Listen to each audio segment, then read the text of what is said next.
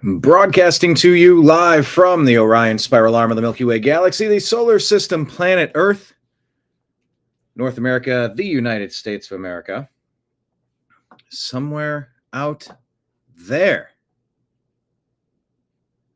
Thank you for being with us today, Monday, November 17th, 2025, because you have located us here on the T-Dam Daily Show. Here, I can do this better. You've located us on the T-Dam Daily Show. T-Dam. What's that stand for? The new American media, because the old American media has failed you. Yes, Trump has reversed course. That's President Trump. For those of you in Rio Linda, California, that's President Trump. It's weird not having Rush Limbaugh around. Such a prominent voice in the daily political movement. For those of you in Rio Linda, California, holding this in my formerly nicotine-stained hands. Always crumple the paper. Thank you all for being here. We're going to talk about Trump reversing course on releasing Epstein documents.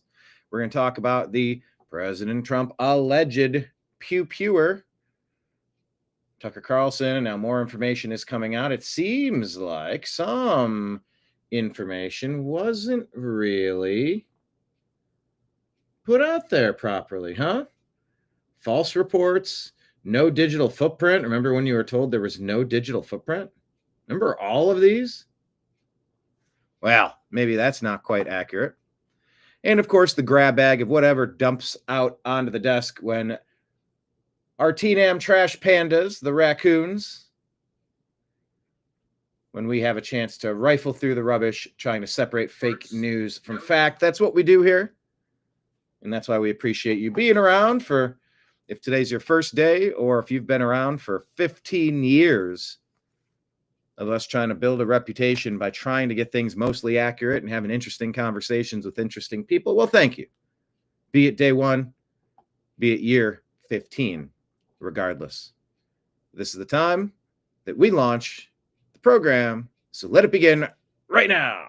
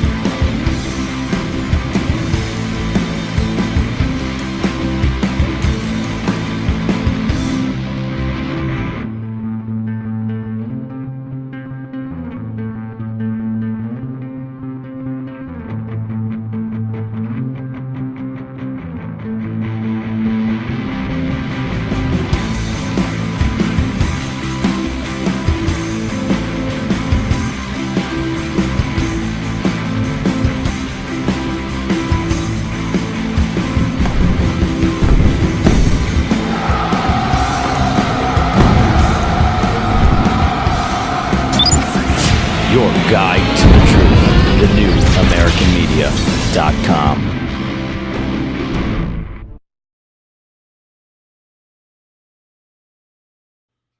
Hello there. Hey. Howdy. Sup, everybody. Let's welcome you into the chat, everyone. Howdy, Marion. Howdy, Trash. Trash Panda. Files? What files? The files in Pam's desk? There are no files. We have a truckload of them. We will never release the files. The files are fake news. Release the files. What movie is this? Seriously. And look, we're not going to re-victimize the women on those videos. Also, there are no videos. Okay, Cash.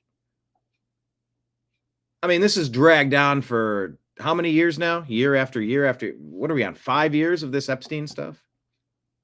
Not to say it's less important. It's just to say, WTF, mate. What the farfignugan?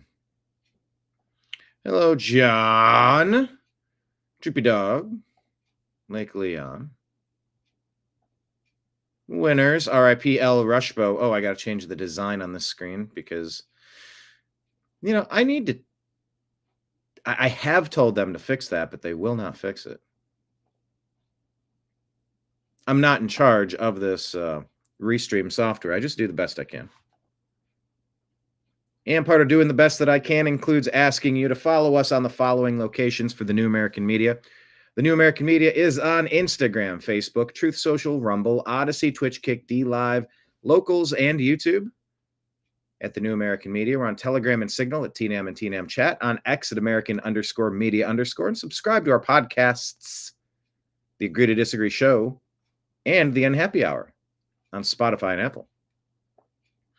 Also, quick reminder, welcome to the bar. We're going to talk about all the stories on the television screens behind us.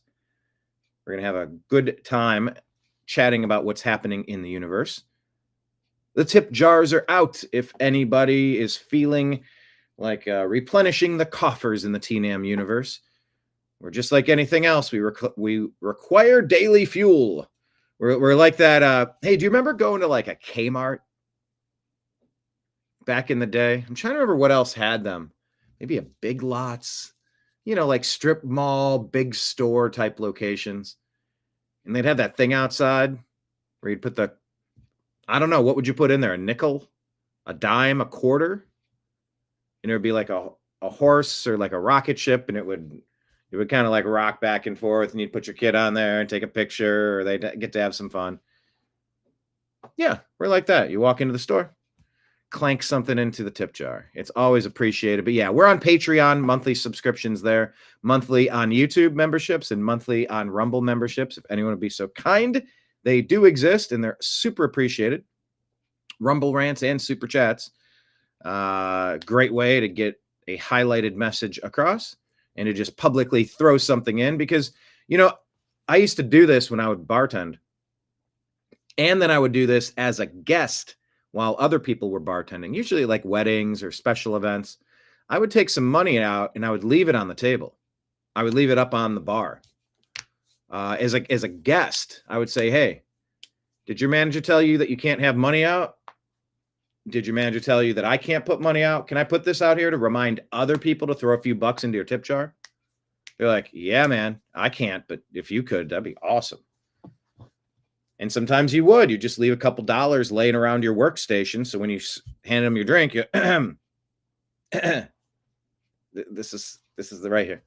So thank you to everyone supporting us there. We're also on Venmo and Cash App. That's just my name, BrianEngelman, ENGELMAN. And then our PayPal is fuzzinstallment@yahoo.com. Yeah, special thanks to John and the people who have been watching our videos over the past 2.5 years on Rumble, I think. Maybe 3 years, coming up on 3 years, maybe. Blake sort of got me back into it. Just when I was out, he brought me back in. And yeah, we just processed our first transfer from Rumble to one of our accounts. Now we got to get it from that account to another account, but we're at least establishing pathways. Space travel, it's going to be like, okay, we got Earth. Cool. Can we get to the moon? Can we get our base? What can we do here? Okay, that's a station. Now we can move from that.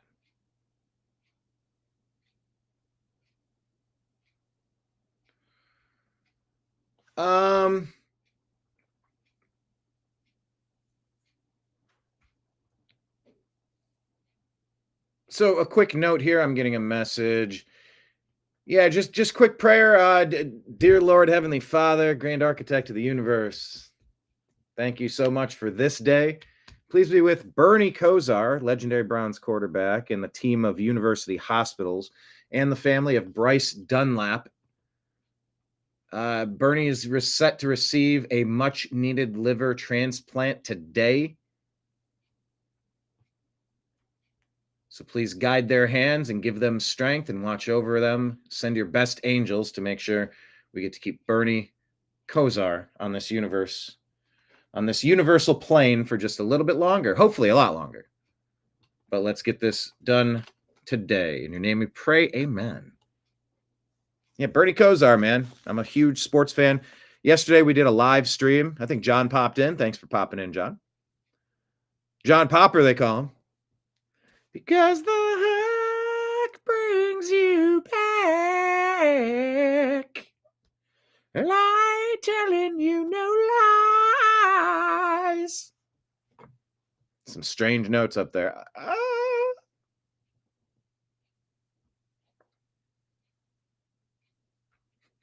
John Popper. That's a great nickname. Anyway.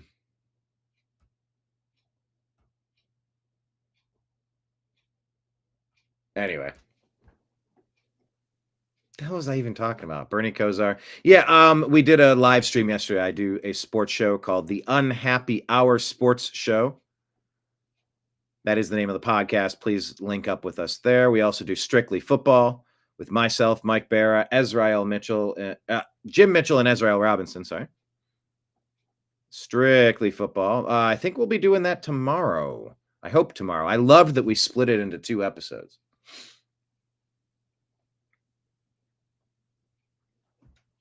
So, yeah, huge sports fan, huge Bernie Kosar fan, and really hoping for the best there. Would love to get a fantastic update. Fingers crossed. Yeah, tough loss yesterday. Browns found a way to snatch defeat from the jaws of victory. Shedeur Sanders got his first playing time. Turns out he'd never got any practice with the first-team offense this whole year. I consider that to be dereliction of duty, but I digress. All right, everybody. Let's jump into the news and see what people are talking about, and then we'll offer our opinions, shall we? I think we have this on the screen. Let's go side by side. And let's listen to Batya Unger Sargon, who said she used to have Trump derangement syndrome. How did she cure it? Woke. I had the TDS, the Trump derangement syndrome. I thought everybody who voted for Donald Trump was a racist. All that changed when I encountered a Yale study in 2018. The study found that there was a difference between how white liberals and white conservatives talk when they talk to black people. And when I saw the headline, I was jubilant. We got them. That's what I thought. It was the opposite. Turns out the opposite was true. The study found that when white liberals talk to black people, they do something called presenting lower competence. Presenting lower competence. You can say infantilizing. These are the white knights, the wimpy whites that we've talked about, the ones ruining America, the wimpy whites. Thinking people who are not exactly like them, well, bless them. They just have no chance without our help, huh? No, they got plenty of help if you just get out of their way and stop treating them like infants and stop lying to them and rage baiting them all the time, whoever they are, anyone who's not a wimpy white. This is like a blanket that they just throw over top of anyone who's not a wimpy white.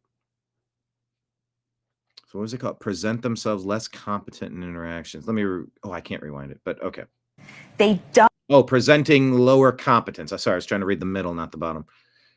Presenting lower competence. They dumb down their vocab. Dumb down their vocabulary using fewer syllables than they do when they talk to white people. And by the way, I think using more syllables is one of the best things you can do. It's one of my favorite things on earth. And I do miss you, John Chatro.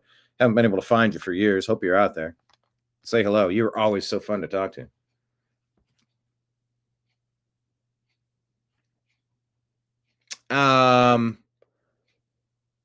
But yeah, trying to say that like nobody has a chance unless you get all of our help. It's like, nah, man, you can take your God complex elsewhere. Teach people the core competence. Teach people the core competencies. There we go. Competencies. How to stay out of trouble. The big pitfalls to avoid. Just do it. Yeah, Democrats, they don't act that way. And white conservatives don't do this. I remember seeing the study and thinking with horror. And we liberals call conservatives racist? What could be more racist than the patronizing view that black people need to be protected from our big vocabularies? And like I said, I don't think this is just about black people. I think it's about anybody who's not a wimpy white. Oh, you're brown, you're yellow, you're peach. I don't know. Peach is, I guess, white. The whole color thing's just so stupid. But that being said, I think it's about anyone non-white for the wimpy whites. Yet it was this patronizing view that minorities are oppressed and in need of saving that I could suddenly see was at play in much of the progressive worldview. It caused me to think, well, if I'm wrong about conservatives being racist. I love the sound behind her. It sounds like someone's walking a dog. I'm listening to all sorts of stuff. What else might I be wrong about? A lot, it turns out. I used to be pretty woke. I had. No. Welcome back. Well, welcome back to sanity. There we go. I was going to say welcome back from the dark side, but I think there's a few too many political implications, racial implications, given the context of this conversation that she's having for me to use the dark side. I got a Busch Gardens Dark Continent mug, and I'm like, the Dark Continent of Africa. Now there's some interesting terminology. I was going to say something a couple of days ago on the show. I'm constantly trying to not self-censor or not self-edit, but like maybe self-edit is fair. I try to hear what's about to happen, but I don't have this show mapped out. I don't have a script. I'm not sitting here reading you something that I typed up and the producer kind of tightened up and it's going to be scrolling right in front of me. You know, maybe I could read a teleprompter. I'm constantly trying to find better ways to say things and constantly trying to find ways to catch myself from saying something that might be a little inarticulate. But yeah, I was a couple days ago. I think I believe the phrase I was going to say was he stuck his neck out or risked his neck or put his neck on the line or something like that. But I was actually mid-sentence talking about Charlie Kirk. And I'm like, no, that's not where I'm intending to take this conversation. Let me find a way to immediately self-censor, self-edit. Whatever the thought I had was, I can find a better way to articulate that message. Anyway. Welcome back, Batya Unger Sargon, from that side of things. All right, this story no longer available. I guess I must have missed the 24-hour window trying to catch these stories. Here's another one. Let's take a listen. It's about Sharia law. This is Peter McIlvenna on Real America's Voice. I believe, it's War Room with, well, you know the guy. By the end of the decade, Steve Bannon will have more mosques than any other state in the U.S. At the moment, California, I think, has got around 400 mosques. Texas is around 350. It's a thick accent, but mosque. That's mosque. Mosque. But Texas added 50 mosques. Elon Musk. Texas added one mosque. Elon Musk. No, mosque. Like mosquito. Over the last 24 months, and that is rapidly increasing. In Irving, Hang on, slow down. I love when Bannon does that. Because of the tape delay. The tape delay is so tough to get used to. But hang on. It is an art form. Like, it is a good method. I've noticed he does that every now and then. He'll have to repeat something 6 to 15 times. They've added how many mosques in the last 24 months? In 2 years, Texas added... How many? 48 mosques in the last 24 months. 48 mosques. They're all Elon's children. 48 mosques. You have X Mosque, Y Mosque, Z Mosque, Danny Mosque, Mosque Jr.,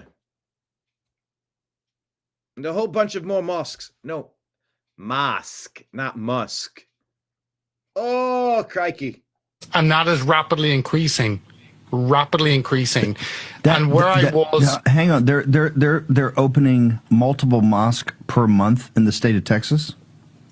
yes, and this is not Epic City issue, which is one area that everyone is focusing on, thank God. This is across, and this is primarily in the Dallas, Houston area, and of course down in Austin. This is in the Yes, down in Austin where Elon Musk moved. So that's one mosque in Austin. We call it Mosqueton. No, not mosque, mosque. urban areas. I think they're the huge amount of, I need to look at my figures, but they're around 200 mosques, 215 All of Elon's children wants to send them to Mars. mosques, I think, that are now in 48 mosques, all Elon's babies' mamas. the Dallas, Houston area, and around 100 plus mosques in Austin. It's a mosque family reunion. And where I was in Irving, which is kind of between Fort Worth and Dallas. By the way, just to reference, blue light special at Kmart and the popcorn machine. Oh yeah, and the ices. Come on, going to Kmart was like a big deal. That was so fun back in the day. Trash Panda gave us an amen for Bernie Kosar. Fantastic. Marion says, no, Bannon repeats that too often. Too often that I can hardly listen to. Yeah, he does do that a lot, doesn't he? Hang on.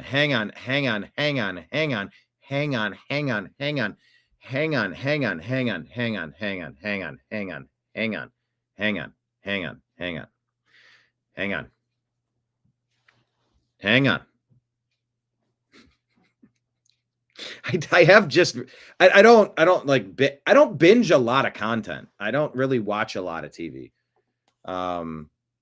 So I guess maybe if I watched War Room, they used my segment on War Room. I talked with Posobiec in the Bronx about the Trump rally. That was awesome. I didn't binge watch Charlie Kirk. He has a Charlie Kirk show on Real America's Voice. The Five, Greg Gutfeld. It's a good daily, well-produced segment of stuff, but like I just don't watch a lot. I don't consume a lot. I've tried to structure my days so that I am giving. You know what I love? I love. What's the Mitch Hedberg joke? You know what I love? Baked potatoes. Oh, come on, man. You had to give me time to guess. There was no time in between the end of your question and the answer. You know what I love? Mashed potatoes, baked potatoes.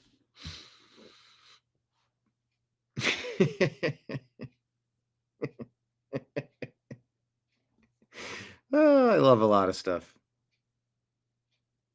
I love reaction videos. I love music reaction videos. Play a song, get the reaction, call it a day. It's pretty cool. I love watching people react to stuff for the first time. It's like, all right. Especially the band Tool. There's so many layers to the songwriting. It's such an impressive catalog of music. Best band ever created. To anyone in the comments, please, question of the day. Who's the best band ever created? QOTD BBE, best band ever. Who's the best band of all time? But I love watching reaction videos. So in a way, what you're getting from me, I will listen to some podcasts. I'll have some things on, maybe hour and a half long shows that I'll listen to. They'll be on while I'm, tending to my cats, going about chores, daily life, travel. Like I'll listen to shows. I don't sit and watch TV. And with social media, I'll scroll, and if it looks interesting enough, I kind of just send it. And then when we get on the TNAM Daily Show, it's like, all right, cracks knuckles. Time to unpack the news. And now it's like me really sitting down and seeing content for the first time. So anyway, the point being, I haven't until recently noticed how many times Bannon will say something similar to hang on, or hold on. I didn't know that you, Marion, also felt the same way. Or do a lot of people note, is that like a known catchphrase of his or a known idiosyncrasy or defining characteristic, because he broadcasts a lot. Like I said, I just don't do a ton of consumption. Okay, Bannon, yes. Hang on.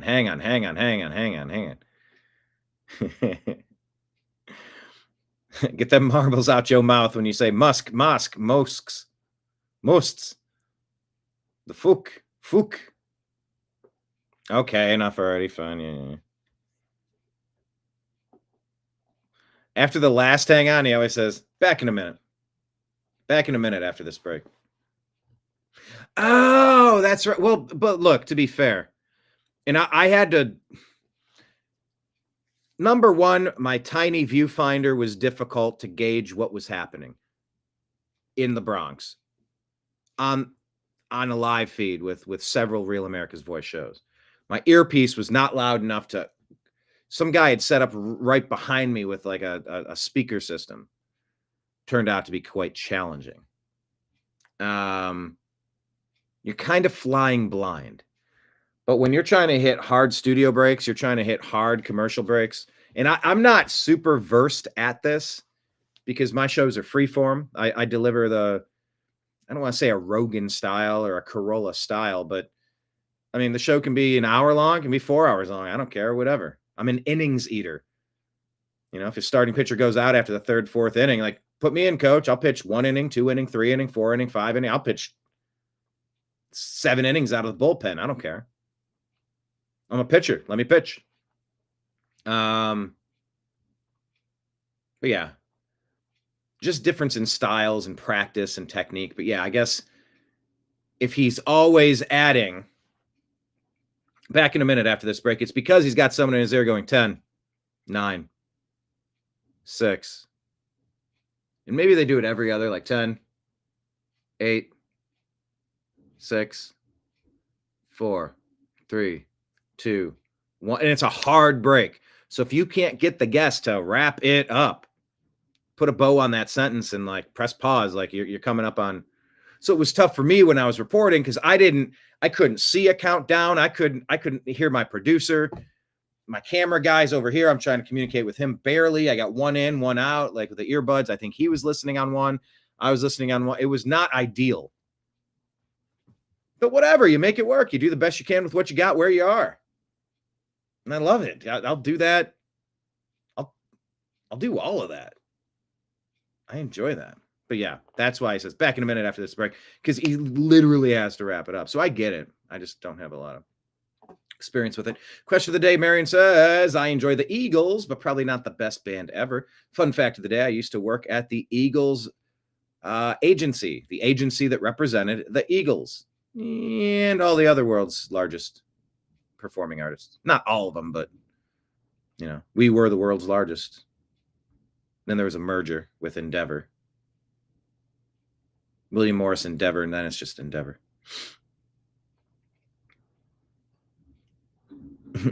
Yes, Bannon does that multiple times a day. He can't help himself. But like I said, he's trying to coordinate on a tape delay. That's the other thing. If he doesn't start when he gets the 15-second warning at 10 seconds, to give them 5 seconds to catch up to the tape delay, to finish in 5 seconds, they're not going to finish the thought. They're going to jump into commercial mid-sentence. It's sloppy. So I get why he does it. I totally get why he does it. Trash Panda would do Led Zeppelin or Pink Floyd. Trapped on a desert island, only one band's entire catalog of music.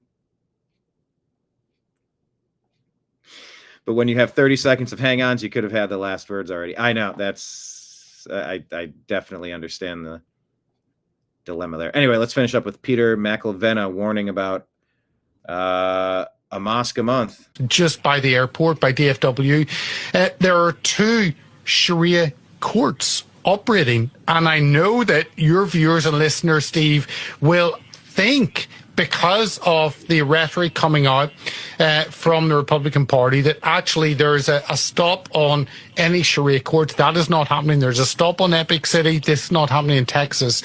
But yet there are two Sharia courts. One of them has, I think, ruled on 200 cases in the last year. The other one ruled on 100. And these are voluntary. Hang on. You can't have Sharia courts here in the United States of America. How do we have two Sharia courts that are actually, handing down decisions and verdicts in the great state of Texas, sir? Because as in the UK, we have moved away as natives from certain areas because the police are too busy, the courts are too busy, the local authorities are too busy. And if a community will deal with their issues, then we will accept that. Now, these verdicts are not legally binding, just as in the UK in 85 Sharia courts, they're not legally binding, but they are binding for those communities because these women, they don't speak English. They don't have any clue that there is a world outside. They may live in Texas, but really they live in 7th century Arabia. That's all they know. So positionally they're in the USA, but mentally, Texas, by the end of the decade, will have more mosques than. Oh, it cuts this off, but he says, what I forget. Sorry, I was typing and reading and listening. He said physically they're in Texas, the United States, but mentally they're in Arabia. They're in some sandy, backward, oppressive place. And that's just stunning to think about. David Ban. Hello, David Ban. Welcome from Ontario. Saw the Eagles years ago. Close your eyes while you're at their show and you think you're listening to the CD. Oh, yeah. They are fantastic. What happened with your Browns yesterday? You almost had it. It's like that Geico. I think it's Geico, and it's like the old man fishing. He's like, almost got it. Almost got it. And it's like someone trying to reach down and pick up some money. Yeah, Josh didn't look great, but still had 6 TDs. I'm sorry, it doesn't matter how. If you don't look great, I'll take a not looking great 6 TDs. Like, that's not even a thing. Please.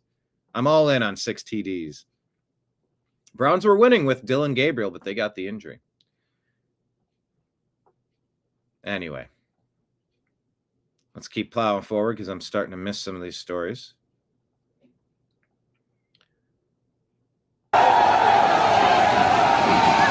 Okay, this is not good. A large section of a copper mine collapsed on workers in the Democratic Republic of Congo, killing an estimated 30 to 50 people and leaving dozens more trapped under the rubble.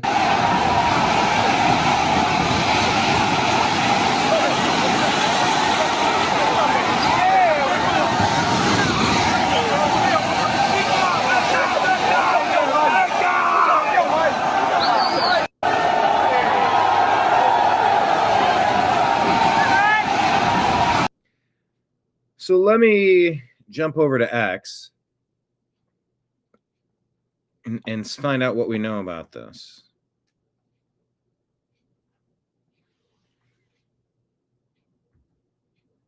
Who, what, where, when, why.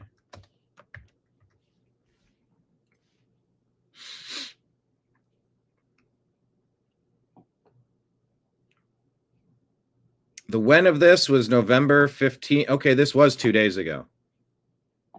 Rescue operations began immediately.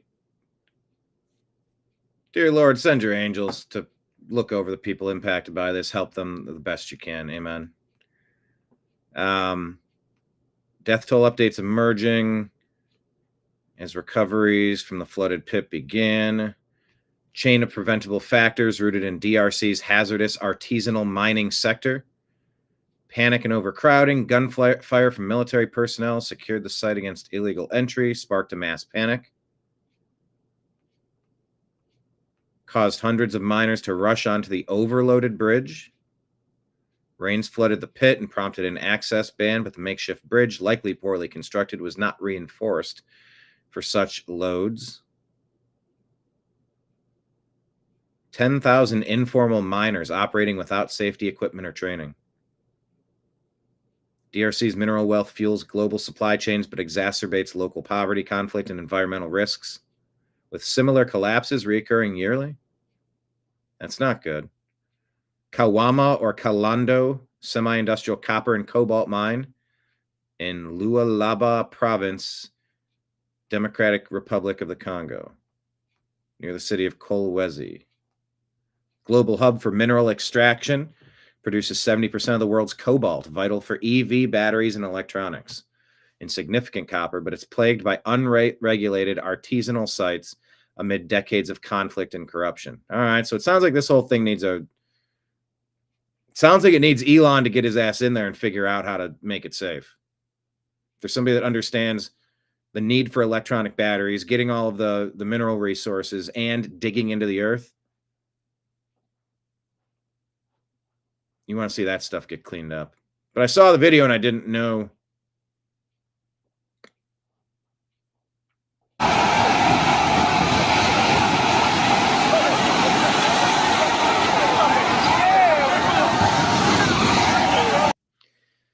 All right. How many?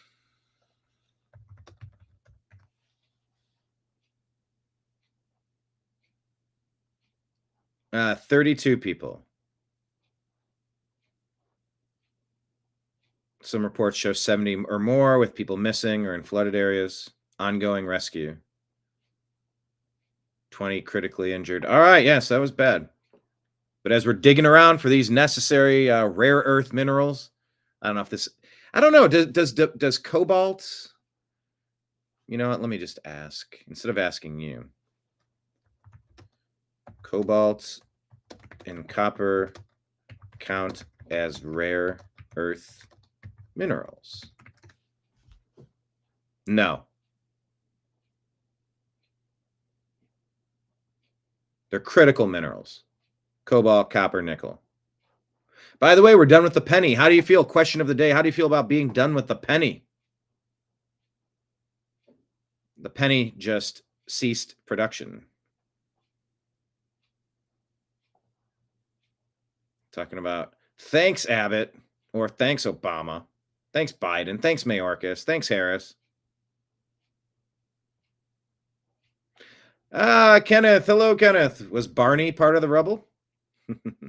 What was Barney's catchphrase?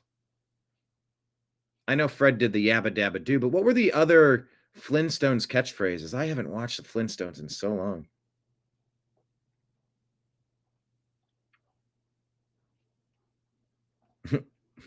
David the band leader.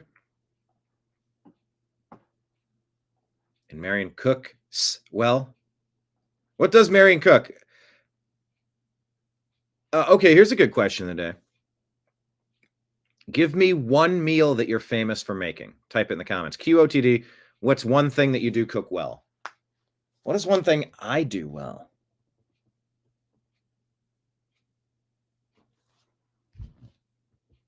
I don't cook all that regularly. I could cook more regularly. I can make a good omelet. What do I make well? I got like a 4-ingredient chili that's pretty doggone good. All right. Here is President Trump on Fox. You know, the Democrats with their 43-day government shutdown, pointlessly inflicting harm on American citizens and trying to disrupt a successful term for President Trump. So now they got to pivot onto something else to make Trump look bad for us. So here's the latest. Mr. President, Tucker Carlson recently had a friendly interview with anti-Semite Nick Fuentes. Oh, there you go. Tucker Carlson recently had a friendly interview with anti-Semite Nick Fuentes, is said. Tucker Carlson, what role do you think Tucker Carlson should play in the Republican Party and the conservative movement going forward? What role should Tucker Carlson play in the Republican Party? He's in his own lane. Tucker is his own lane. What do you mean play in the Republican? The Republican Party needs Tucker. Tucker doesn't need the Republican Party. It's like they used to say back in 2008. What year are we even talking? When LeBron James, when he left the Cavaliers the first time and went down to Miami. I'm taking my talents to South Beach, jerk. I said it at the time. LeBron is bigger than a big market. He doesn't need Miami. Miami needs him. New York, LA. LeBron doesn't need New York and LA. New York and LA need LeBron.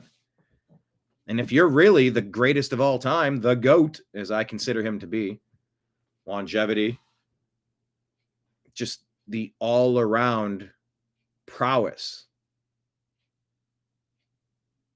I think he's the most complete basketball player in the history of basketball. But that being said, there was talk, well, he needs to get out of Cleveland. He needs to go to a bigger market. No. You got it flipped. You got it twisted. LeBron is the market. So when this reporter's trying to ask, what role does Tucker Carlson have in the Republican Party? It's like, you think Tucker gives a flying crap about the Republican Party? I don't get that sense. I don't get him as a party man. Okay, he used to be a party man, but I don't mean political party. You know, little drinky drink, a little party. Yeah, it's an interesting question. And here's Trump's response, President Trump's response. Well, I found him to be good. I mean, he said good things about me over the years. And there's Trump's go-to. If you say good things about Trump, he likes you. That is a dangerous place to be, where you start to surround yourself with sycophants. I think that's what I was aiming for. Yes men. You know, fluffers. You do need people in the inner circle that are going to tell you some uncomfortable truths. But yeah, Trump's go-to is usually, if he said something nice about me, then I like him. And there's a lot more to it, but he continues. I think he's good. We've had some good interviews. I think he's good. We've had some good interviews. I did an interview with him. We had 300 million hits. You know that. And what does a good interview mean? It means lots of coverage, lots of views. It's all about data and statistics and view count. Look, I can't tell him. Will you let me finish my statement? You are the worst. You're with Bloomberg, right? You are the worst. I don't know why they even have you. We've had some great interviews with Tucker Carlson, but you can't tell him who to interview. I mean, if he wants to interview Nick Fuentes, I don't know much about him, but if he wants to do it, get the word out. Let him, people have to decide. Ultimately, people have to decide the formula, yeah. Mr. President, Tucker Carlson recently had a friendly interview with anti-Semite. Anti-Semite, they say. Framing things into neat little boxes. I don't like blanket terms like anti-Semite or racist or comma ... You know, it's very easy to just try to put somebody into a box and say, no, here's what you are. Oh, is this what I is? Is it? You can be critical of people's actions without hating the entire group, right? You can be critical of military or undercover operations and not hate every member of a group. You can be very critical of people's actions and not hate every member of a group. So it's just lazy to call someone a racist or an anti this or a phobic that. I don't like it. It's very dismissive of the actual point of the feeling behind why they're bringing that stuff up. Fluffer Carlson.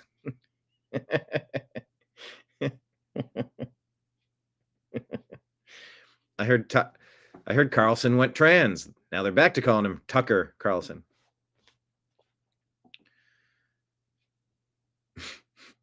Wow, Trash Panda. Your wife, Fluffer. My wife does that when I crawl out of the bed. Fluffer the sheets. Okay. That's also a terminology for certain movies that keep certain actors ready to go. You could have went a different direction with that joke, but I do appreciate it. Marion makes a homemade chicken pot pie. Are these homemade chickens? Are these farm-raised chickens? Yeah, it costs 3 cents to make a penny. Actually, I read today it costs 4 cents to make a penny. How about we just revalue instead of devalue the price of our currency? Huh? Maybe make the money that we use worth something, worth a damn?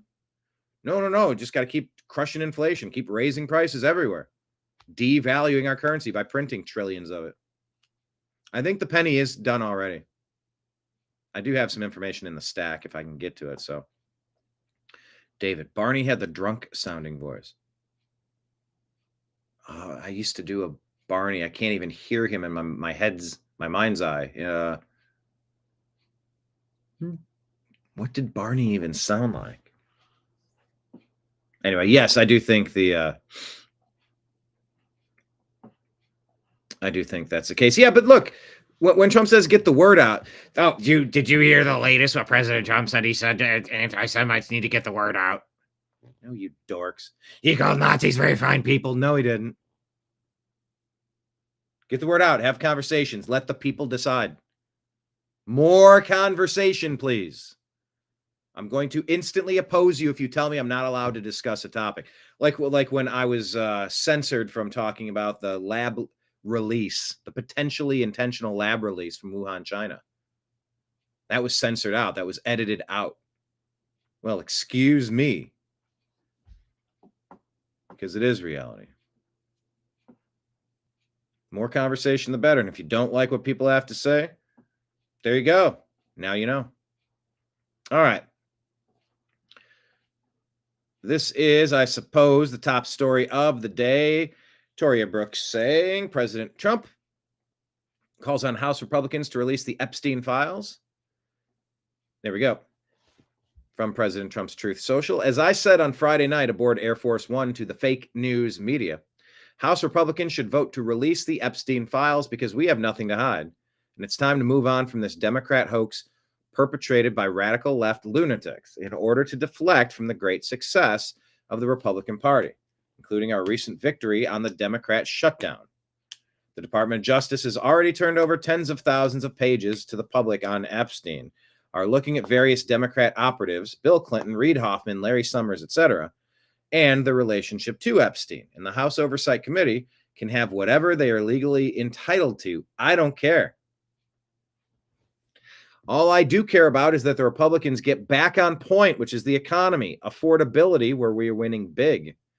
Our victory on reducing inflation from the highest level in history to practically nothing, bringing down prices for the American people, delivering historic tax cuts, gaining trillions of dollars of investment into America, a record, the rebuilding of our military, securing our border, deporting criminal illegal aliens, ending men and women's sports, stopping transgender for everyone, and so much more. Nobody cared about Jeffrey Epstein when he was alive, and if Democrats had anything, they would have released it before our landslide election victory.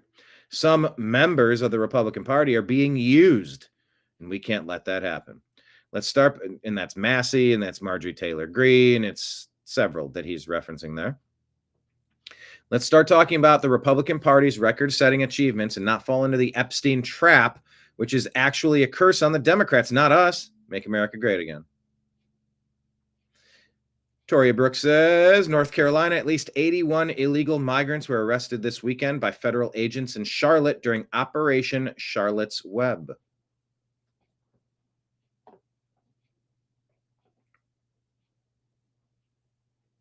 President Trump said on the 16th, yesterday, wacky Marjorie Traitor Brown. Remember, green turns to brown where there is rot involved.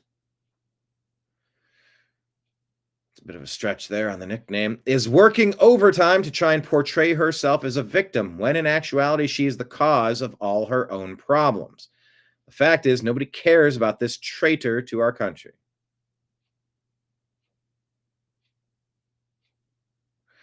U.S. Army veteran says, let me get this straight. Trump comes out on national TV saying Tucker Carlson can interview anyone he wants, including Nick Fuentes, but then attacks Marjorie Taylor Greene for being interviewed by anyone she wants? Will not compute with some.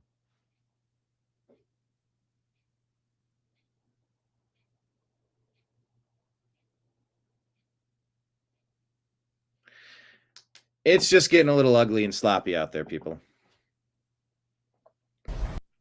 President Trump taken by surprise in this interview. You're obviously a really good dad. Your children really like you, which is obvious, and Or love. or love you. But everybody loves their They like you very much, or love. parents, but they don't all like their parents. That's true. When they're adults, and they clearly have so much respect and warmth towards you. And I often think, watching you, that actually being a good president is a bit like being a good father. Yeah. Tough love, clear boundaries, in the interests of the people that you're looking after. Does it ever occur to you how much the role is like being a father, being a president? I've never thought of it that way. I can't believe I'm getting a question I've never thought of or never been asked before. That's a nice compliment. Well said. If you think about it, I love this country. I love the people of the country. But people do say, what do you recommend for growing your children? And I've seen so many children. I've seen so many brilliant children of brilliant people go bad and become tremendous failures. And I find that so much of it's caused by drugs, alcohol. I always would say to my kids, no drugs, no alcohol, no cigarettes. Ivanka said to me once, she said, Dad, you're driving me crazy. Stop saying that. I'd say it all the time. Whenever I see him, no drugs, no alcohol, no cigarettes. So I think it worked, but who knows? Yeah. You know, you never know. You're obviously a really good dad. Your children really like. Why did I think that he was talking about Donald Trump Jr. in that moment? You think they didn't start all that stuff, but who knows?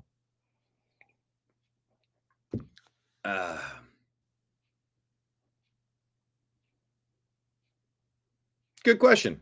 It kind of took him in another direction. I enjoyed that interaction. Okay, yeah, this is the Epstein trap. Is this music? Yep, can't play it, so let's watch this.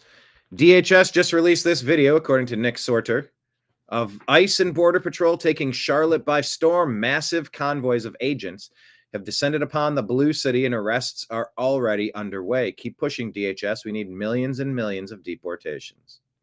Matt Van Swole says, send them into every city in North Carolina. Bring them all here. Arrest every single illegal. Send them home. And that's part of the point here. The CBP One app has been turned into CBP Home. They will send you back to where you came from. You're not in here legally. And if you go out that way, it would be cheaper to send you for you to self-identify, to meet at a location, transportation, then you get your plane or your bus, and then you get to go back.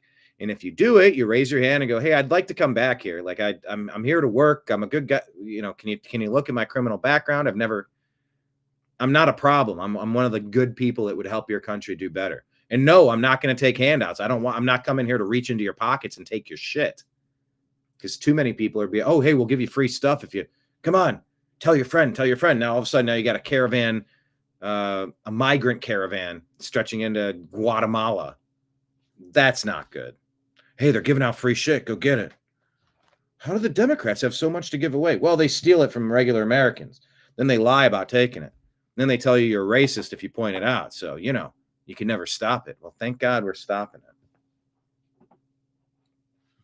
Yeah, the smart thing to do is to raise your hand, go to the CBP Home app, say, hey, I'm in from Honduras. I want to be here. I would love to work in construction. There's people that they're hiring. I was told I could come here. I went through the front gate. They said to do your thing. I don't know. I don't want to be in trouble. I didn't do anything wrong. Can I come back in? I think the way to do that is to not to just put your head down and pretend you're not here. Raise your hand and say, hey, I'd like to come back. You know, I'm not hurting anybody here. I'm improving the country. I'd love to. Kenneth, free flight with beverage and peanuts too. No, not in 2025. Too many peanut allergies. Maybe pretzels. Gluten allergies. Anyway. Benny Johnson talking about Bill Maher here in this clip where he lays out exactly what happens when people trade capitalism for crapitalism, aka socialism. I added that. That's kind of funny. Here's capitalist South Korea at night from space. Here's socialist North Korea. Yeah. In 1990, Venezuela was wealthier than Poland, but then Poland finally free of Soviet-style economics, went all in on capitalism. And now their economy is as big as Japan. And people there have high wages, low inflation, cars, vacations, homes. Meanwhile, Venezuela traded capitalism for Hugo Chavez's socialism for the 21st century, which turned out to be like socialism in the last century, or any century, a fucking mess. That was aggressive clapping. I wonder if that was the show producer, because he wasn't getting laughs in these middle, like those were like little laugh points. Crowd silent, like, wait a minute. This guy sounds like a Trump MAGA person. No, he sounds like a normal person pointing out reality. It's okay to have frustrations. It's not okay to become a socialist, a Marxist, a Leninist, and just try to steal from your neighbors. And wreck the entire country, freedoms and liberties in the process, because that's what always happens. It turned one of Latin America's richest countries into one of its poorest. Low wages, high inflation, shortages, outages, 8 million people fleeing. If you think New York can somehow reinvent this wheel, you're in for a rude awakening.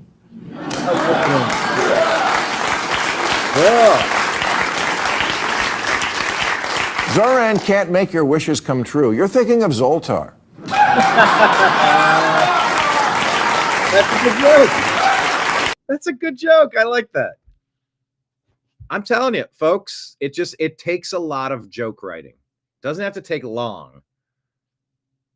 But I would love to do monologues like these guys do. Bill Maher doesn't hit 100%. Nobody does. In baseball, you hit 3 out of 10, you're in the Hall of Fame. But I would love to write jokes like that and just knock out. It takes a lot of show preparation. You spend more time preparing, 3 times more time preparing. But that's where you have a staff. He's got a writing room of 20 people. You know, like that's what you get. That's good. No, that's Zoltar. Here's capital. Okay, that Zoltar joke actually slapped. Yeah. David was saying Trump's acting weird lately, and the Black Spider-Man here says, wow, Bill is making sense these days. Great to see. Yeah, so Trump's acting funny and Bill Maher's acting normal. Okay, this is FBI agent John Guandolo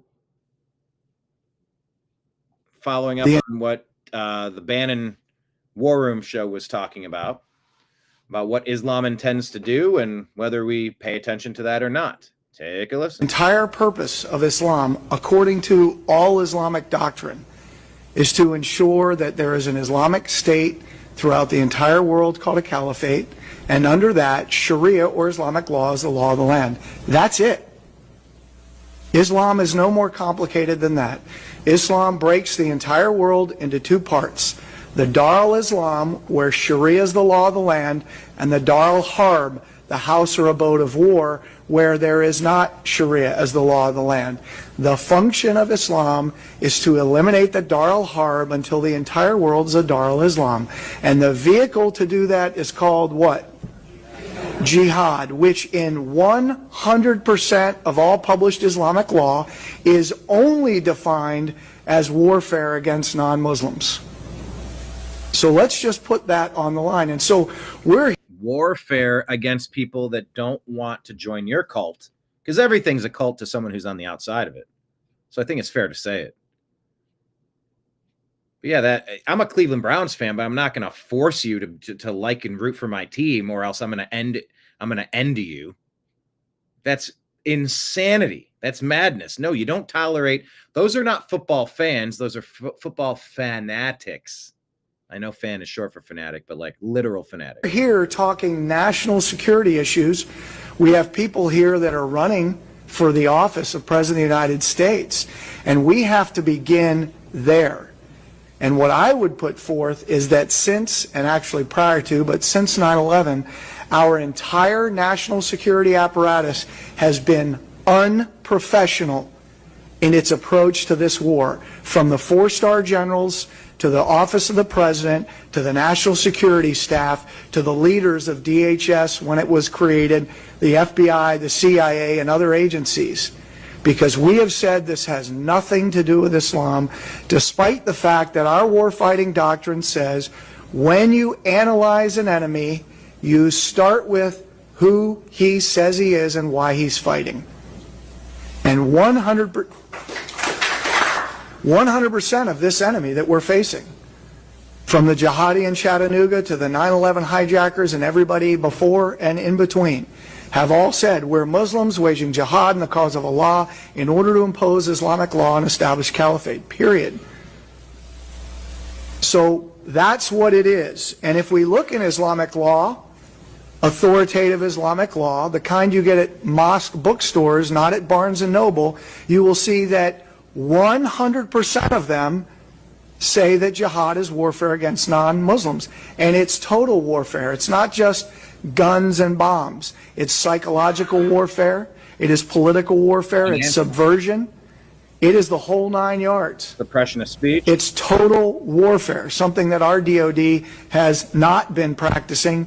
I would say you'd have to go back towards Reagan administration and maybe even beyond that. Complete and total war against the entire purpose of Islam, according to all Islamic doctrine, is to... I think that's the reset there. ...to ensure that there is an Islamic state throughout the entire world called a caliphate. And that's the game plan, global invasion. Barack Hussein Obama has been orchestrating this for 20 years, flooding sovereign nations with non-citizens. And under that, Sharia or Islamic law is the law of the land. That's it. Islam is no more complicated than that. Islam breaks the entire world into 2 parts. The Dar al-Islam. All right. That's where we find ourselves. All right, here's a 2015 clip of Trump resurfacing where he exposes Epstein Island years before it was uncovered. You raised the question. Look at that haircut from Trump. Whoa. Gotta say the haircut's improved. Oof. Of Jeffrey Epstein in your remarks about in the Q&A. Well, I think he's got a problem. I mean, what do you think the problem will be? I don't know, but that island was really a cesspool. There's no question about it. Just ask Prince Andrew. He'll tell you about it. The island was an absolute cesspool. So, the Clintons are friends and he's of been yours, there right? for many times. The Clintons are friends well, of yours. I can't say friends, but I know You're friendly. You know them. They play at my clubs a lot. I have clubs, and everybody likes to play at my clubs. Are you saying there's a political problem for her if she runs for president? It could be a political problem. Look, he could be a political problem. Right now, he's Teflon, and right now, maybe not. But he could end up being a political problem. That's one question. You raised the question of Jeffrey. 5D chess. We shall see. All right. You took Charlie away, so I'm going to listen to everything Candace has to say. You took Charlie away, so now Nick Fuentes is being heard everywhere. Okay. Your good friend Candace Owens has been putting out some pretty wacko stuff, I would say, would be my opinion, on the death of Charlie. It's not helpful, is it, that, you know, at that time of incredible national upheaval, and obviously personal and familial family tragedy, to have someone like that picking apart the argument and suggesting that there are darker forces at play here that the US government have a hand in covering up. Can you see why people get upset by that and would like you perhaps to sort of distance yourself from that sort of thing?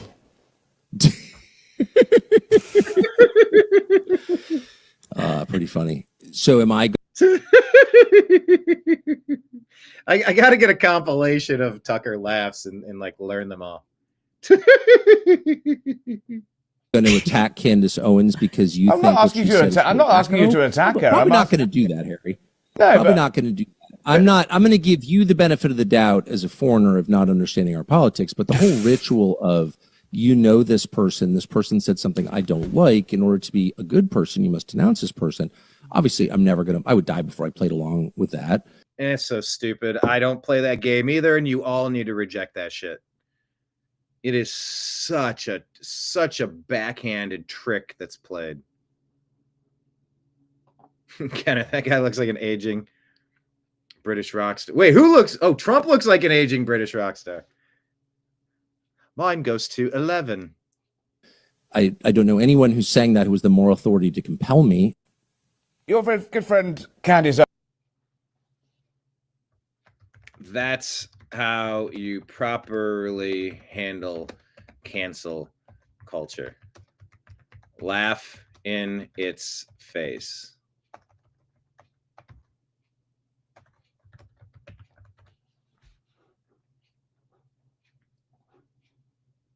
Well done. Not sure if this is an accurate quote by Kevin Sorbo, because I don't believe any quotes anymore. But never forget that they wanted proof of vaccination to travel, but not proof of ID to vote. In fact, they make it illegal to look at your ID in California, which nothing is more cuckoo for Cocoa Puffs than making it illegal to prove who you are to make the most important decision for all of government. We not only do we not want to know, we're going to go out of our way to make sure that we couldn't know. That is crazy. And we're allowed to use the word crazy. No, it's just common sense deprived peoples. No, it's fucking crazy. I have a psychology degree. I volunteered at crisis centers. I'm aware of mental illnesses. Crazy is a thing. If you're crazy, call it crazy. That's mean. Is it accurate? I would say it's accurate. It is suicidal craziness to make it illegal to check IDs before you give somebody a ballot to make the most important financial decisions and strategic positions, policy choices, positions, and decisions for your nation, for your state. It's crazy. And we're allowed to say it. Kenneth says he could help writing jokes. So, yes, I'm in. So how do we do it? How could we write a monologue? And how could we do it in a way like I don't know how to say how to do it because I've never done it. So I'm open to suggestions and brainstorming. Very open to brainstorming. I would love to start the show off with a 5 or 10 minute monologue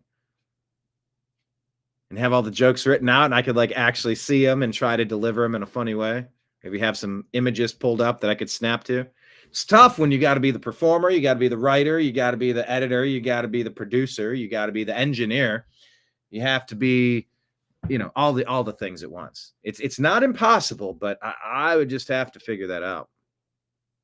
We could figure that out. All right, here's Thomas Massey warning the GOP. I already had a couple Republicans tell my office privately that they're going to vote for it, and I think that could snowball. The deal for Republicans on this vote is that Trump will protect you if you vote the wrong way. In other words, if you vote to cover up for pedophiles, you've got cover in a Republican primary. But I would remind my colleagues that this vote is going to be on your record for longer than Trump is going to be president. And what are you going to do in 2028 and 2030 when you're in a debate, either with a Republican or a Democrat, and they say, how can we trust you? You covered up for a pedophile back in 2025. I've already had a couple Republicans tell my office privately that they're going to. Community note, Thomas Massey is not suicidal or suffering from any illness. I'll never forgive Trump and MAGA for making me agree with Massey. Yeah, I don't know. I'm so eager for this story to be done. I'm tired of covering it every day. And you sort of get back to square one, nothing explained, nothing revealed.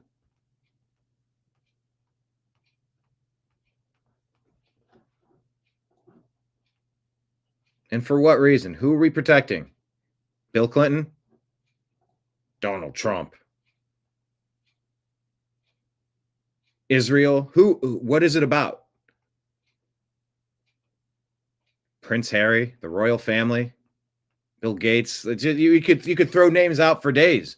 It's Schrodinger's list. They're both on and not on the list. There is no list.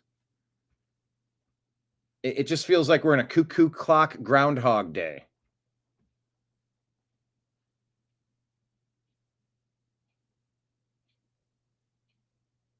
Cuckoo clock Groundhog Day. All right. Jack Posobiec with a warning to the grand old party. You keep talking GDP. Well, like, who cares? We have to stop confusing the GDP for economic conditions. We have to stop confusing the stock market for cost of living. They're not the same thing. No, they're not the same thing. And the cost of living is tough right now. Oh, there's a good reason to mention that we have our tip jar at the bottom of the screen. Rumble rants and super chats, by the way. David says we need to see the system come down. I want to see the worst of the system come down, yes. I think the Democrats, the Marxists, the socialists, the Leninists, I think they want to, they don't know how to build, so they just destroy. It's easy to see something, go, I don't like it, smash. Whether it's ripping a statue down or any sort of common sense policy. Oh, well, we don't like the policy of there's too much incarceration, so let's stop keeping people behind bars. Huh? How about let's execute the worst of them, change the penalties, harm a woman, harm a kid in that most disgusting of ways. That should be capital punishment terms. Florida's getting it right. And start expanding how many people could qualify under those terms. You need to end some people that forfeit their right to life, liberty, and happiness on this earth.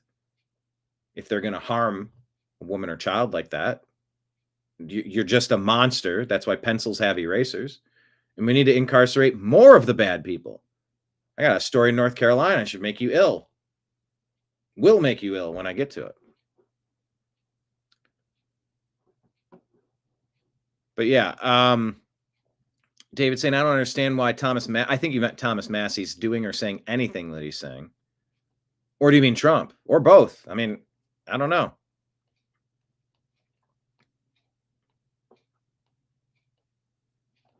These stories every day are running my brain into oblivion. Yeah, I'd Hulk smash. No, I just made a Hulk joke yesterday.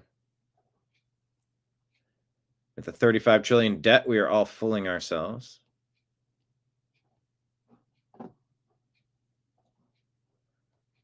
But yeah, nobody's being fooled by the rising price of everything, and it's getting tougher and tougher and tougher to get by, you know?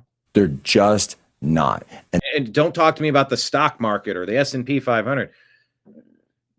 Talk about the mortgage, talk about the interest rate, talk about gas, talk about health insurance, talk about car insurance, talk about renters insurance, talk about homeowners insurance, talk about a decent used vehicle, you know, a lightly used vehicle. Talk about replacement parts for the said vehicle when you need to make repairs. Talk about veterinary bills. I'm going through the list in my head. Like, what are the things like on a monthly, like where do expenses come in? People don't want to hear about the S&P 500. Oh, the Dow Jones. Great. How does that change? When's the last time am I getting a 20% raise? A 40% raise to keep up with inflation? Did I make 50% more this year? Just to break even? You know.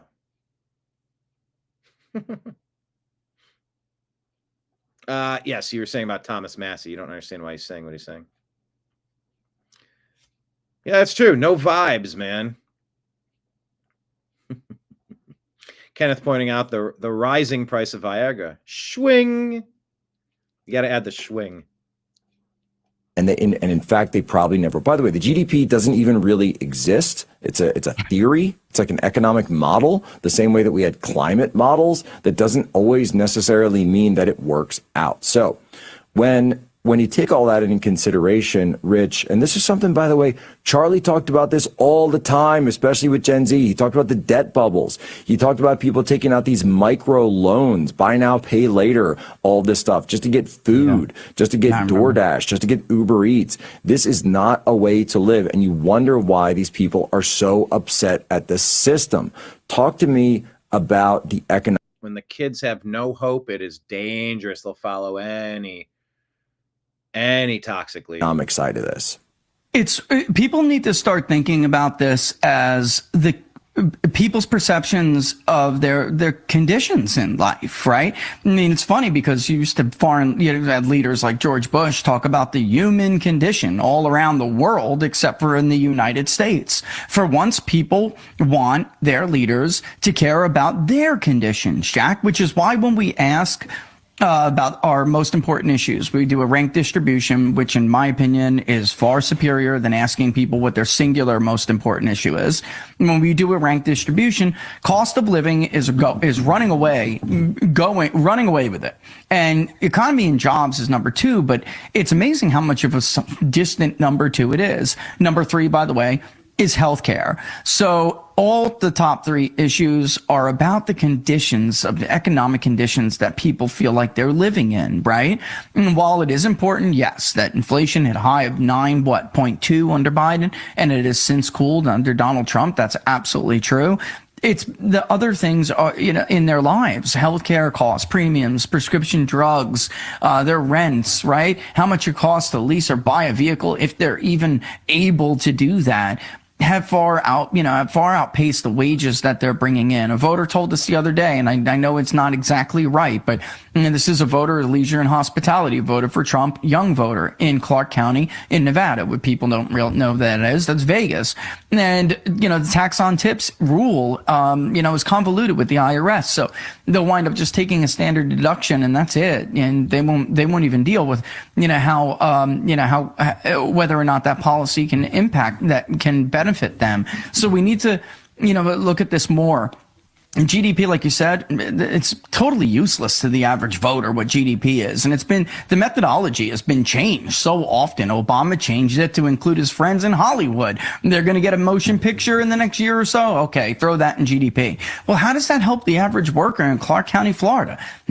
Clark County, Nevada. How does that help the average worker in, Lackawanna, Pennsylvania, right? It doesn't. They don't care about that. This is about how they feel their life their overall lives condition. And we actually asked that in our economic confidence index, business conditions, employment conditions, right? Income. Do you feel like in the next 6 months, your total family income is going to meet, the requirements of your economic conditions? And meeting the requirements, that's one thing if you break even, but there also needs to be the building, the investment, there's the rainy day fund, and then there's the retirement fund.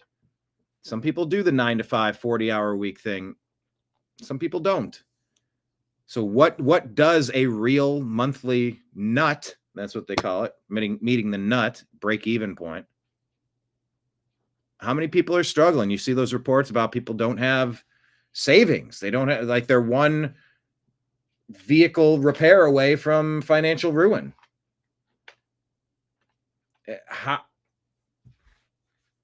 What is the plan to help Americans get healthy, financially fit?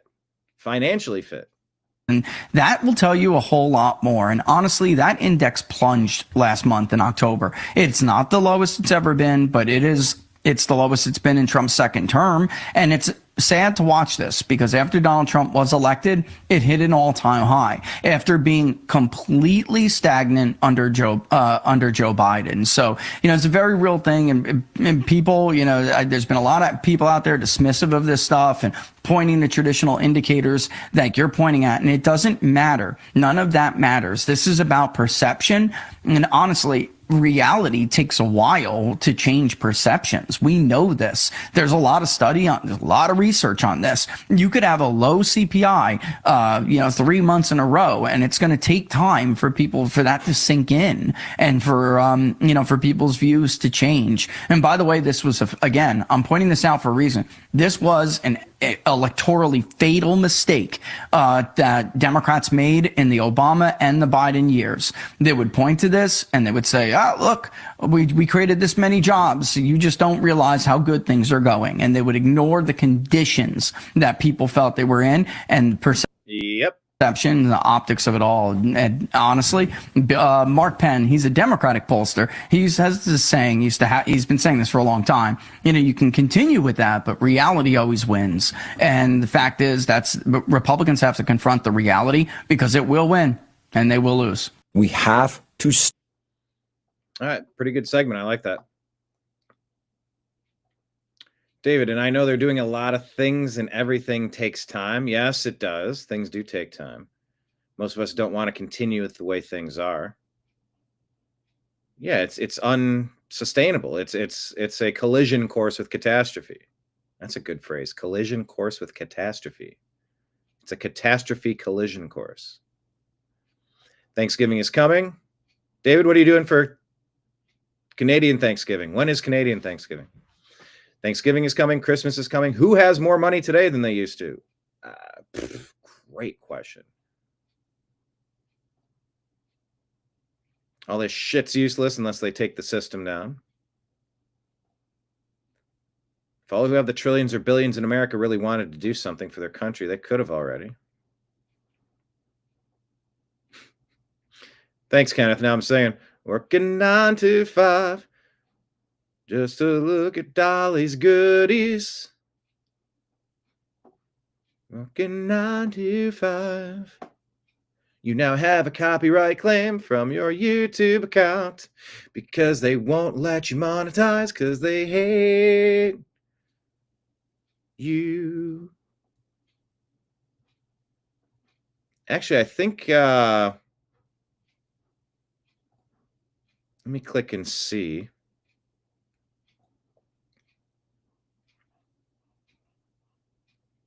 Okay, we only have one.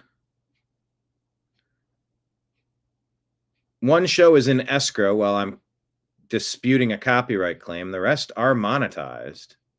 I do need to go through and do like a bunch more of the monetization stuff, though. I need to go back and do that. I don't have time for an office day because I got all this other stuff going on. But I need to do an office day. Oh, Canadian Thanksgiving is done. When was that? It's already done? Okay. All right, Gentry Geevers here says 48 mosques. In the last 2 years, 38 Muslims won their election a couple weeks ago. The Muslims are taking over, Gentry Geevers says.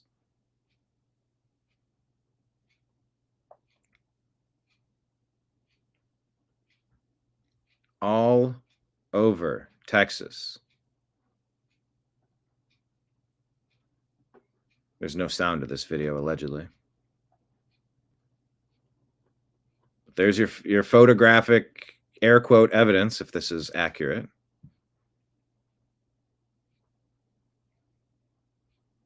All right. That's Texas. Graham Allen shares this and says, Officer Wilmer Guerrero. If you're in the legacy media, you have to say that. Wilmer Guerrero. You could say Wilmer Guerrero. They're both fine.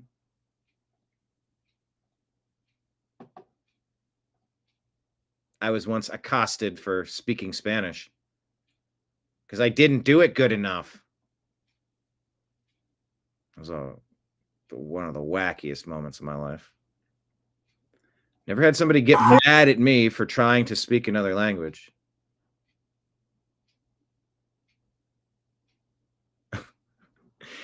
Oh, that was a wild encounter. Anyway, Officer Wilmer Guerrero is a hero. Here he is jumping into freezing Harlem River to save a 16-year-old girl who tried to end herself. God bless our boys in blue. When is this from? 11/11/25. Can you swim? Can you swim? Okay, so for it. Just to be advised, we have one MOS in the water. Okay, you good? One MOS in the water. You said by the rocks, right? By the rocks? By a bike path? Support Central. It looks like the MOS got her. Yeah, it's Central. Be advised. MOS got her. We're checking her out of the water now. Okay, 10-4. You could be advised they're pulling her out of the water right now. Yeah, let's get EMS close to locations. Okay, 10-4. I got you. Here, take my hand. You take my hand. No. You good? Help her up.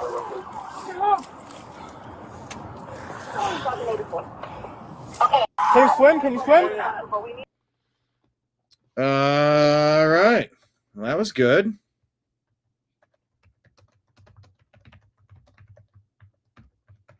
Prayers to everyone involved. Good job. Curious to get some backstory on the situation, but glad that person was saved. They wanted to be saved.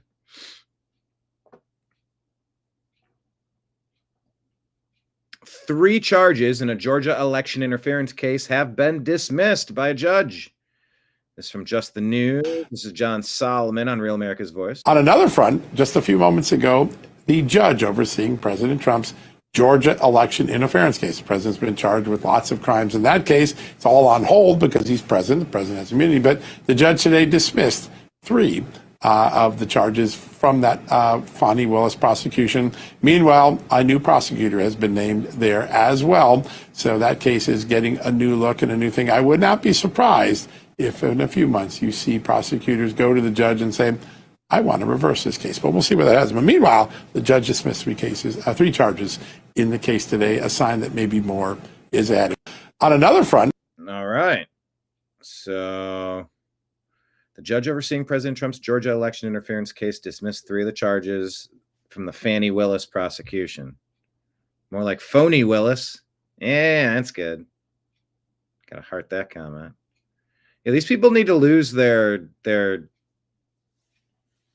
what do you call it? Not a license. Well, yeah, you have a license to practice law. They need to be stripped of their bar exam, their license, their accreditation, however you want to phrase it. There have to be repercussions. This right here, a major update. This is an interview of Sean Ryan and Charlie Kirk's head of security. Take a listen to this chat. We have concerns. Brian Harpel, decorated law enforcement veteran and private security contractor, according to Ore Affin, private security contractor, breaks his silence on the Charlie Kirk assassination in this explosive interview of the Sean Ryan show. Is the head of Kirk's security detail on the day of the attack. Harpel offers an unfiltered inside account of what happened before, during, and after the tragedy. With rooftops. We know what our responsibility is. We know what our statutory authority is. We know that we can't go up and set up our guys in sniper observer positions. It's not going to be allowed. And so we have some correspondence with the chief of the school. Why he won't stand up like a man and admit this, I don't know. But he's watching a bunch of men lose their careers. And he's okay with it. Mm. On Monday before, this correspondence went to Chief Long. Hello, Chief Long. We received this message today from the student group. There is a student roof access pretty close to where CK will be set up at the Utah Valley. The Sorensen Center has a couple of staircases that go up to. So look, if this is accurate, I mean, they're clearly taking the job seriously, but they clearly didn't do the job either. Walkways on the roofs. And so he comes back and he says, you want access to the roof. And came back and said, I was told students have access above us. If this is true, it would be nice to either have it controlled access or allow one of my guys to be there as well, if possible. He comes back and his last correspondence was, I got you covered.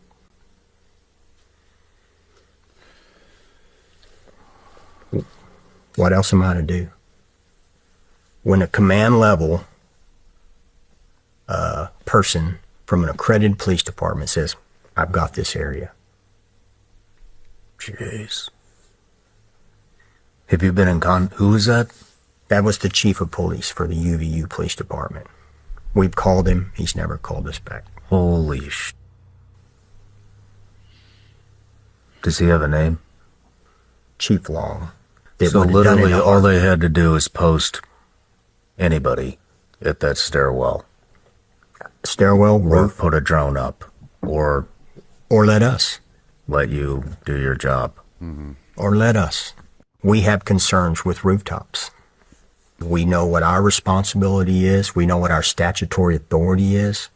We know that we can't go up and set up our guys in sniper observer positions. It's not going to be allowed. And so we have some correspondence with the chief of the school. Why he won't stand up like a man and admit this, I don't know.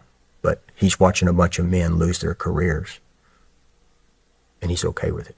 On Monday before, this correspondence went to Chief Long. Hello, Chief Long. Okay, this did reset here. What's the latest? What's the latest on the Kirk story? What do you think is most likely? Tucker recently came out with information, and we'll get to that in our X feed. By the way, hit like, hit subscribe, however you're watching the show. Send it out on Facebook, send it out on text message, send it out on X. Tell your friends, invite them in. Find new friends, invite them in. What else? I was going to say something else. Oh, yeah. Tip jar as well. Venmo, Cash App, and Rumble Rants and Super Chats for anyone interested. All right, here's Alex Jones with a dire warning about this Trump, Marjorie Taylor Greene, MAGA fallout. Yeah, I don't like this at all. I don't like when you're on the wrong side of Thomas Massey, Rand Paul, Marjorie Taylor Greene. I don't like being on the wrong side of that. That's usually a pretty principled side of things. Naive, idealistic, non-pragmatic sometimes, yes. Libertarians and libertarian-leaning people can be insufferable, in my opinion. They have to play pompous, high and mighty, and pristine and perfect. But the reality of making sausage or fighting in the trenches in World War I, sometimes, that conflict it's brutal.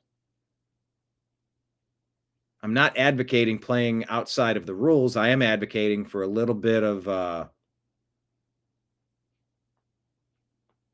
identifying sometimes that if you don't back the team that you're on, you're going to lose the game. Failure to support something that you're not a big fan of is oftentimes a vote for supporting something even way worse than that, 100 times worse than that. Sometimes, what did South Park do? I think it was Al Gore and George W. Bush, where they said it was like the difference voting on a turd or a giant douche or a turd sandwich. Maybe it was John Kerry and President Trump. Maybe it was Obama and McCain. I don't recall. But I just get frustrated when libertarians, I will not sink to a level to vote for something like that. That does not meet my libertarian principles. Not small L, but big L. And here's the thing.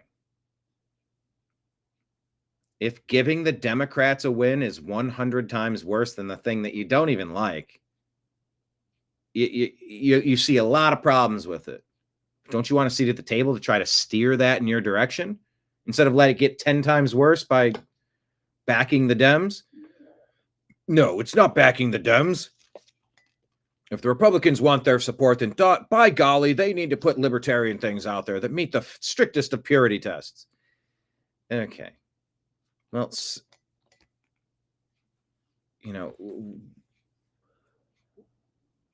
would you like grass-fed beef if it's not organic? Well, no, it must be organic and grass-fed. Okay. Do you want Beyond Meat or Spam instead? Well, no, it must be organic. Organic isn't an option. You ever go to a grocery store and they don't have the right kind of eggs, but you need eggs, so you get the best that they have available at the moment? That's what libertarians never fucking understand. Not that they never understand. Let's be fair. Oftentimes, they just, nope, I only purchase the finest farm-raised. It cannot be cage-free. Cage-free is still contained. It must be pasture-raised. You fool! I'm a libertarian. You must believe in me. You must bow down to my intellectual and moral prowess. I know all of the definitions for all the things, and if you cannot deliver the perfect eggs, you get no eggs. No eggs for you. Ugh. It frustrates me to no And man, bear, pig. Yes. Man, bear, pig. Yeah, Charlie Kirk, we've been jerked around. All right, but listen, here's Alex going to put some insight into the alleged MAGA rift. The situation between President Trump and MTG is very, very dangerous. It is? It's not just isolated to Trump being mad at her for her disagreeing with him on some issues. Mm-hmm. It goes back to Elon Musk being driven out of the administration and Doge getting partially derailed. All the polls, all the numbers showed that killed that massive wave coming in. Trump had the highest approval rating he's ever had. People loved it. Now he's figured out that was wrong. He's bringing Musk back and has given him the head of NASA and the rest of it. But we need Musk completely back. We have to have a big tent in our populist, conservative, nationalist, common sense coalition. We don't need to be at war with Thomas Massie or MTG or any of these people. Correct. Or Senator Rand Paul. Yes, they vote their conscience like Ron Paul did. Vote their conscience. It's pragmatic. You got to be pragmatic. You got to sometimes say, look, if you pull the lever this way, the train runs over 100 people. If you pull the lever that way, it goes over 10 people. Well, I shall pull no such things because one person, even one person, ran over the train tracks by that train is too much. I am a libertarian, the smartest human on earth. Bow down before me. I'm libertarian. My farts don't smell. Another South Park reference to the George Clooney electric vehicle show. Hilarious. And you go, no, libertarian. Train, it is a-coming. It's coming around the bend.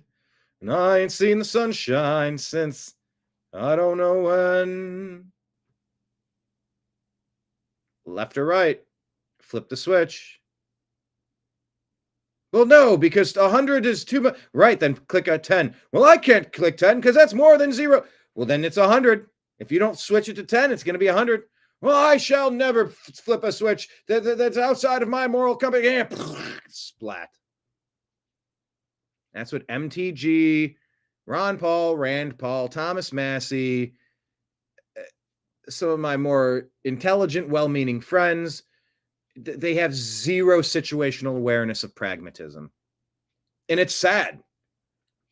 When the Democrats have really just turned into a domestic terrorist organization and they have to be dismantled, destroyed politically, removed from positions of power, held criminally liable for their obvious crimes, can we please stay focused and not focus on an internal civil war? But this was not up to my liking. I get it. I got it.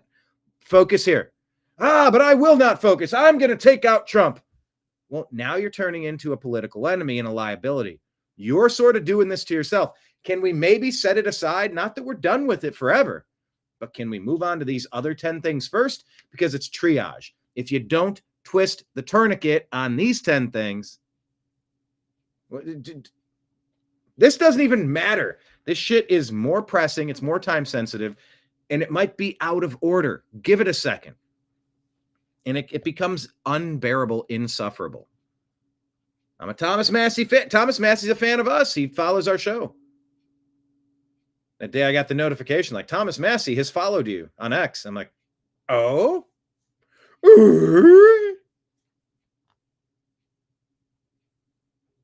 But I call it like I see it. I love that Alex Jones is the voice of reason, by the way. Ron Paul really built, along with myself and many others, the modern launch pad that Trump came in on. And by the way, I respect MTG, Massie, Trump, MTG, Massie, Paul. The libertarians are a great guiding light, but occasionally block the Democrats from something they're trying to do. Hold your nose and cast a vote. Occasionally. Well, if I do it once, I'll do it all the time. I agree with 95% of what Trump does. But when I criticize him on issues I think are wrong, like saying Epstein's a hoax, no, you being involved is a hoax, now you say, oh no, the Democrats are involved, investigate them. We're damn right. So when I saw Trump wrong on that, I said, that's wrong. oh, my constituents aren't my constituents. If you think Epstein thing is real, you're not MAGA. He lost like 6, 7, 8 points, according to all the top pollsters that I trust, have been deadly accurate, like Mark Mitchell over at Rasmussen off that. And he kind of built it back, and now he's doing it again. I need Trump to succeed. If you actually watch MTG in these interviews, she says she loves Trump and he's the best, and she agrees with almost everything he's doing except this, and that, because she's got constituents and she's allowed to have her views, and we're not in a cult. Instead, he said really mean things about her. And you're calling her a traitor. The penalty for treason is the ultimate penalty. Oh, Laura Loomer, I can't believe Marjorie Taylor Greene is trying to say that Trump's violence against her. Yeah, when you call someone a traitor to the country, yeah, you get the penalty for that is the ultimate penalty. I don't casually toss around what Clinton, Obama, Biden were up to, calling them traitors. I absolutely mean it. Multiple coup attempts, the Fedsurrection, what they did during COVID to block our access to potentially life-saving opportunities. Like, there's no forgiveness on. I am very well aware of when I use the T word, what the ramifications are. So yeah, Marjorie Taylor Greene has every right to be upset by that. And to call it out is like, you're kind of putting a target on my back, man. Call me a traitor. Traitors get taken out. It's end or be ended. That's what it is.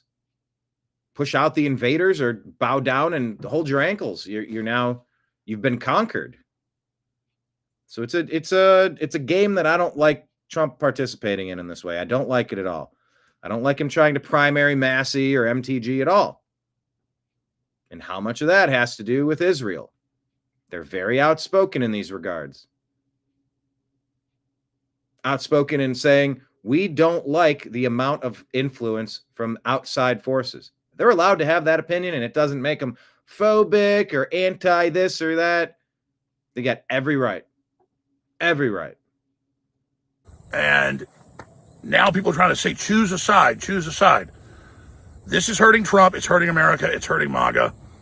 And we should have people that are able to go on all the other shows like Bill Maher and other programs and talk about things that they think are right Trump's doing and bad things. Because, again, we're not in a cult. Bill Maher now goes and has dinner with Trump and says he's better than the Democrats. And now a lot of them have turned on him. We're winning hearts and minds, not just here, but around the world. Globalism is in trouble. Populism is rising. And Trump did not build the wave he came in on. He rode in on it, and he did a great job, and he was a perfect catalyst for it. But now he's starting to behave like he's not worried about his original constituents because he's not facing re-election.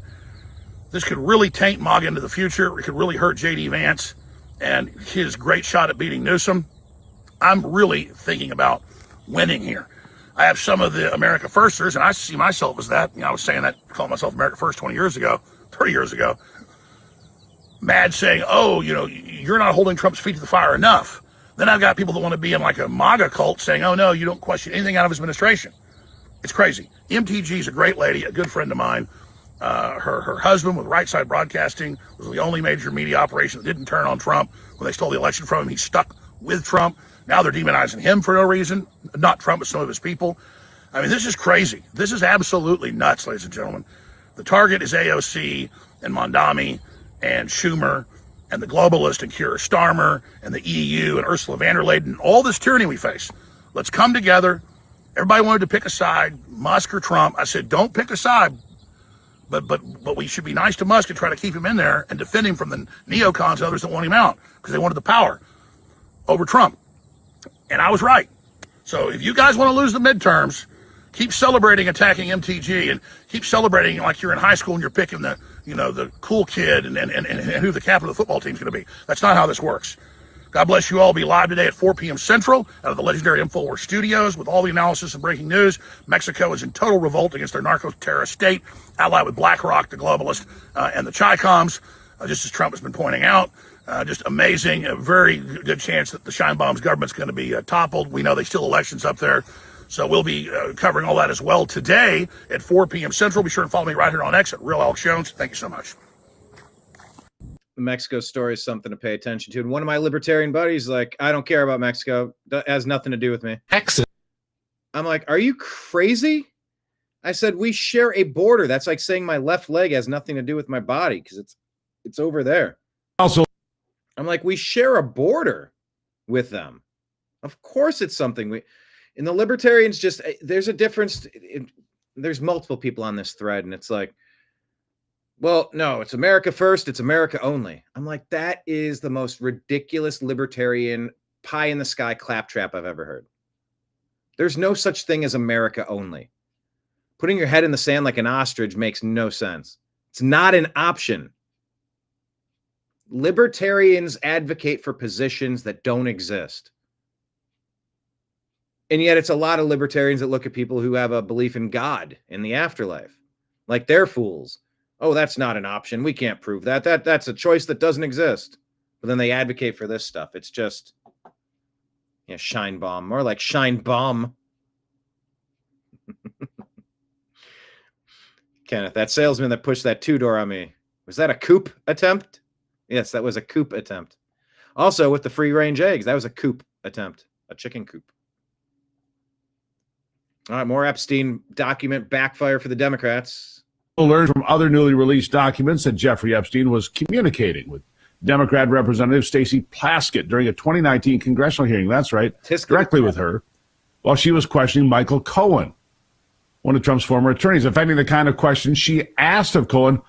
Why was he wielding so much influence over a Democrat member of Congress on the House Oversight Committee that handled the Epstein files in the first place?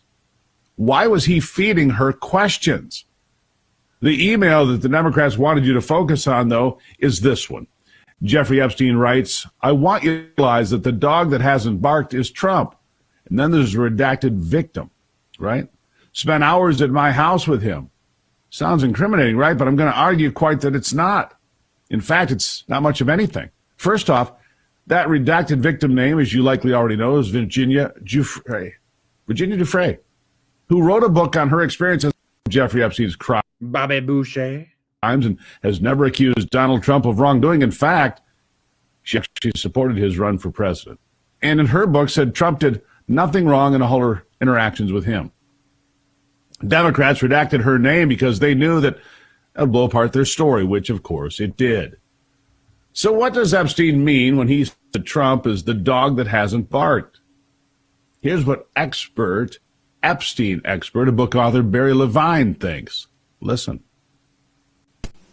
Well, I think Jeffrey Epstein is referring to the fact that he believes that Donald Trump talked to Michael Ryder, who was the Palm Beach police chief in 2004, and began the first investigation into Jeffrey Epstein. I suspect that Jeffrey Epstein, in his conversation or email with Maxwell, was saying he was 75% there, believing that Trump might have been the whistleblower at the time. Again, you have to remember that particular year, the two men had a falling out, not only over the fact that Ghislaine Maxwell was taking young women from his spa at Mar-a-Lago. Taking women. For Jeffrey Epstein, but they also had a nasty real estate deal that both men were trying to get. So did Trump only turn on him because of personal things? Jealousy? You know, there's a lot of insinuation to all this. So there was bad blood between the two of them. Bad blood. The two men were not in cahoots. In fact, they were at odds with each other, which is not new information, but the Democrats are just hoping for you to forget that. In case you need a refresher, Trump severed ties with Jeffrey Epstein in 2007 after reportedly learning that he was recruiting young women and girls at Mar-a-Lago. One of those, Virginia Giuffre herself. Trump banned Epstein from the property and cooperated with lawyers who represented Epstein's victims. The lawyers have said that he was one of the only ones to cooperate. And Epstein himself said he was about almost there, like 75% certain it was Trump that was ratting him out. Everyone else stonewalled them. In fact, here's an attorney for one of the victims, Bradley Edwards. Listen to this. Classic video. The only thing that I can say about President Trump is that he is the only person who, in 2009, when I served a lot of subpoenas, on a lot of people, or at least gave notice to some pretty connected people that I wanted to talk to them. He is the only person who picked up the phone and said, let's just talk. I'll give you as much time as you want. I'll tell you what you need to know, and was very helpful in the information that he gave, and gave no indication whatsoever that he was involved in anything untoward whatsoever, but had good information that checked out and that helped us, and that we didn't have to take a deposition of him. That was in 2009? That was in 2009. So there it is. Donald Trump lays out the case for them in 2009.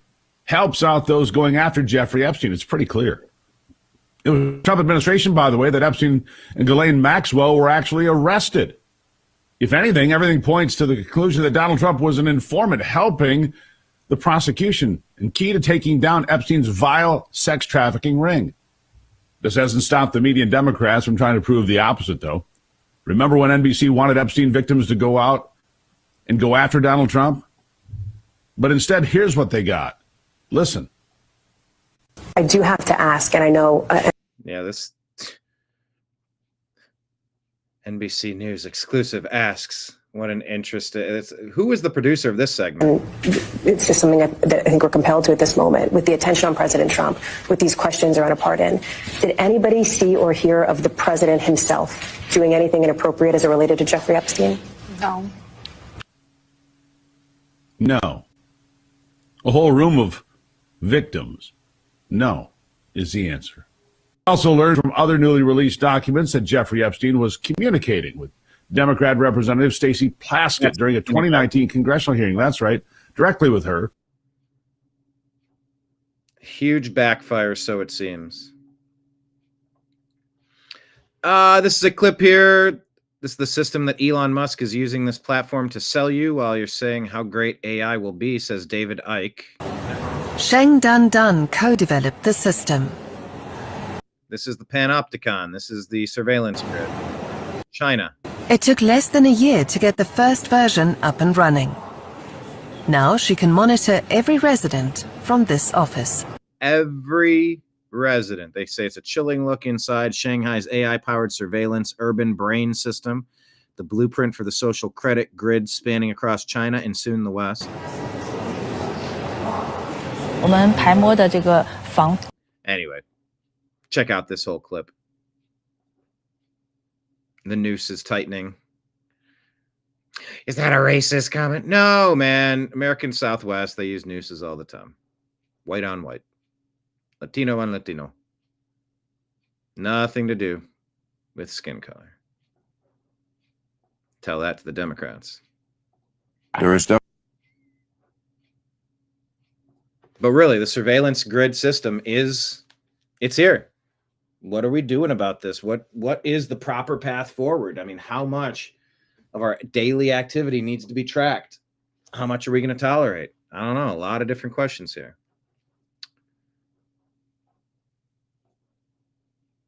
Bill Maher with Patton Oswalt. This is funny. Definitely a lot of, this country is becoming something we don't recognize anymore. And some of that is valid. I mean, what's going on in England right now is a lot of that. Just a lot of violence, protests, immigration, cities that Andrew Sullivan, for example, says are places that my grandfather would not even recognize anymore as British. Yes. It has become Islamicized. The grooming scandal? No. See, that's a big story. This is in the UK. Yes, that went on from like the 80s to the present. I'm talking about Pakistani men who were immigrants, who were grooming poor, impoverished white girls mostly in these things and making them into prostitutes and sex slaves and like really nasty that would pass for more normal in a traditional Pakistani society where women are not considered equal citizens. And if you don't understand that, and that gender apartheid is the number one issue that you woke people should be concerned with but seem not to be, then right away we're not really seeing the world as the same way. And I think I'm seeing it much more clearly. Gender apartheid should be your number one issue. If you really care about oppression, like a lot, I'm talking about hundreds of millions of the world's women, And it's mostly because of the tenets of Islam, to be perfectly honest about it. And this is what's going on in England. And this is why England is having a big problem these days. Because in the interest of DEI, they are allowing practices that are so illiberal, which is the great irony. This is the least liberal thing you could be, is treating women as a second-class citizen and getting away with it like this. There is definitely a lot. Patton tried to get in there a few times, but Bill was not finishing his thought. He was not going to stop until he finished his thought. Hey, look, call it. You know, I covered the Cleveland Browns game yesterday. We did a live stream, and you got to give credit to our special teams. We forced a fumble, got a turnover, a takeaway, a really good punt. That should have been down at the 1 yard line. That was a call that got changed it was called incorrectly, then not overturned. But our special teams has been pretty bad all season. And I've been very, very hard, very critical of our special teams performance, rightfully so, because it sucked. But when they do good, you got to be honest about it. You got to call it out for what it is, I think. And that's the way you stay intellectually honest. Call it out for what it is. Patent oddball. A little bit. All right. David Harris Jr. shares this Fox News report discussing Chicago public schools' lavish spending while the kids are, well, I mean, are they even being taught? At the Chicago public school system. Among the findings, employees at the cash-strapped district spent millions on trips to Las Vegas and even overseas. What is up with this? Mike Tobin is live there in the Windy City. Good morning, Mike. Good morning, Dana. The Inspector General took a look at the travel expenses of teachers and principals in the Chicago public school systems and concluded that when the bank accounts were fat with COVID money, the staff ran wild. As you mentioned, trips to Egypt, Finland, Hawaiian resorts, even went on a safari, and there was no oversight to stop them. The amount spent on travel in 2021 was $300,000. It jumped up in 2022 to $3.4 million, doubled in 2023, and kept getting bigger in 2024. The report concludes that more scrutiny was put to whether the expense paperwork was done correctly than whether the expenses were excessive. As a result, more than 90% of the traveling employees went over the allowable limits. Oftentimes, lodging and airfare was double the allowable rate. One of the reasons the trips were not rejected is that they were not asking for approval. Of 15 international trips noted by the Inspector General, 12 were never submitted for approval. And then we start seeing wildlife trips, balloon rides, staff staying extra days for personal reasons, and this in a school district that claims a $700 million budget hole. Oh my gosh. We do need more special ed teachers, but if you can think about the fact that $7.7 million in wasted taxpayer money for balloon rides and looking at giraffes and elephants could have gone to hiring 100 of those special ed teachers, these are the questions that we need to be asking. Upon release of the Inspector General's report, Chicago Public Schools froze all overnight travel with this statement. This measure reflects our continued commitment to responsible financial stewardship and to prioritizing resources that directly support classrooms and students. As far as performance, less than half of 3rd to 8th graders are reading at grade level. Less than a quarter are proficient in math. Dana? Mike, it sounds like there might be more of this where that came from, unfortunately. Thank you. What a story. Expenses at What a shame. All right, that's what I wanted to share with you on Instagram. Please hit like, please hit subscribe. Remember that there are Rumble rants and super chats if you want to throw something in the tip jar. Let's go to our X feed. Go to the profile. Share this tab instead. And yeah, the Windy Apple. That's a great reference. Another Simpsons reference. The Windy Apple. Is that what Lurleen Lumpkin called it? I'm trying to remember what episode that was from. All right. Eric Daughtry says, just in, the acting head of FEMA, David Richardson, has resigned. Not sure what this means, but let's keep our eyes on it. Should Alejandro Mayorkas face treason charges for diverting FEMA funds to assist illegal alien invaders? I would say so.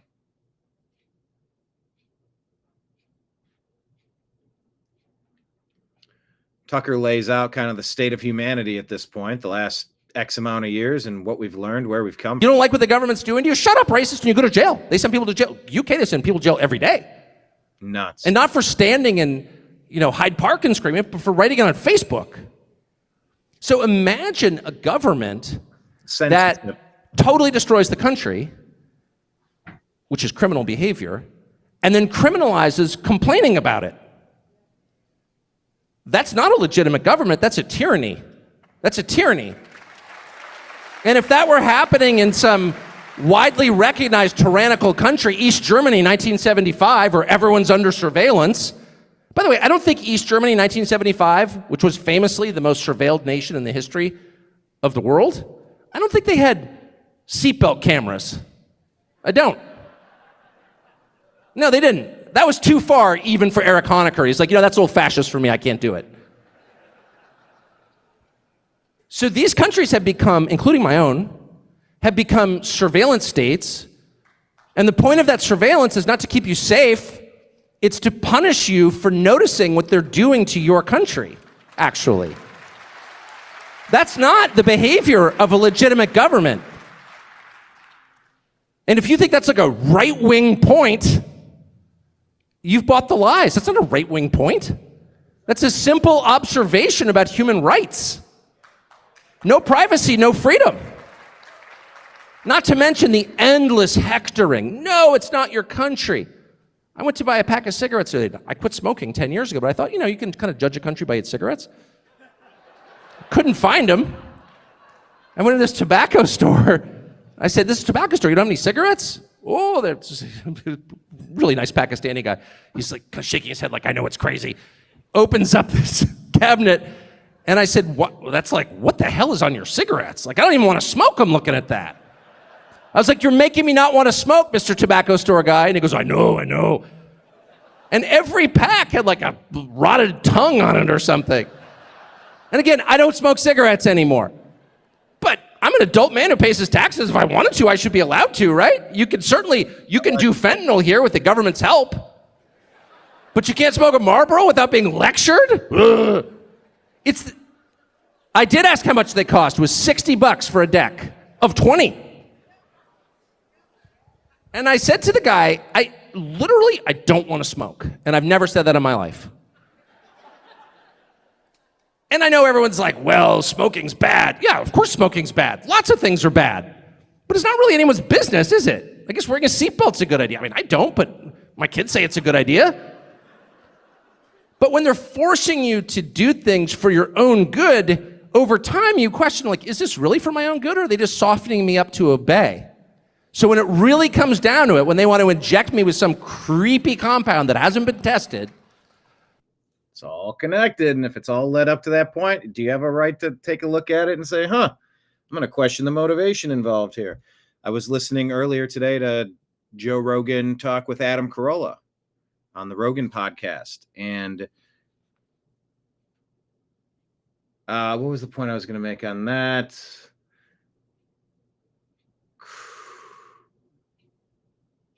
Creepy surveillance, smoking.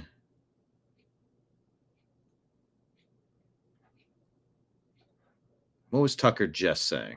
Pushing you to do things for your own good, over time you question, like, is this really for my own good, or are they just softening me up to obey? Softening you up to obey. Yeah, there was a lot of conversation about COVID and how the media companies came out and like they knew for certain ivermectin was horse paste and it's dangerous. And it's like, you don't know any of this stuff. How in the world could you all in a coordinated manner come out on day just now we're all experts on this thing and we know that you're wrong? You don't know that. And the fact that you're pretending to know something that's unknowable at this stage, massive red flags to see, wait a minute. They're just seeing how much we're going to go along with. They're seeing just how far they can push this almost. So it was a good chat and I'm still not done with it. They're still talking about it on the podcast. But yeah, we've sort of been groomed to be very suspicious of people that are doing these stunts. So when it really comes down to it, when they want to inject me with some creepy compound that hasn't been tested, that they'll be able to like shoot me with a rubber bullet if I decline. And I'll be so trained to be obedient, that I'll kind of put up with it. And I won't do what I should do, which is stage, like, I don't want to say I'm going to get arrested. I shouldn't put up with that.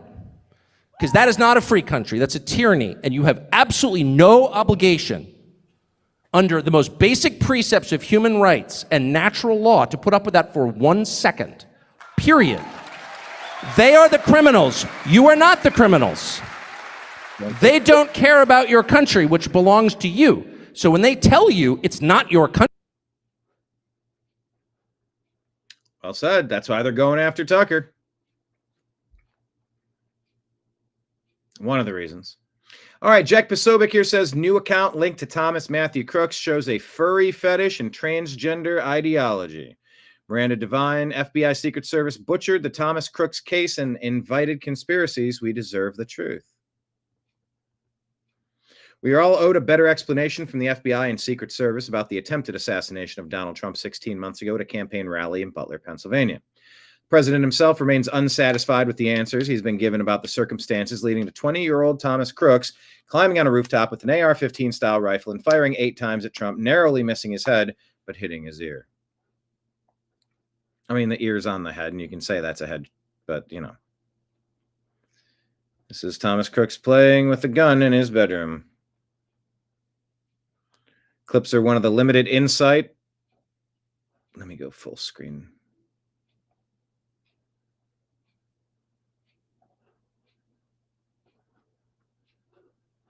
Let me go full screen here. Oh, we switched the page is what happened. So many pop-up ads. There we go. These clips are one of the limited insights into Crooks and his possible motives into trying to take out Trump. Then FBI Director Chris Wray told Congress after the July 13, 24 attack that the Bureau had found nothing in Crooks' online history that pointed to a motive or any political ideology. President demanded answers months ago. They say that was him up there on the roof. Official narrative claims Crooks acted alone and without a clear motive, ideology, or digital footprint. Crooks' trajectory from pro to anti-Trump is evident.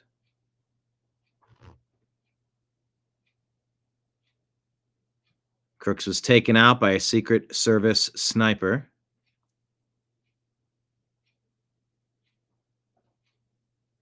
Requests for information from the FBI have been rebuffed, including Under Director Kash Patel. Crooks appears to have been interested in furries and exploring gender identity. It's hard to believe the FBI or Secret Service missed Crooks.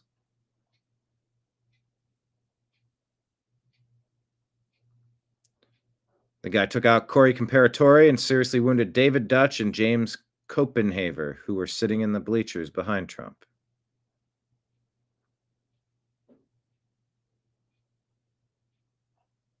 So 17 accounts uncovered by one source were YouTube, Snapchat, Venmo, Zelle, GroupMe, Discord, Google Play, Quizlet, Chess, and Quora. Thanks to an enterprising source who uncovered Crooks' hidden digital footprint, we can see that Abate, who's Abate? Paul Abate, Wray's deputy director, Christopher Wray's deputy director, told Congress that comments posted on one of Crooks' social media accounts appear to reflect anti-Semitic, oh my gosh, and anti-immigration themes to espouse political violence and are described as extreme in nature.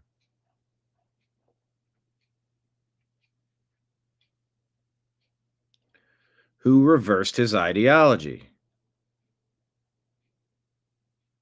His radicalization and violent rhetoric and obsession with political violence were all documented under his real name. The official narrative claimed he acted alone without a clear motive, ideology, or digital footprint, yet Crooks was not simply some unknowable lone actor. He had a digital trail of violent threats, admiration for mass violence, speaking openly of assassination, posting under his real name, even flagged by other users who mentioned law enforcement in their replies. Despite this, his account remained active for more than 5 years and was only removed the day after the shooting.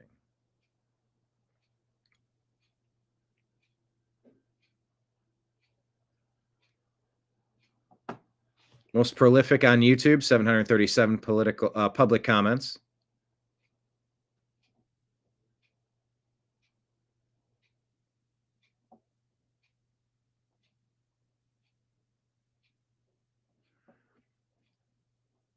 Crook's trajectory from pro to anti-Trump is evident. He referred to Trump as the literal definition of patriotism in a comment on July 20 of 2019. Then issued several targeted threats against Democrat congressional representatives in the squad.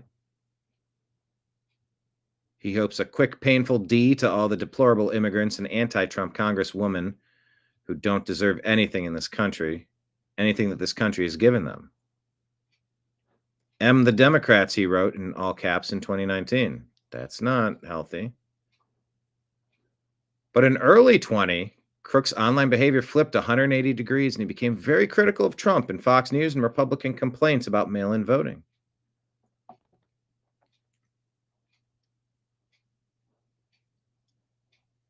Criticizing Jonathan Turley, that's usually a bad idea. Called Trump supporters an occult and sheep, brainwashed. Then he calls Trump a racist. Constantly criticizing Trump's pandemic response, saying he's too slow and everything he's doing now should have been done. And he says, in my opinion, the only way to fight the government is with terrorism-style attacks, sneak a bee into an essential building and set it off before anyone sees you, track down any important people, politicians, military leaders, and try to A them. Any sort of head-to-head fight is suicide. I pronounced that word intentionally. And even ambush surprise attacks likely aren't going to end well. A large portion of the war will be propaganda and information wars. Both sides will want people to join them. And a big deciding factor in wars is often which side has more popular support for them. Among the 17 accounts uncovered by one source, only one on PayPal was operated under an alias. Rod Swanson. That's the name of a former senior FBI agent who was the chief of investigations for the state of Nevada during the 2017 Las Vegas mass shooting. That's super fucking niche. I'm jumping in here. That is really random. Or very specific, more accurately. He also previously served as the FBI director, Robert Mueller's protective detail, and a firearms instructor in Pennsylvania. Over the weekend, when contacted by phone, Swanson said he was surprised his name was connected to Crooks. Yeah, that 2017 Vegas shooting was really weird. I don't know anything about that kid or his family. I don't even use PayPal. I don't even know how to set up a PayPal account. It's a weird reaction there.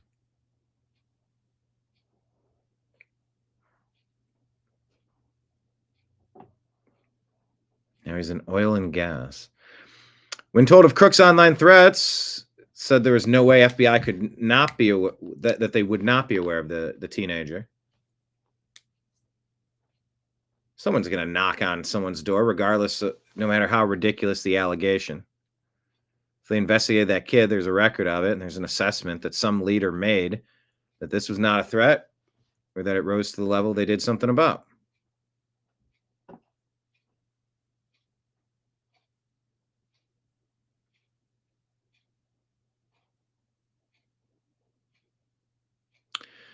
Like alleged Charlie Kirk assassin Tyler Robinson, Crooks appears to have been interested in furries in exploring gender identity.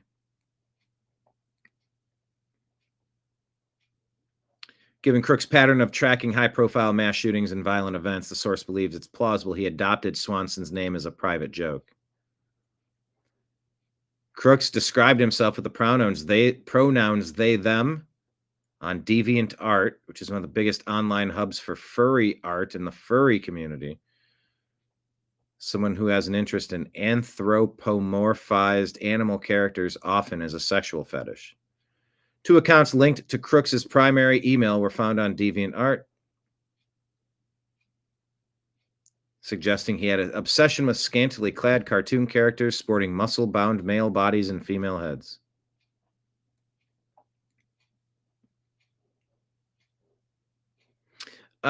Crooks interacted online with Willie Tepes, member of the Norwegian neo-Nazi group, the Nordic Resistance, which has since been designated a terrorist organization by the State Department.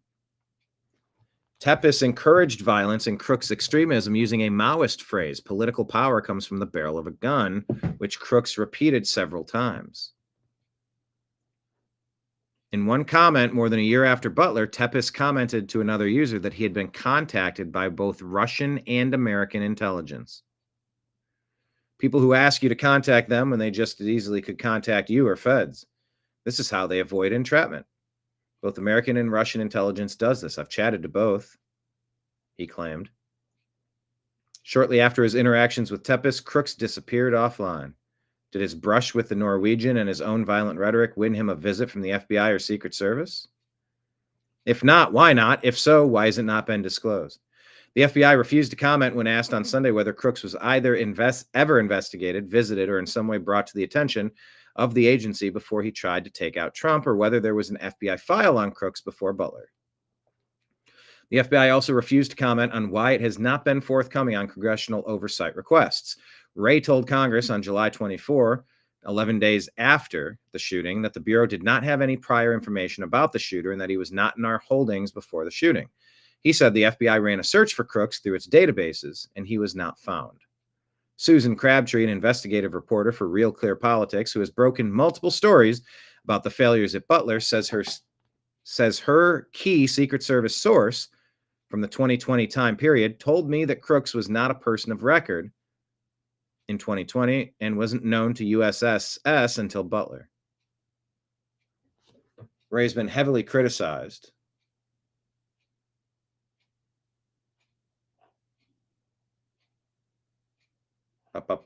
Scrolling, subpoenas. It's hard to believe the FBI and Secret Service missed Crooks. The question is, what did they do about him?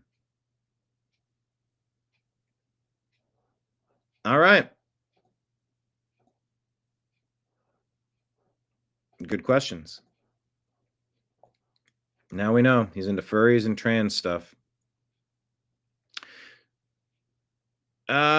Pistons superstar Cade Cunningham signed a 6-year endorsement deal to re-sign with Nike, his own signature shoe brand. That's a pretty big deal. Legend of Zelda movie coming out in theaters May of 2027. Here's some first looks. Link and Zelda. That's Link, that's Zelda. Colin Rugg puts out this hyperfixation of Trump. Here's psychotherapist Jonathan Alpert saying 75% of the patients he sees has a deep hatred of Trump and they're hyperfixated on him. Do you have people in your life like this? We got to find a way to, this is a mental health issue. First of all, identify it for us. You're in a session and you pick up on what? Well, Harris, it doesn't take long for me to pick up on this. People are obsessed with Trump. They're fixated. They're hyper-fixated on Trump. And they talk about some of the features of this disorder. They can't sleep. They feel traumatized by Mr. Trump. They feel restless. I had one patient who said she couldn't enjoy a vacation because anytime she saw Trump in the news or on her device, she felt triggered. So this is a profound pathology, and I would even go so far as to call it the defining pathology of our time. And who is, I mean, is this a coordinated effort or this is just what's happening? And what can Bobby Kennedy do with the Director of Health and Human Services to help break people free from this Trump derangement syndrome? It is truly poisoning our nation. These people come to you for the things that you described. Can't sleep, traumatized, perhaps depression. I don't want to put words in your mouth. But at first, you are there to treat an illness, a disorder of some kind. And what you figure out is the trigger. Well, and Trump is the trigger for many of these people. And to be that fixated on a figure, on a person, it's simply not healthy. And our country has strayed so far away from where we once were. If you look at in the 80s when President Reagan was shot, people were united. He famously said, I hope you're all Republicans to the surgeons. And the response was, today, Mr. President, we're all Republicans. But our country has lost that. We've strayed so far from that unity. Mm-hmm. And what do you see? Because you told me off camera 3/4 of your patient load right now has what you're calling this TDS. Well, 3/4 of my patients will present with a lot of these symptoms, and within probably 5 minutes of seeing me, their hatred for Trump comes up. So if you're that hyper-focused on Trump, that's a real issue, and it's worth being treated. That's stunning. But if you know people who are suffering from Trump derangement syndrome, I mean, it makes perfect sense because these people are on another planet. End Wokeness says Biden-Harris sent forklifts in the border when Texas built razor wall. Never forget this treason. Elon shared this and said never. Aiding and abetting the enemy to be invaded. This is an invasion of the United States.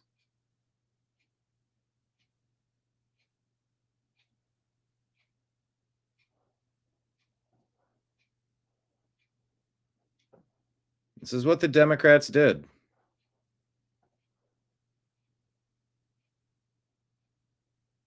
Kenneth says, I get 4 TDS sick days at work, I heard.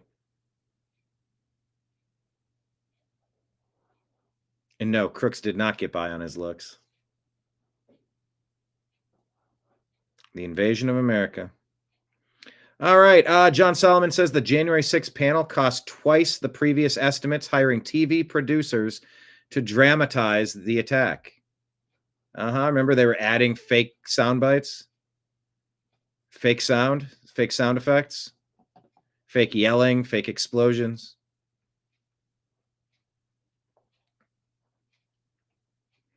J6 committee spent $17.4 million in taxpayer funds on what they knew was a fraud. This was not an insurrection. This was a protest. Not a single shot fired that day. They wanted you to take a listen to the 6 or 7 swing state fraud states who were saying, hang on, this doesn't make any sense. This is not legitimate. We need a revote. You got to recount. You got to do something here. This is not. That's what those people were there for. If that was a call to insurrection, you would have seen a very different situation play out. I promise you. So the original budget was less than half of 17.4, hiring filmmakers and actors to produce content dramatizing its case against President Trump. Theo Wald says Maura Garrity, this is the little girl who was K'd earlier this week in Boise by an illegal alien. This girl is just 8 years old. 0 stories in the New York Times, Washington Post, or Associated Press. You'll see thousands of stories about President Trump's deportations. Oh, it's so evil. But not a single national outlet covers the story of a family being separated forever by somebody who had no right to be in our country. Prayers to them. Mila Joy reports New York Attorney General Letitia James is under fire as the T&E driving school in Queens has been busted in a massive DMV bribery scam where owners and examiners were indicted for fast-tracking CDL, just driver's license, to illegal aliens with 0 tests. 139-count indictment has been unsealed. More arrests incoming. We're disclosing today to the people of New York. Anyway, that's the gist of it. Oh, this Jeopardy episode is absolutely incredible. I can't play it all, but I'll play you a second of it, maybe. I can't remember. Alex, and our newest contestant, Gavin, who gives me the creeps. Anywho, here are the categories. Gavin, who gives me the creeps. This is all AI, by the way. This is not real. Leading off, we've got women in politics. What a mess, right? Followed by January 6th.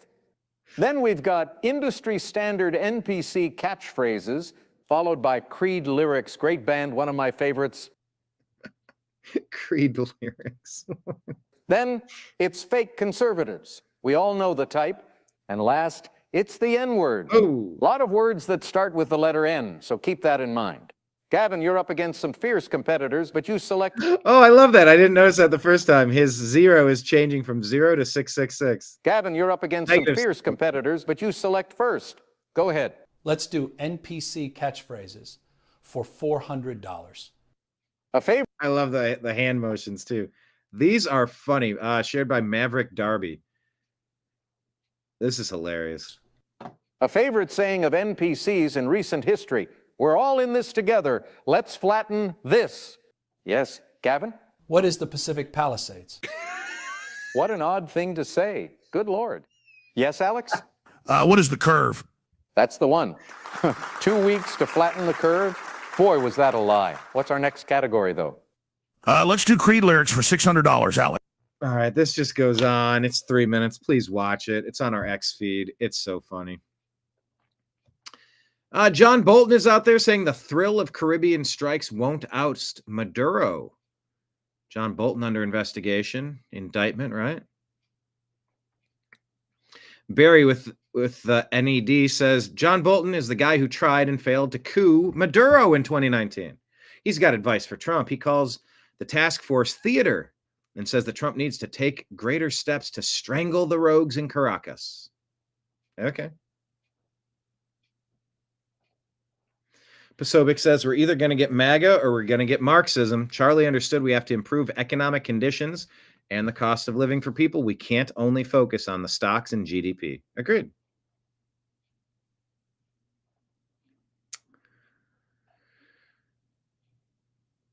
Community alarmed by a massive home addition. Virginia neighborhood shocked by a massive home addition for a 3-generational family.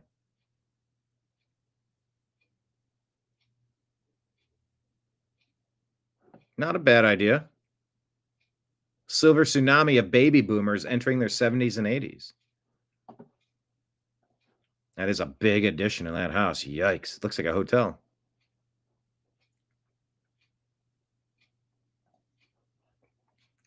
Laura Loomer says it's time for everyone on the right to decide what they want. Do you want to live in a communist country, or do you want to tweet your edgy hot takes till you go to prison? Because that's the alternative if we lose the House and the Senate. Trump will be impeached. His entire family will be jailed. Trump and his supporters will be targets of violence. We have a communist takeover in America will be finished as we know it. We have less than 1 year till midterms.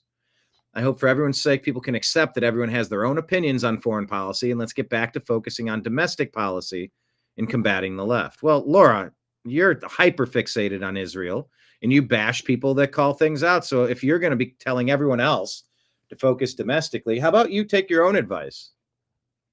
Laura Loomer says, we aren't going to win elections if every conservative with a large platform just obsesses over Israel every day. Isn't that what your account kind of does? Some people would say. We aren't going to win. Let's see. We need to focus on the left. If you don't agree, then you're likely working with the left to destabilize our country and undermine MAGA. Time to focus. Time to stop pretending like a foreign nation controls Trump. Well, sounds like you're protesting too much. Maybe a foreign nation does control Trump in too many regards.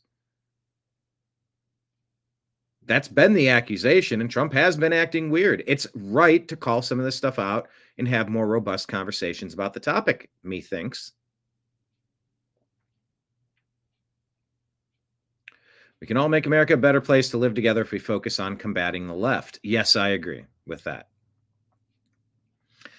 Ben Berkwam reporting that Democrats allowed a non-citizen to get hired as a police officer in Illinois, gave him a firearm, even though it's illegal for non-citizens to own or carry a firearm. Problem is, he's not even a citizen, so he can't own a firearm legally in our country, but he's been given one by Illinois as a police officer. That's insane. You haven't even sworn allegiance to our country yet, and we're giving you a weapon? Here's MTG on CNN after going on The View. She's definitely making a pivot for something. A pivot for what? Third-party run? Run for 2028 president? I don't know exactly what's going on, but she's definitely... You go on The View and CNN, that is a definite shift in strategy. The most hurtful thing he said, which is absolutely untrue, is he called me a traitor. And that is so extremely wrong. And those are the types of words used that can radicalize people against me and put my life in danger. Because Laura Loomer says, haha, clown, hilarious. Marjorie Taylor Greene ran to CNN to cry about President Trump adopting my nickname for her.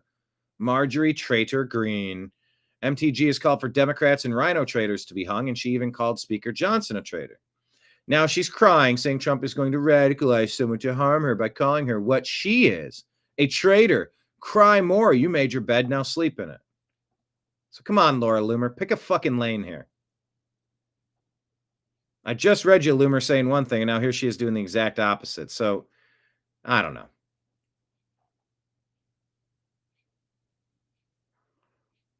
This is because Trump called her Marjorie Traitor Greene. And Loomer says Trump had adopted my 4-year-old nickname for MTG. I don't remember this name. Loomer said she'd be lying if she said she's not loving this. So when Loomer's like, well, you know, let's focus on combating the left. Well, you're going after MTG, so pick a lane, lady. January of this year? Correct. I just need to. You just switched the accounting, okay. All right. You had to get that. Sage Steele asks, why is Michelle Obama so angry? And of course, white people are to blame for her hair issues. Good Lord, it's exhausting and sad that this is how she is choosing to use her platform as a former first lady. Michelle Obama says black people can't swim or go to the gym due to white people hair standards. Braids are for y'all so we can work harder. Okay. Eric Daughtry says residents are furious in Mequon, Wisconsin, forced to advise heightened security because the illegal alien South American crime ring is wreaking havoc on the population. They're from South America coming up to commit these crimes, burglaries, home invasions surging. A dozen plus break-ins this year from the same group, people wearing backpacks and gloves. Faces covered, creeping through the woods. They're striking in early evening hours when no one is home. Biden admin allowed these kinds of people to surge into our nation, and we must get them all out.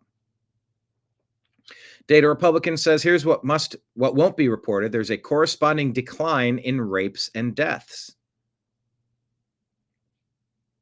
Because migration is not compassion. It's an evil that has been perpetrated by our government and the UN.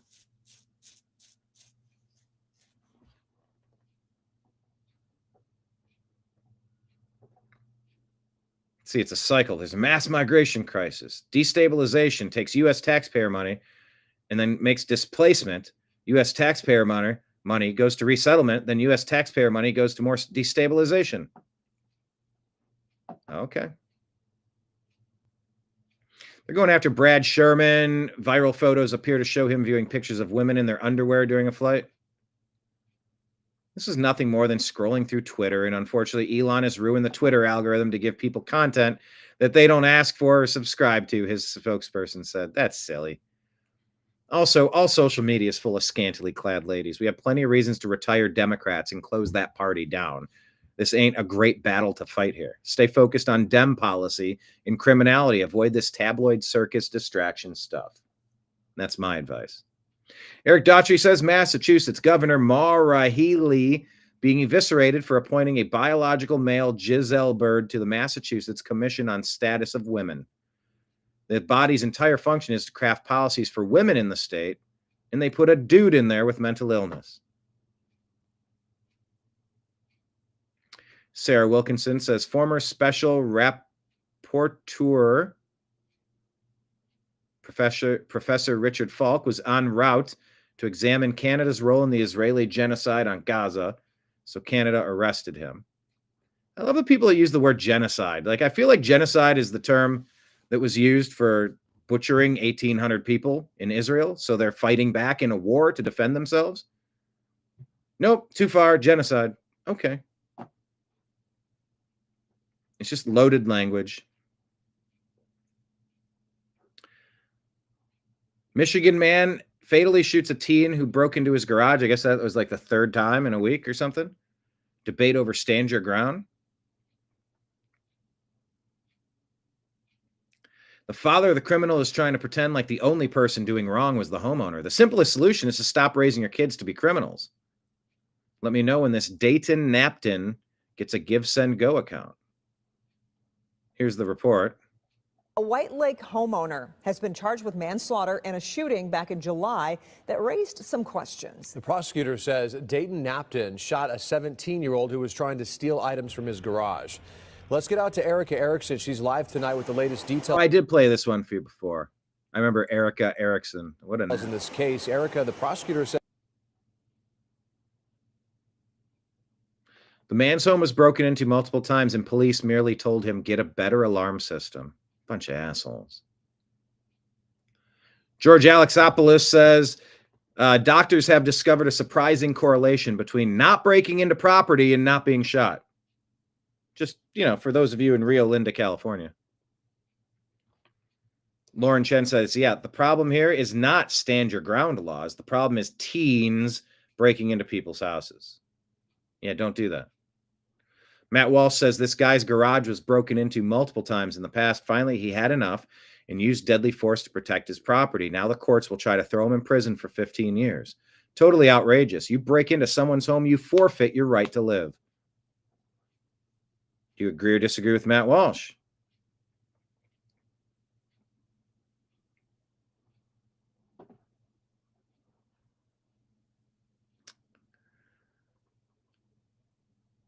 Kenny says digital footprint showing Thomas Crooks espoused the same ideology as Tyler Robinson. It's a dangerous brainwashing of the youth, continuing to override this nation. It led to the assassination of Charlie Kirk and the near assassination of President Trump. DC Drano says, why did Biden's FBI and Secret Service hide the fact that Trump's would-be assassin was obsessed with transgender stuff? I think we know. Multiple recent school shootings committed by transgender extremists.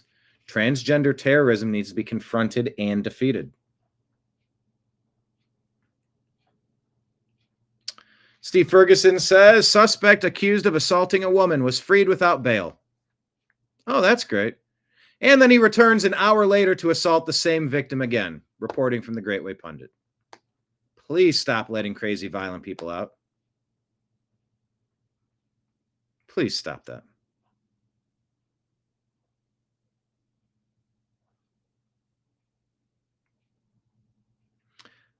Juan Arias, who is a Colombian-born illegal immigrant, now becomes a city councilman. If he's illegal, then he says Border Patrol is only there to terrorize and attack neighborhoods in Charlotte. Unreal.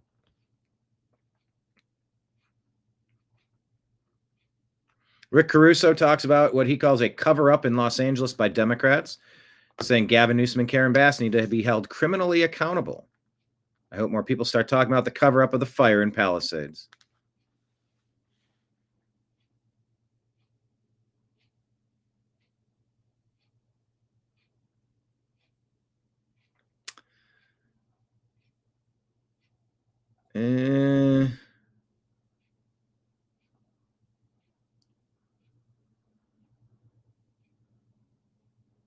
I think that's what I wanted to share with you today. Yeah, because I went past this was the watch party from yesterday's show. Browns lose to the Ratbirds, unfortunately. All right. Thank you all very much. What I'm going to do is I'm going to replay my previous show. If you'd be so kind as to continue watching, it boosts the numbers. Very much appreciated. Let me go to the studio here, grab my content, pull up my most recent show prior to this one about the hemp ban hurting America. Then we're going to share the show.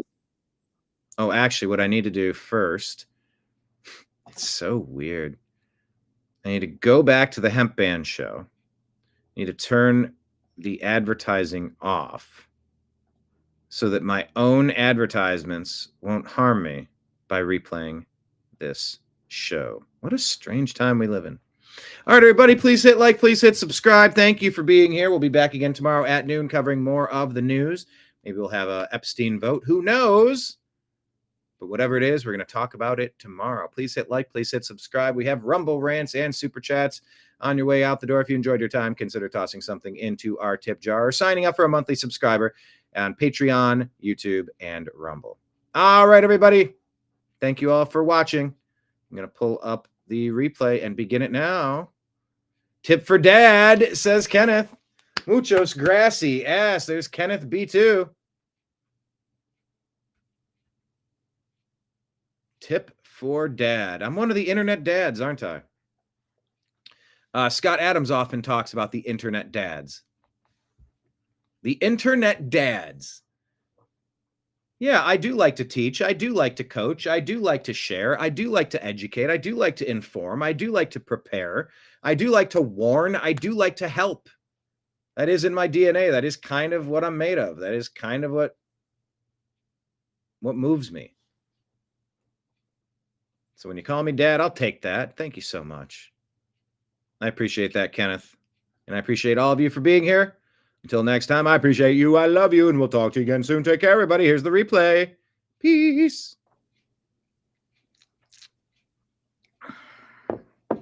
Broadcasting to you live from the Orion spiral arm of the Milky Way galaxy, the solar system, planet Earth, North America, the United States of America, somewhere west of the Atlantic Ocean. My name is Brian Engelman. Today is Friday, November 14, 2025, and this right here, the program that you have found today is called the TNAM Daily Show.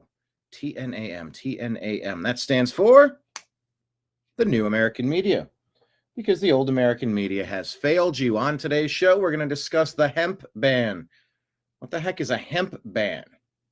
Well, remember when they said there's a clean resolution? Why don't you pass the clean CR? Well, is that what it means? Are we referencing the right thing here? How did we end up getting a ban on hemp that wasn't part of a standalone? Was this part of the government shutdown reversal? Not entirely certain. Kind of certain, kind of not. So let's dig around and figure out information on that one. Nimbus, over here. Come here. Nimbus, up here. Why do you have to go this way? I have a cat you're going to meet in a moment here. He insists on doing things the complicated way. He really is my family. He really is my kin, isn't he? Hi, bud. Nimbus loves to join. Oh, hi. Nimbus loves to join when I start talking. Hi, bud. Okay. So here's ghostly Nimbus on the green screen, purring. If you're a regular here at this bar, you know who Nimbus is. Hello, Marion. Hello, David. Please hit like, please hit subscribe, everybody. Let's make sure that these are all pulled up. Today's show is going to cover that story about hemp. We're going to talk about, really a lot of things. Oh, do you see Nimbus reaching for me? He reaches and puts his hand on me. He's like, hey, Dad, can I get some attention? Look at that. That's pretty cool. Whoop. But he does get a little bitey. He's a little nibbly like the Tootsie Roll owl. 1, 2, 3, crunch. Yes, but we're going to talk about the hemp ban hurting America. We're going to talk about who was the person responsible for what happened to President Trump in Butler, Pennsylvania. Lots of new information coming about that. More SNAP fraud being exposed. I'll tell you what, this shutdown, we're pretty fortunate that we've been able to put SNAP under a microscope because, my God, SNAP should be rice and beans and water and some basics and some protein and some vegetables. No chemicals, no bullshit. It's not supposed to be dessert cakes and mozzarella sticks. You don't get appetizers and dessert if you're somebody else's guest. That's not how this works. And that's what's been happening. And we're finding people that have doubled down and they're getting multiple fake SNAP accounts at their house. They're trading SNAP benefits for cash. just a total abuse of the system, Nimbus. I mean, that's not cool. Nimbus does the nose kisses. That's very nice. And he will occasionally give a nose nibble, so you got to be careful with him. Nah, bud. Anyway, the snap abuse. It's okay to be charitable a little bit to some degree, but there is an expectation that you're supposed to find a way to get past that. Find a way to level up and not just make it your permanent lifestyle. That feels abusive. That feels like a taking advantage of some goodwill, huh, Nimbus? Like taking advantage. That's not right. So we're going to dig into snap abuse. We have stories on that. Also, we're going to talk about the Clinton Foundation corruption. Yes, that information is finally coming out. All these stories and more on today's show. So like I said, hit like, hit subscribe, share it on X, text it to a friend, say, hey, all of us trash pandas, the T-damn trash pandas, we're going to rifle through the rubbish and separate fake news from fact here on the T-damn Daily Show, a division of the Agree to Disagree show here on the New American Media. Let's get started, Nimbus. What do you say? Yes.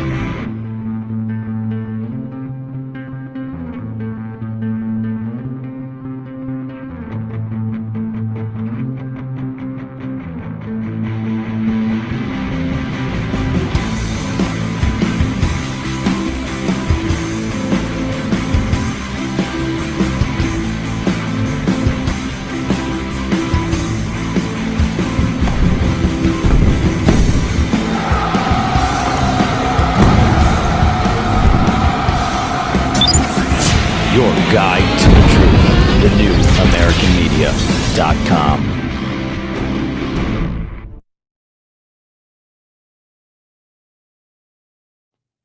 All right. Yeah, if you were sitting next to me, you would hear Nimbus. I mean, he's purring like I don't know what purrs. Like a classic car engine. Ain't it, Nimbus? So apparently I've lost a dispute, by the way. I have 2 of my recent shows are ineligible for monetization on our YouTube channel because I played a clip and I want to tell you about it. Here's the transcript of Good Morning Britain featuring World War II veteran Alec Penstone. Let me pull this up on the screen because I might have to clip this segment out of the show so that monetization can continue because look, I do the show so that I can earn the revenue to pay the bills. If I can't make monetization, if I can't earn bill money, I got to do something else with my time. So Good Morning Britain, Great Britain. Let me click on this and share the link. Good Morning Britain segment. So there's a segment. Here's what's probably going to have to happen, because if I further dispute this, I could get a hard strike on my account. I know. Trying to partner with YouTube has been a silly task for me. It's been pointless. It's been one of the biggest mistakes I've made, not to really delve more quickly into the podcast world and instead just kind of spend a lot of energy on meta projects and products and Google YouTube. But I digress. Here's what's going on. I'm probably going to have to clip this out of 2 shows, and then I'm going to make a standalone segment, a standalone short about it. But I want to tell you everything you need to know since, it's so telling. This segment is about loss of freedom, and this is a stupid loss of freedom. I have allowable fair use authorizations as a media company, really as anybody, a user on the internet. If I provide unique, original, transformative commentary, based on the timeliness of, well, based on anything I deem to be newsworthy, really. I don't need to justify that it's timely or that it's newsworthy. Thanks, Nimbus. Thanks for stepping on the computer, too. You know, and that's the trick. We don't want to fall into this thing where you have to justify your use of force. By the way, I'm going to share you a story of probably today, 2 stories of self-defense where these people have to face charges for defending themselves. It's ridiculous. There need to be fast-track places where you don't have to put a victim through hell twice. You shouldn't have to put a victim through hell twice. We saw it with Kyle Rittenhouse. We saw it with Daniel Penny. We've seen it across the country. And there's I believe it's a veteran that had his home invaded by a gang and he shot back to defend himself and now he's facing charges. No, there needs to be a fast track to throw these out.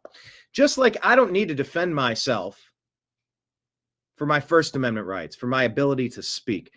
Fair use allows us to play clips and segments so that we can provide context to show you what we're talking about, and so that we can provide a documentary of the incident should this video clip be memory hold in the future, because it was so damning, because it was exculpatory, because it was offensive. Well, no shit, things get offensive. Deal with it. You don't have a right to not be offended on planet Earth.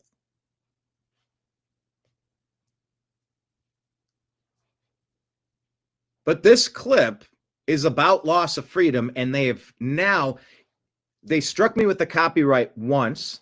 Then I appealed. I go, no, I have fair use authorization to play this clip and then provide my unique, original, transformative commentary based on it. They denied it twice. 2 videos. It was so important I played it twice. So let me do the best that I can now and read you the transcript. There's a segment that aired on Good Morning Britain, ITV, on November 7, 2025, hosted by Adil Ray and Kate Garraway. It featured a 100-year-old World War II veteran, Alec Penstone, a Royal Navy veteran who served during the D-Day landings across HMS Campania. The discussion occurred ahead of Remembrance Sunday, with Penstone joined by the vocal group the D-Day Darlings, who performed a surprise song for him. The conversation turned emotional when Penstone reflected on the sacrifices of his comrades. You don't need to use the word comrades. Of his brothers and the current state of the UK. Below is a reconstructed transcript based on direct quotes and descriptions from the broadcast, as reported across multiple sources. Note, exact full transcripts of live TV segments are not publicly archived, but this compiles verbatim dialogue from eyewitness accounts, video clips, and contemporaneous reporting.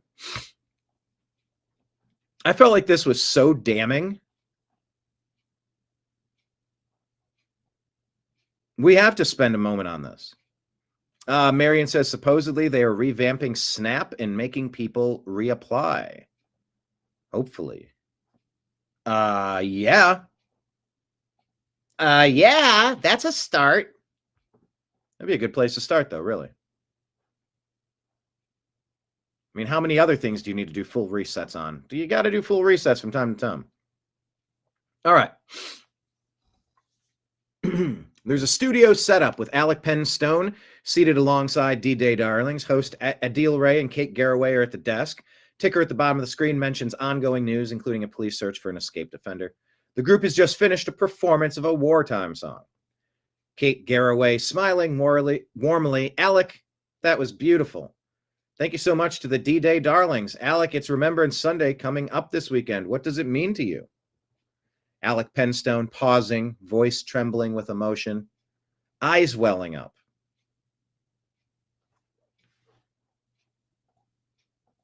You know, and this does call into question for me. What's going on in this segment? Surely the producers had an idea of, well, what do you want to talk about? What if we asked you this, what would you say? Like they warm you up to the show segments. It's a show producer. Show production is tricky. I actually reached out for a phone a friend on some production advice yesterday, as a matter of fact, because we finished Strictly Football, and we're kind of revamping the segments. That's with myself, Mike Barra, Jim Mitchell, Ezrael Robinson. Please check it out. It's on our YouTube and our Rumble accounts. And you know what? Here's what I'm going to do. I'm going to finish today's show, and I think I'm going to play Strictly Football after this. So stay tuned. Also, let me put this at the bottom of the screen. These are the donation links. It's Friday.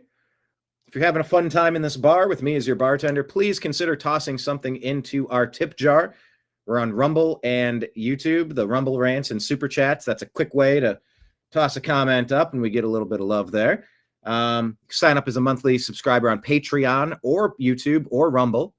That's appreciated because then we know how many subscribers we have and how much revenue to count on each month. Because sometimes we know how much our software and electricity fees and equipment fees and subscription fees are going to be. Sometimes we're hit with surprise fees. So it all helps. But additionally, our tip jar is at Venmo and Cash App. That's my name, Brian Engelman, Engelman. And then PayPal at Fuzz Installment. Fuzzinstallment@yahoo.com is the email address.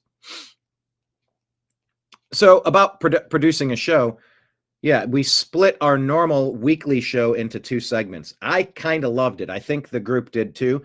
Even though each segment was a little longer, it felt so much better with the previewing the upcoming week in the NFL versus looking back at the week that was. I'm really enjoying the change, really enjoying it. So hopefully you like the show as well.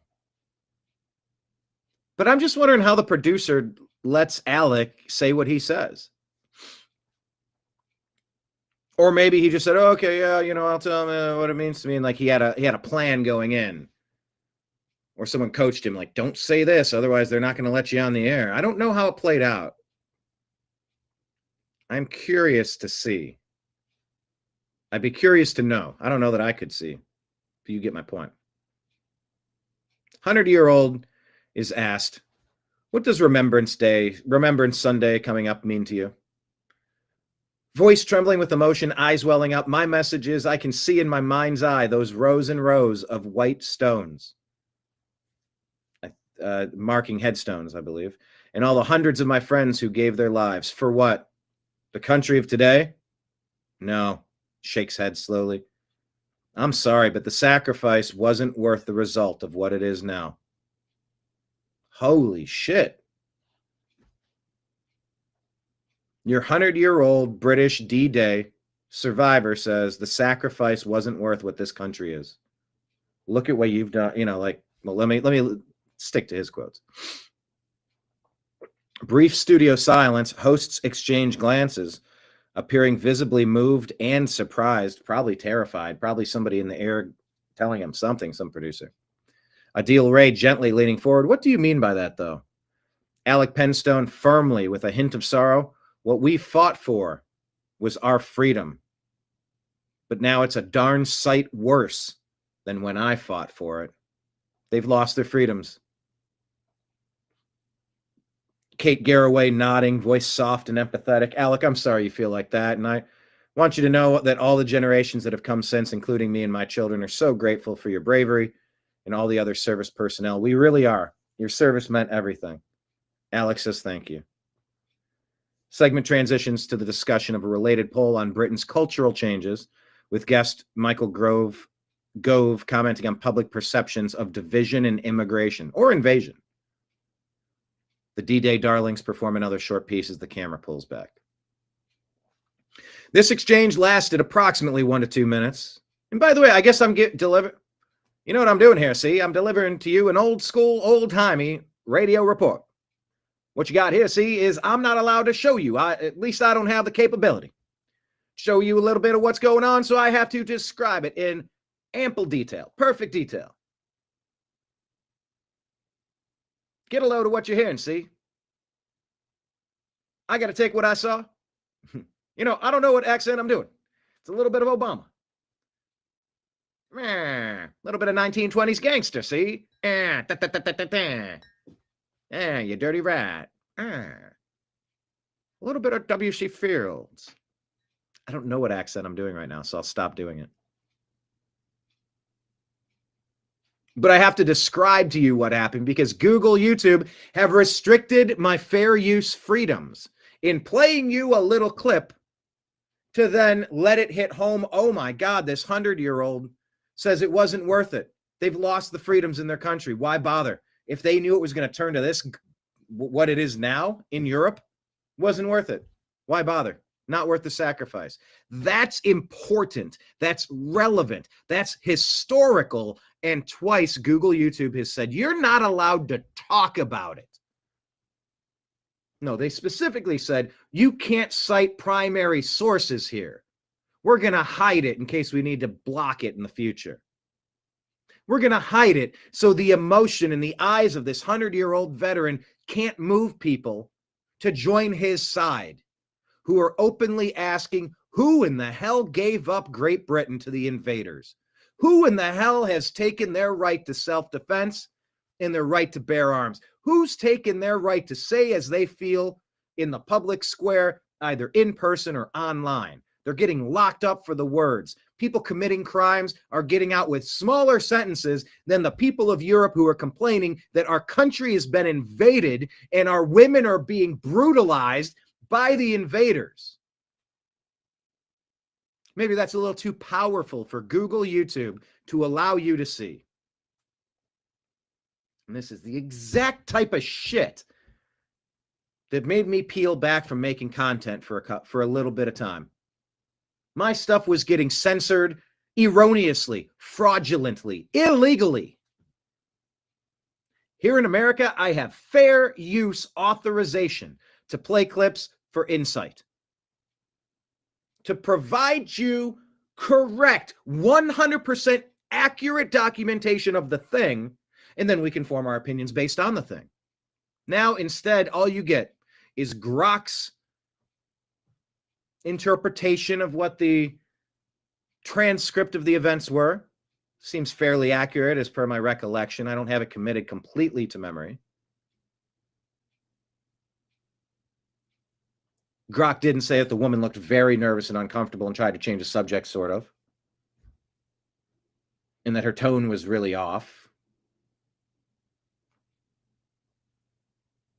Losing freedom is something that we need to document so the future generations can realize that at one point we used to fucking have some. So this story is important to me. This one means something to me.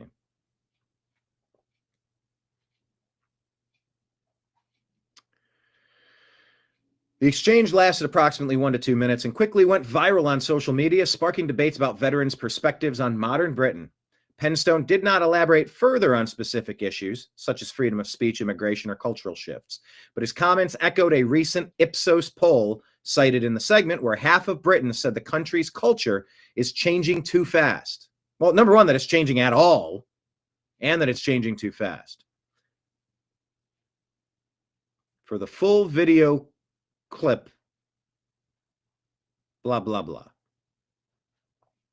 Anyway.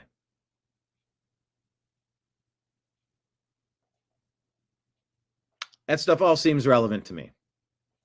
And I wanted to make sure you heard it. You know, I think Tucker Carlson, not to put words in his mouth, but I've heard him say damn near this exact phrase, or almost exactly. You know, if someone's going to try to tell me what I'm allowed to talk about and what I can't talk about, well, I'm going to talk about that more. There's something about something that makes it extra important when someone's trying to silence me on it. Whether it's Charlie Kirk, the influence of any foreign country, especially Israel. If people are out there telling you you're not allowed to talk about these subjects, they're verboten.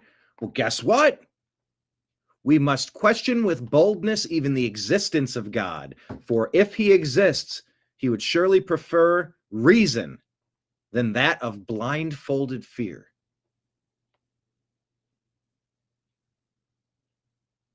Question with boldness. That was a Glenn Beck cornerstone, a Glenn Beck guiding light, North Star, compass, true north. Question with boldness, even the existence of God. You're telling me we can have conversations about something so important as even the existence of God, but we're not allowed to talk about losing freedoms in Great Britain 100 years or, I don't know, 75 years after World War II? You're damn right we're allowed to talk about that.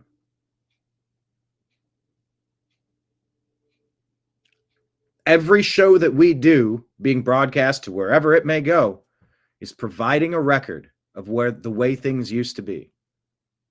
Get a load of me, see? You're going to get tired of this mug. Get a look at it.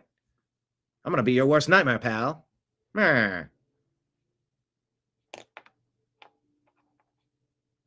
Everything is a time capsule. In the important stuff, especially the stuff they say when you, John B. Wells would say, you know, Brian, they say when you're taking a lot of flack, that means you must be over the target.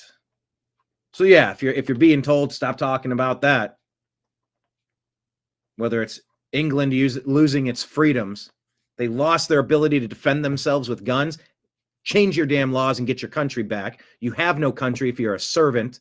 You have no country if you can be abused by a tyrannical force or an invading army. Arm up. Change your damn governmental parameters. You're not a free citizen unless you can bear arms. Change your laws. Do it today. Look at that guy and say, what the heck happened? What happened? It wasn't worth it. We lost all of our freedoms. We lost our freedoms, our liberties, our rights. As George Carlin would say, they're not rights, they're temporary privileges. If it's something that can be taken away, it's not a right. And he is right. It's a list of temporary privileges, they say.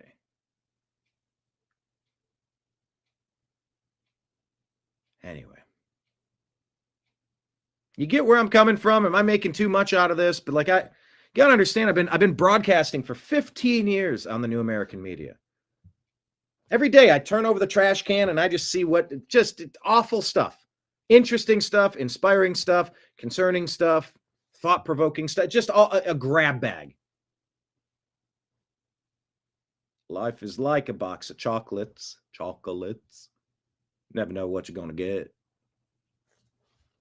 I was running. God, I haven't watched Forrest Gump forever. I got to get that accent back in my head. Actually, maybe I don't. But anyway, that's super important to me. Thank you for humoring me. I think it's relevant. England is getting arrested in crazy numbers.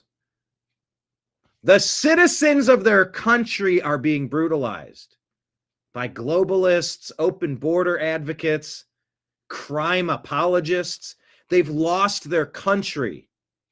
And it's going to happen everywhere if we don't stand up to it and change the parameters. They're not going to be doing that if you're an armed society, because you have freedoms and liberties to speak. No one has a right to avoid being offended. Jordan Peterson has been over this.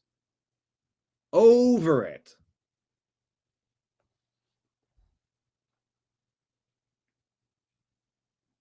So let's move on to Tucker. Tucker's been taking a lot of flack lately.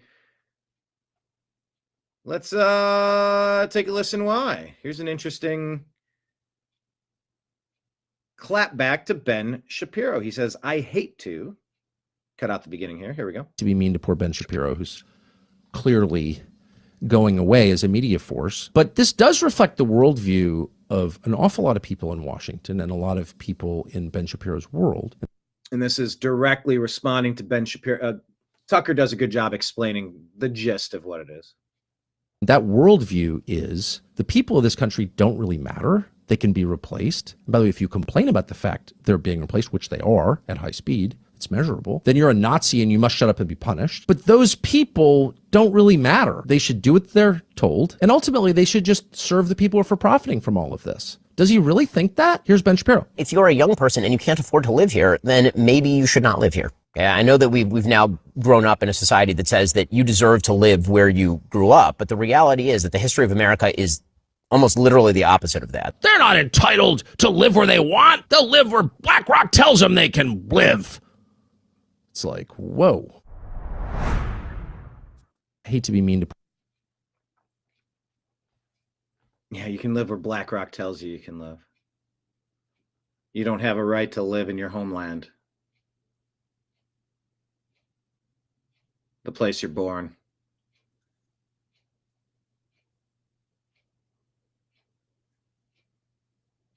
Yeah, Ben is a pretty big elitist. America's second. America could never be first in Ben's book. Yeah, you have no right to live in your country.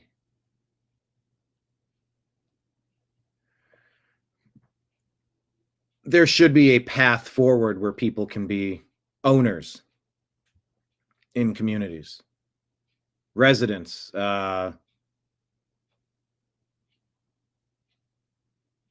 citizens are being displaced. This is a plan.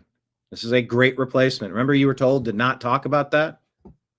Oh, people aren't being replaced. Oh, really? What are the H-1B visas about? Well, funny fact about that, the H-1B visas on one hand are about replacing American workers. On the other hand, it's about the fact that Americans aren't trained to do useful things. They've gone through college and come out with gender studies degrees. Just, hey, we're going to spend 4 years making you angry at the world. Now go. It's like, well, what job do you do? I don't know. Just go be angry. But I got to pay you back somehow. Yep. And you can never declare bankruptcy. What did you train me to do? We trained you to be our foot soldiers. Now go out there and be angry. And you're like, that doesn't work very well. So there can be competing thoughts. Yes, I think if we're going to attract a bunch of tech to America, we're going to need people to do those jobs. But unfortunately, the education system has done such a poor job of training Americans, and Americans aren't having babies. So the replacement rate, it's happening. They're being imported. Your country is being changed. And there can be temporary aspects to this. There's permanent repercussions to this. So just like when Trump said Epstein thing is a hoax, well, no, it's not. But if what you're watching over the past few days, the Democrats feverishly trying to pin the tail on Trump with another Epstein lie, that stuff is a hoax. So I think Trump can be a little bit more inarticulate than he's given credit for.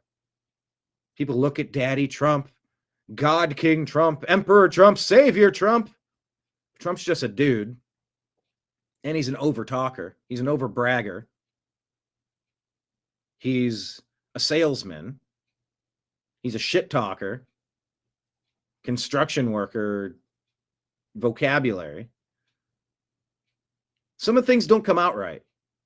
It's okay to admit that a few things that President Trump has gotten into, maybe a little less than ideal. Remember, the whole first term was just kind of like, why would you say that? It's not presidential. It doesn't make you look good. It doesn't play well. But he'd do it anyway. Now about the Epstein thing being a hoax and trying to quickly change the subject. Well, what if the stuff that's going to come out, come out. Number one, it doesn't make any sense that Biden-Obama, because that whole stolen Biden term that many consider to be a stolen term,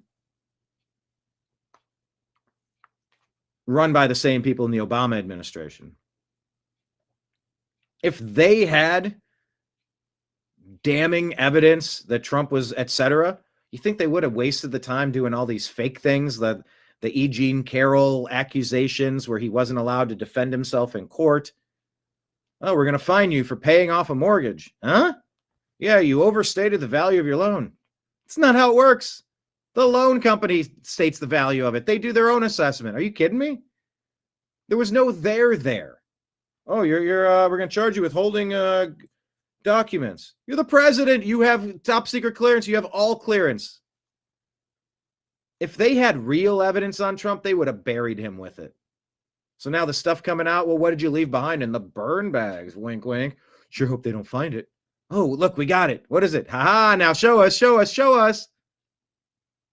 Is it possible that President Trump is playing five-dimensional chess? Is it possible?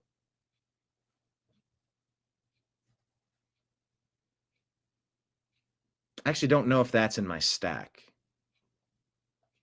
So let's keep going. And let me make sure that story's in my stack. Here is Patrick Bet David. BBC would never do such a thing. You know, we're not Rob, that. I We're just not thumbed this. it up We're in not the that. chat. You have to see this, folks. It is so uncomfortable. She's a blonde lady, British. They roll up her on the street. Uncomfortable. The level of pompous. Pompous lady. Pompous lady. Right here. Boom. Watch this, folks. All right, what do we got?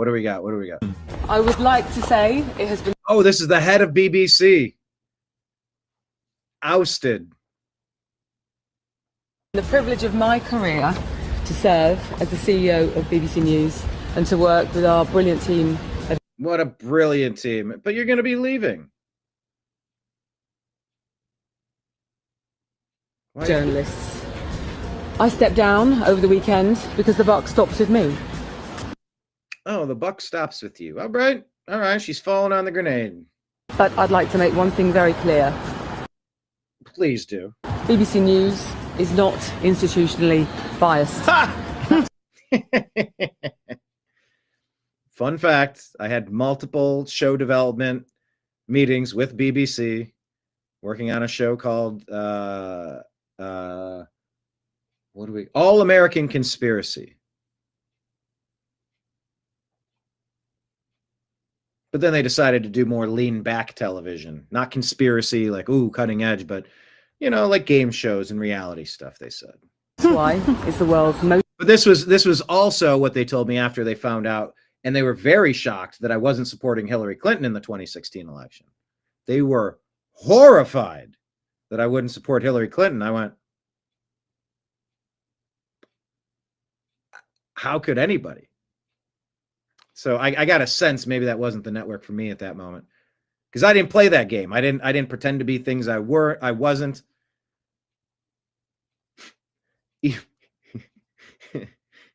Even the promise of a syndicated television show on BBC, and you walk in, and I mean, it's got Top Gear, it's got posters all over, huge office. #1 television shows. You're just looking around going, oh. Okay, I don't watch most of these, but I know these are big shows. No, I don't have it in me to pretend to be a Hillary Clinton supporter just to get a TV show to become rich and famous. I don't have it in me. I couldn't possibly pretend. Maybe in another universe. What story? Hey, in the comments, what story was I saying? I want to make sure it's in my stack. Because as soon as I said it, I'm like, what was I talking about? What was that? Because I'm juggling 10 different stories and 3 different conversations right now.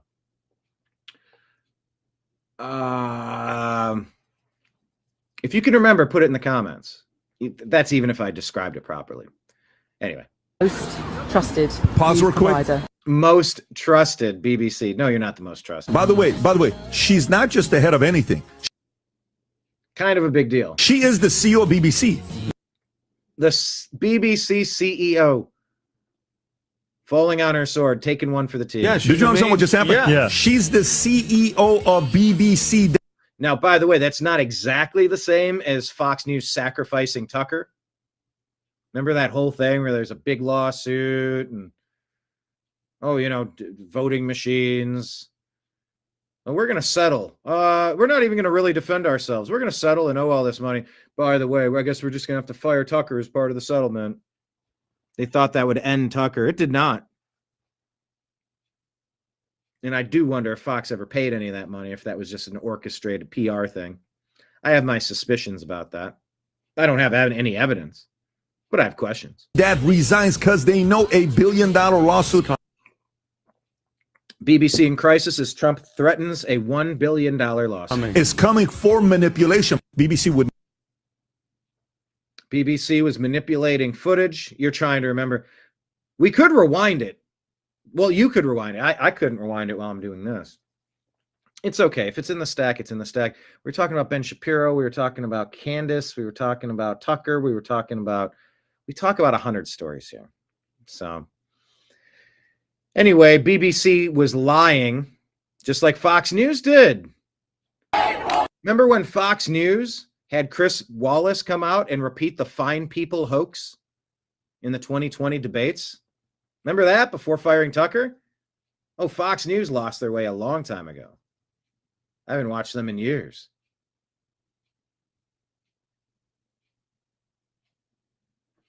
So there's that.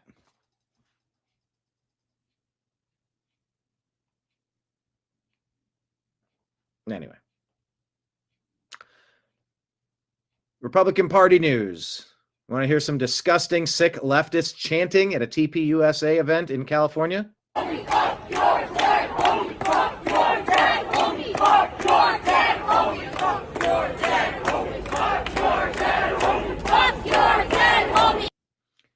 F your dead homie.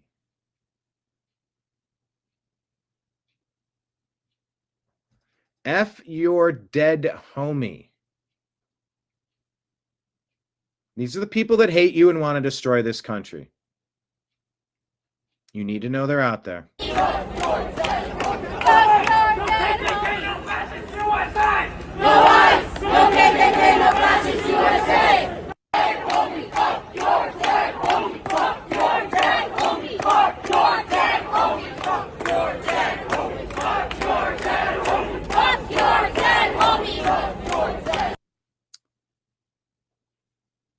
Foot soldiers being created in America daily.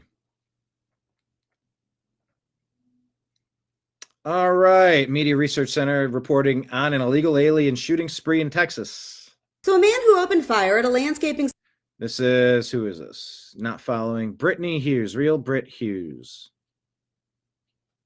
All right, I'll follow. Why not? Supply company in Texas this week has been identified as an illegal alien from Honduras. Federal immigration officials say 21-year-old Jose David Hernandez Gallo from Honduras crossed into the U.S. illegally 6 years ago. Manis says the violence unfolded between co-workers Saturday outside Mission Landscape Supplies. 48-year-old Selvin Chacon, 38-year-old Sergio Chacon, and 24-year-old Karen Bautista, all also from Honduras, were shot dead before opening. Hipolito Martinez says he's overcome with sadness after watching it all unfold. He says the gunman, Jose David Hernandez Gallo, was planning to shoot more people, but they begged for him to spare their lives. ICE confirmed today the Honduran national entered the U.S. as a minor with his family, saying the senseless tragedy could have been prevented. So here we have a mass shooting, yet another example of the gun violence that the left likes to harp on so much, and yet this story never made it out of the local headlines. Gosh, I wonder why. 3 people were dead, all of whom were also from Honduras, by the way, at the business that was employing all 4 of these people in the United States of America because our border security was about as strong as wet tissue paper. But hey, we just won't talk about these things when they don't fit the narrative. So a man... Glad we got that report, though. I will admit in 2015 when President Trump was going on about the border and the wall, and I'll admit that I didn't really fully comprehend why it was a big deal. I mean, I knew it might have been a little bit.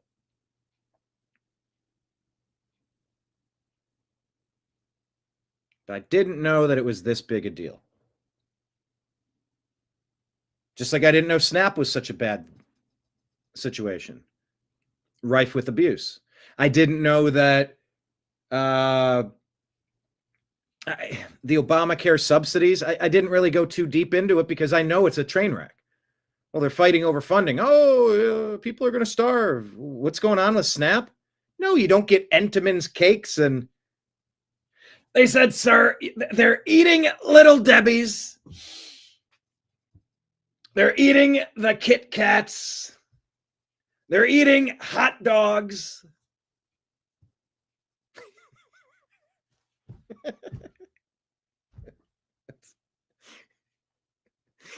There's actually a really good skit in there somewhere. Maybe this could be said as Bobby Kennedy, in Springfield, Ohio, there was a problem. They said that Haitians were eating the cats and eating the dogs. But with the SNAP program, the bigger problem is that people are eating Kit Kats and hot dogs.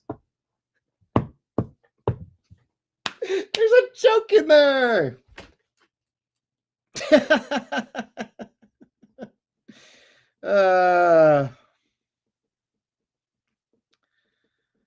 Yeah, I was thinking about jumping back on stage at the at the comedy club. Comedy's a tricky thing, man. I'm trying to figure it out. I love it. And I do enjoy my Bobby Kennedy impression, but I want to like tighten it up and do some more rapid fire jokes and do it 3.5 minutes. I can't do it 4.5 minutes. When the light comes on, you're supposed to be done at 4 minutes. I got to gain control of my time. They're eating the cats and the dogs, more like Kit Kats and hot dogs. But I didn't realize that the healthcare subsidies for Obamacare were such a train wreck, and that was what was driving up the healthcare costs. When that's the way that you can show you're meeting your metrics, and that's the way you can show that you're growing, providing growth to investors. By the way, look at the healthcare stocks. Look at what was I hearing the other day? That one of the healthcare stocks was $25. Now it's $250. And that sort of mirrors a 10x, 20x boost since Obamacare, because it was written by all the insurance companies because they knew they could keep raising the prices and the government, aka somebody else, would have to pay for it. Margaret Thatcher famously said, yeah, the problem with socialism is that eventually you run out of everybody else's money.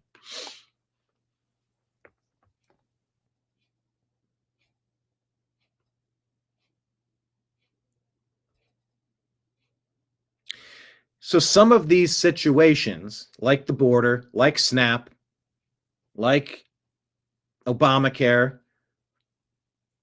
when the energy is amplified, it kind of shakes away all the unnecessary, and you're eye to eye with the giant fish, mammal, whatever. That's Costanza, by the way. And so I am appreciative of that. I just didn't realize the border was this bad. Guess what? It's worse. Here's Speaker Mike Johnson on Newsmax here talking about which political party doesn't deserve support anymore. I've been saying this for so long. It was dereliction of duty what they did, and it shows how little they give a crap about you. Said that this would be the outcome when all this began back in mid-September. They did it anyway. Democrats admitted that they used the people as leverage, and they got nothing for their selfish political stunt here. They didn't achieve anything with this at all. And anyone who studied history would know that shutdowns never yield any positive result. It just hurts people. I said on the House floor a little while ago that we did all this in good faith. From the very beginning, I was insistent about this. Our leadership team was. The Republicans did the right thing. We had a nonpartisan continuing resolution. We didn't have any Republican priorities on it at all. We just said, in good faith, let's keep the lights on.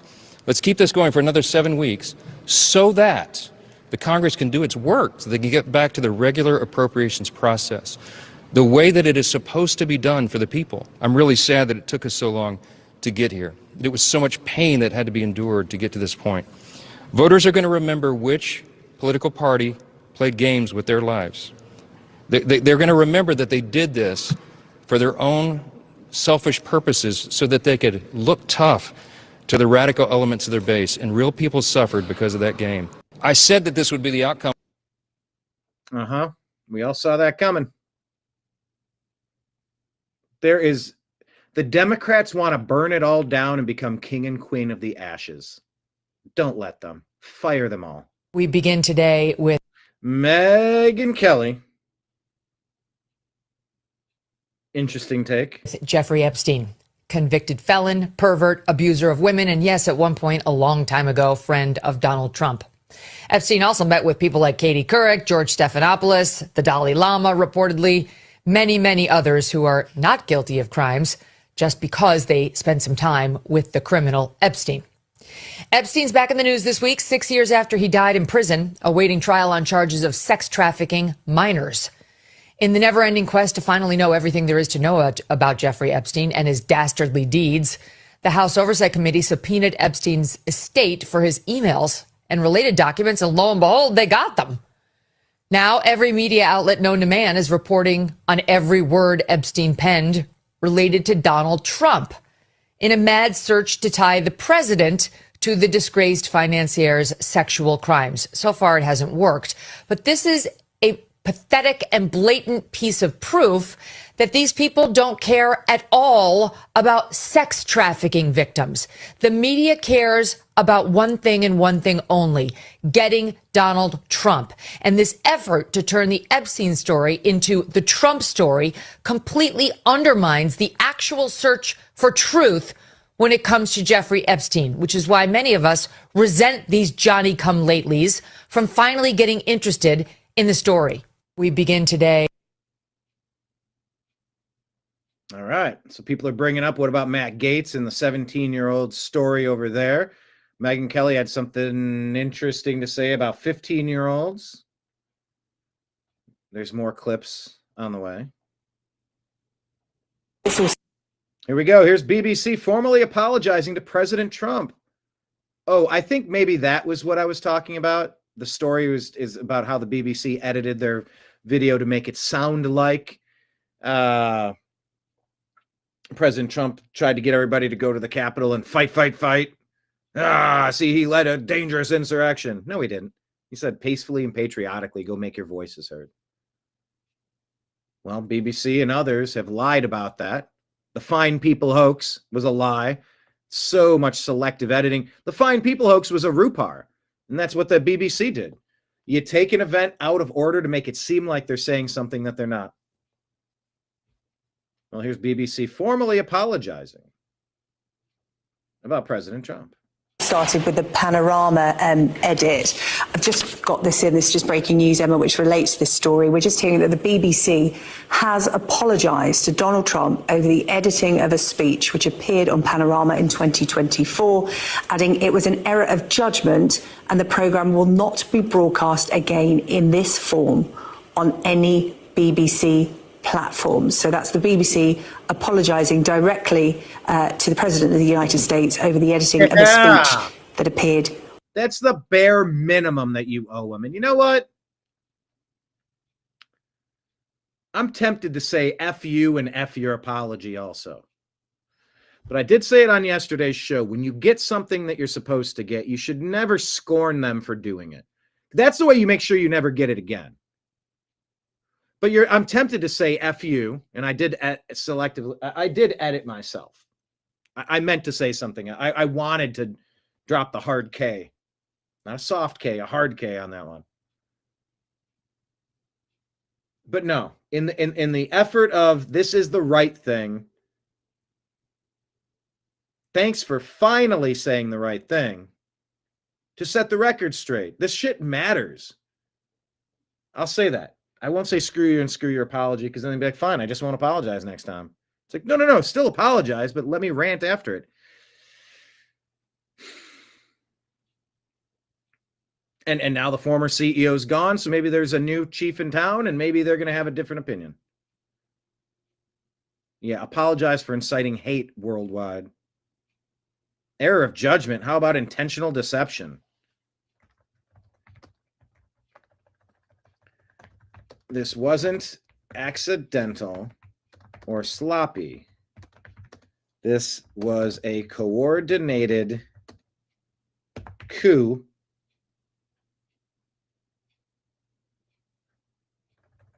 coordinated treasonous act, coordinated treasonous plot to stage a coup and destroy the political career and the political aspirations of Trump and MAGA forever. This was knowingly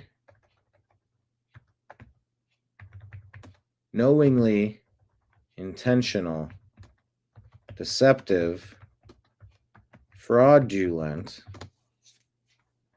damaging, harmful, and there must be a repercussion for what they did. Thank you for finally setting the record straight, though.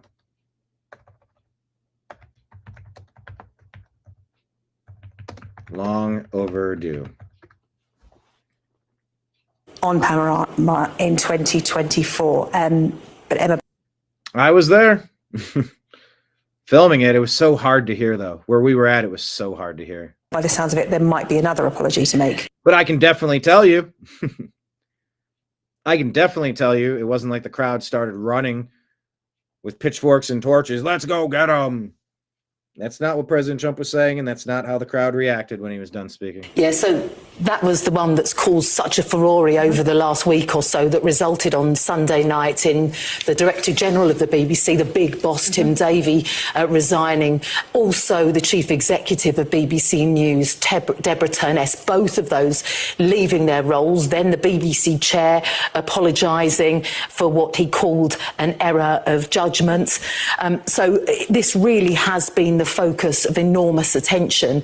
Now we're talking about this Newsnight programme, and what's really interesting about it, according to the Telegraph, who've broken this story, a live guest straight after that speech was played out on Newsnight pointed out that it had been cut incorrectly, changing the meaning, and according to the it was cut incorrectly to change the meaning. This was knowing and intentional. Telegraph, nothing was done on air to say apologise or to address that. Yeah, so and then people it had happened. Yeah, and then the next morning in an editorial meeting it said that it was discussed there, concerns were raised, nothing was done then. There has been a response from the BBC, a BBC spokesperson saying the BBC holds itself to the highest editorial standards.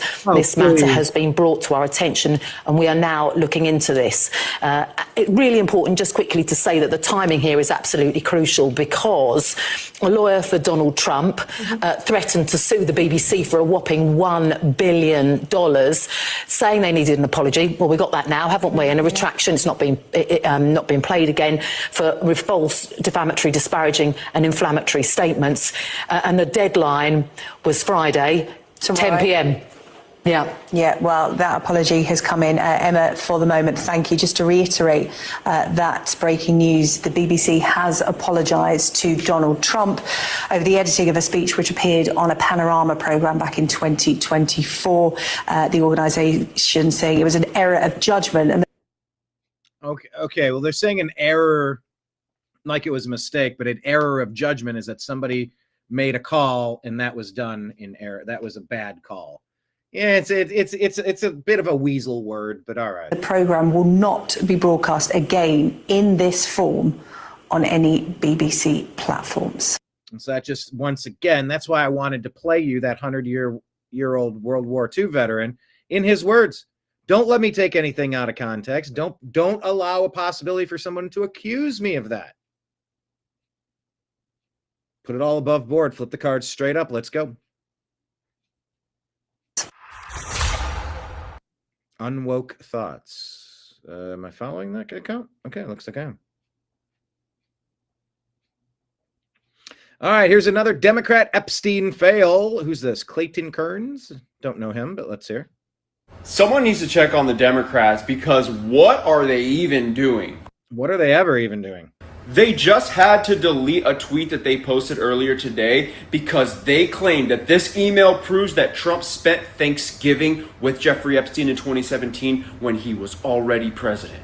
Yeah, big problem with that is that all it takes is a simple Google search to prove exactly every single thing that Trump did on that day, and you can easily tell that he didn't spend it with Jeffrey Epstein. And you know it's bad when they had to delete the tweet because this Twitter account, this official Democrats Twitter account, they just go full bore with all the lies. I mean, they do not have any problems leaving lies up. And you know it's bad when they had to delete it. This is just getting embarrassing at this point. Not only can articles like this prove exactly what he was doing, but of course, since he was president, they have literally his minutes. Every single thing he did on that day, where he was. And as we know, Trump had banned Jeffrey Epstein from Mar-a-Lago years and years and years prior, okay? Trump was in Mar-a-Lago, Trump was in Florida the entire time. Now, as always, when these fake stories are posted, the damage is already done, right? I mean, it got millions of views. You had big Twitter accounts reposting it, saying, oh, Trump was with Epstein on Thanksgiving in 2017. Now, the fact that they deleted it is going to get a lot of attention, and the truth is hopefully going to be spread. But they got what they wanted, right? They pushed a fake narrative. But again, when you are proven to be a liar, it hurts your credibility so much more. And when people find out that they are lied to, it makes them oppose you even more. So they keep shooting themselves in the foot. So go ahead, keep sending us more hoaxes. We'll keep debunking them, and we'll keep gaining trust with the American people while you guys destroy yours. Someone needs to check on the Democrats, because what? Yeah, I mean, we've bailed on the Democrats so long ago. They're out to lunch and knowingly and intentionally lying to us. We're not going to feed at that trough anymore. It's poison. All right, let's take a look at allegedly. I'm not following this, but I share. I will toss follows to accounts I barely know. Someone actually recently said, "Hey, are you following this account?" I go, "Huh?" I'm like, "Yeah." I go. They said, "What's the?" I go, "I don't know." And I clicked it. I'm like, "This doesn't look like an account I would follow. Is it an account that pretended to be something else and then changed?" So I don't even know what that was about. I didn't even know the account they were referencing. Because accounts do that. You follow things, you're like, "Oh, I liked that home renovation video. I'll follow that." And then you notice a couple weeks later that account is showing you really big boobs or something super gross on the human body on a little clip, and you're like, "Ugh, what the hell's going on here? I didn't sign up for this shit." Unfollow. Facebook is notorious for that, but it happens on all accounts. Anyway, but yeah, I'm sort of generous with my follows. This is Conduit Church, showing what they say is an electoral map between men and women. I don't know if they reference where this map is from. I don't know if I can confirm its validity, but it sort of tracks. So take a look at this one. To see what the electoral map would look like if only men voted, and then you're going to. Okay, I got to mute it because there's too much music. All right, so why is this? Here's the map. On the left, this is only if women voted. There's a lot of blue, but you have red. What is that? Idaho. They lose Texas? Kind of along the Mississippi River. Men, but otherwise it's all women. But if just men voted, they'd have the whole country, except for New York, Illinois, California, Oregon, Washington, and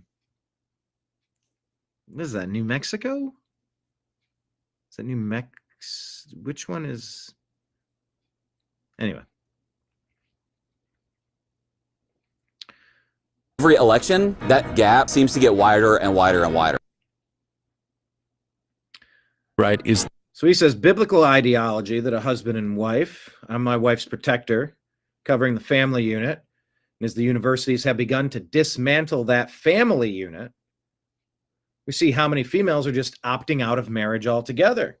And I wonder if this anecdotal and theoretical for me, but I wonder if it's because they now are married to the state. So the state becomes their protector and not their husbands. Then they would vote for that. And when you reverse it with the men, especially voting the other direction, was that under 30 right now, you don't even remember a time where you weren't being blamed for being the entire problem of society.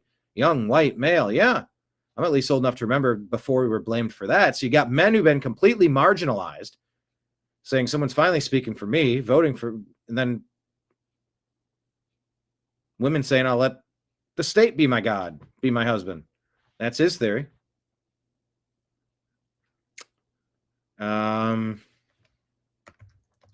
Let's leave a comment. No lies told button.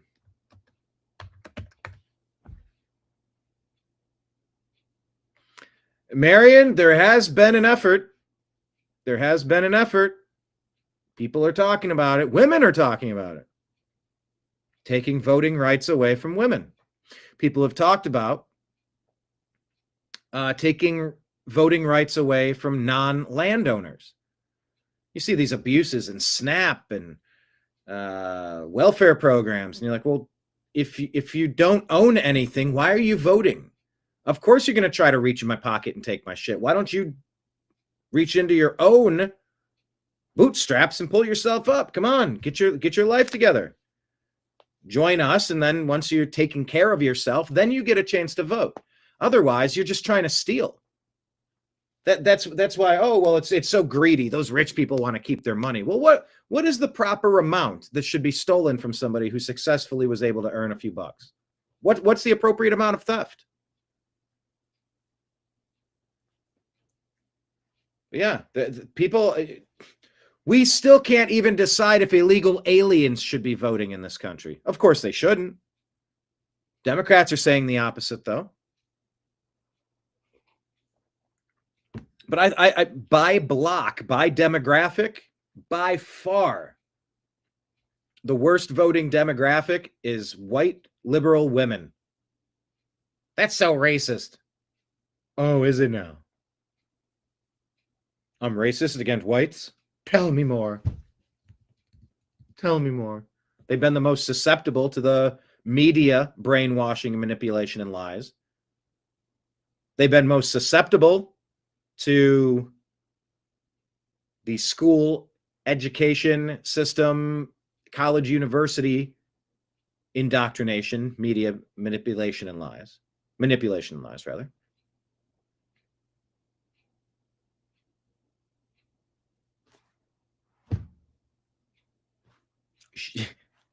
I mean, are we better off or worse off?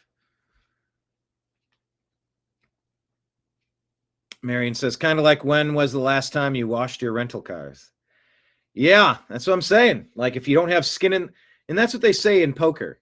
You know, you can't really play poker against somebody who doesn't have anything in the pot.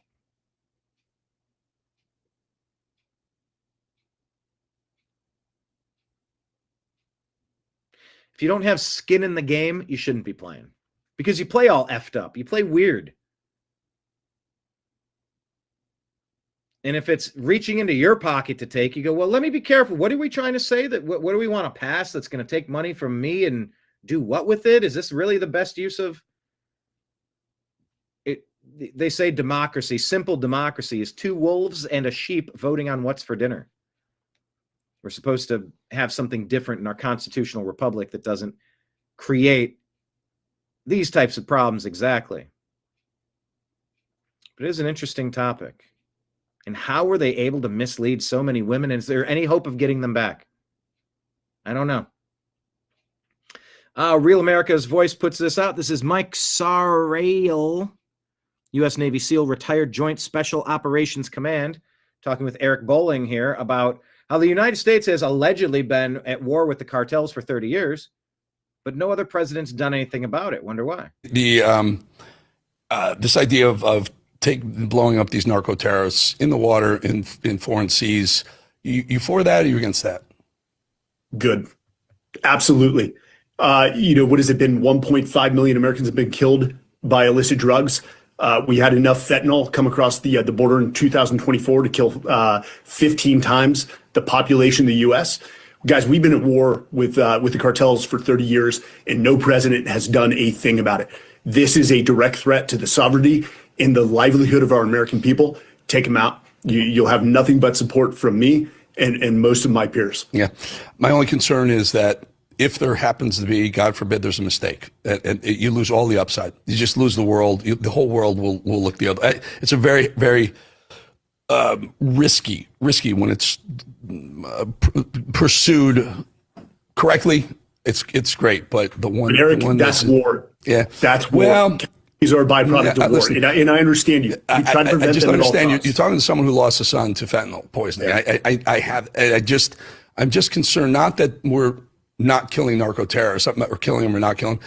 I'm concerned that if there is a mistake, if there, God forbid, there's a civilian on one of those boats, we've lost all the upside. And that's what I just don't want for this administration and their effective war on the drugs coming into the country. So this idea of blowing up these narco terrorists in the water, in foreign seas, you for that, or you against that?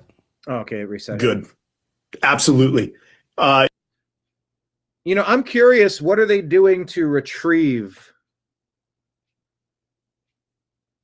If these are thousands of pounds of drugs and it's just going into the water, why aren't we retrieving that to dispose of that?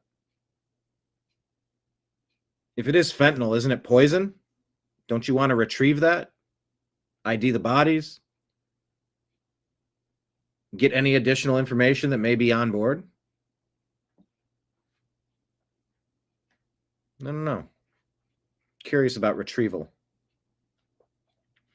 Pam Bondi says, last night an individual attempted to confront one of our U.S. attorneys, my dear friend, U.S. Attorney Alina Habba, destroyed property in her office, and then fled the scene. Sounds like an insurrection. That's what I'm going to type. Sounds like an insurrection. Destroyed property in her office and then fled the scene. Thankfully, Alina is okay. Any violence or threats of violence against any federal officer will not be tolerated, period. This is unfortunately becoming a trend as radicals continue to attack law enforcement agents around the country. Greg Price says the Democrats deleted their post claiming that President Trump spent Thanksgiving with Epstein in 2017. Probably because it was an easily disprovable lie, and the attempts to connect President Trump to Epstein's crimes are a giant hoax.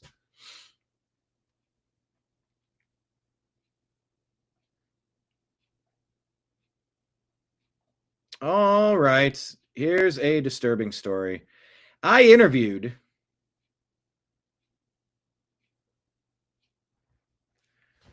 the lead singer of Eagles of Death Metal, Jesse Hughes. This is on the heels of the Bataclan attack in France. They were doing a show. Shooting started. Feel free to tune out for a minute or two at this one, because I don't even know how to explain this to you, because you don't really know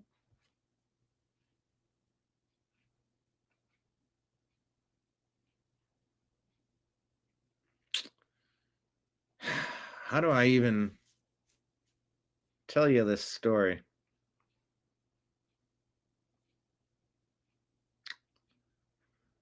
November 13th, 2015, 130 slaughtered, 683 maimed. Quote, in the name of Allah. But did you know that the media hid the worst? Here's what French forensic reports and sealed testimonies revealed.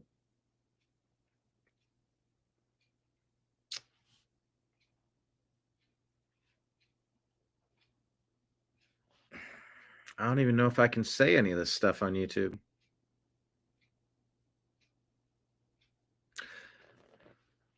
I gotta change this a little bit.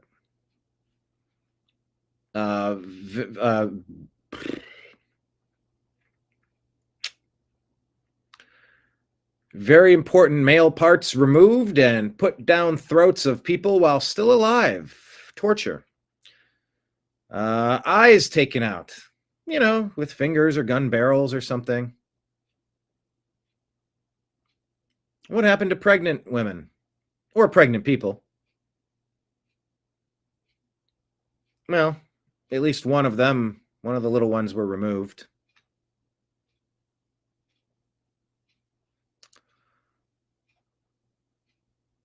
Taking this off.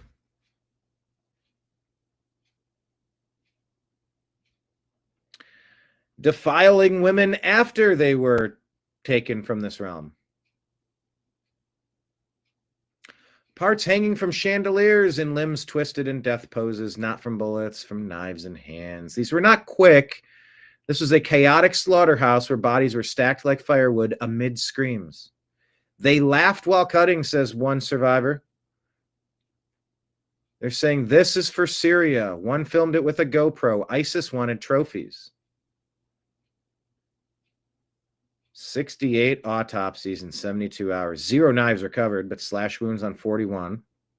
DNA of 3 attackers found in wounds. France didn't want to tell you this. Frankly, I don't want to tell you this. This is according to Amy Mack and the 29.0 chasing account here. Allegedly to protect cohesion. They didn't want to stop importing jihadis, Islamic militants. And today, 10 years later, France still submits to their invaders. Borders still remain wide open.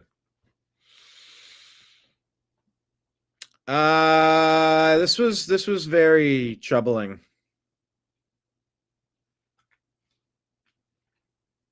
Yeah,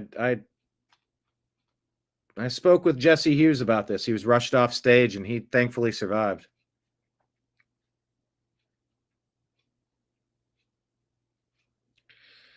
Level up, people. Get ready. Prepare yourself.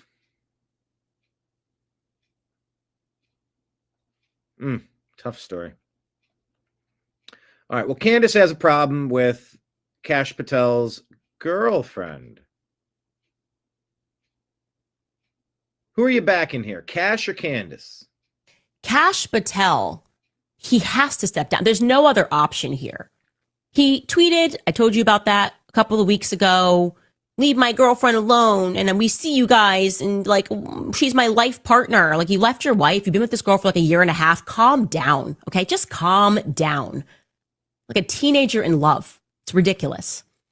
Well, now his girlfriend, turns out, is suing Elijah Schaffer and other content creators for $5 million. For $5 million. For her hurt feelings, okay? Because she was called a honeypot, an Israeli honeypot.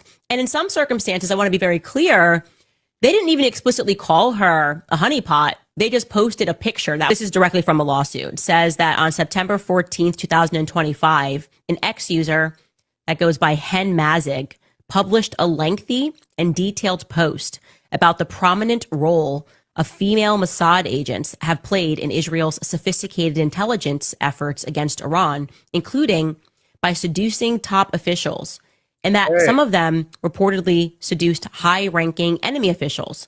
Now, in response to the comments on that same day, Elijah Schaffer posted a photo of Alexis Wilkins, that is her name, and Patel, right? So this is this is what they're suing over.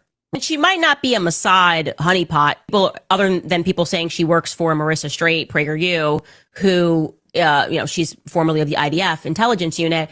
I worked for PragerU. I'm not a Mossad honeypot person, so that's not evidence. But there is evidence that she comes from a Freemason family in California. Like dad was in the California Freemasons, and grandpa was pretty high up in the California Freemasons. And, Kash Patel's dropping 33 hours like it means something. That's actually more interesting than Mossad honeypot. Kash Patel dropping 33 hours like it means something. What is she referencing there? I don't know what that is. I don't know what she's referencing, Kash referencing at 33 hours. Mom works in aerospace. So she's not just like some cutesy country singer that has no connections. Like, let's make that clear. She doesn't have no connections. Letting you guys know that. And I am so sick of the idea that you're going to file and bankrupt people because you don't like what's on the internet. That's why this needs to be exposed. He should be flamed. The punishment for these sorts of things is these people should be shamed. They should be absolutely shamed. Out of public life forever. If your solution to somebody saying something on the internet is I'm going to bankrupt you, especially something, who cares? You're a country singer. Even if you were a Mossad honeypot, why do you care? This lawsuit is pathetic. You should be forced to step aside. But, it's probably not going to happen because a lot of things that are going on in this administration have been embarrassing. And yeah, we're hunting down kids on college campuses that offend Jewish people. So we're stuck with Kash Patel. Kash Patel. Bro's first girlfriend. What do you think?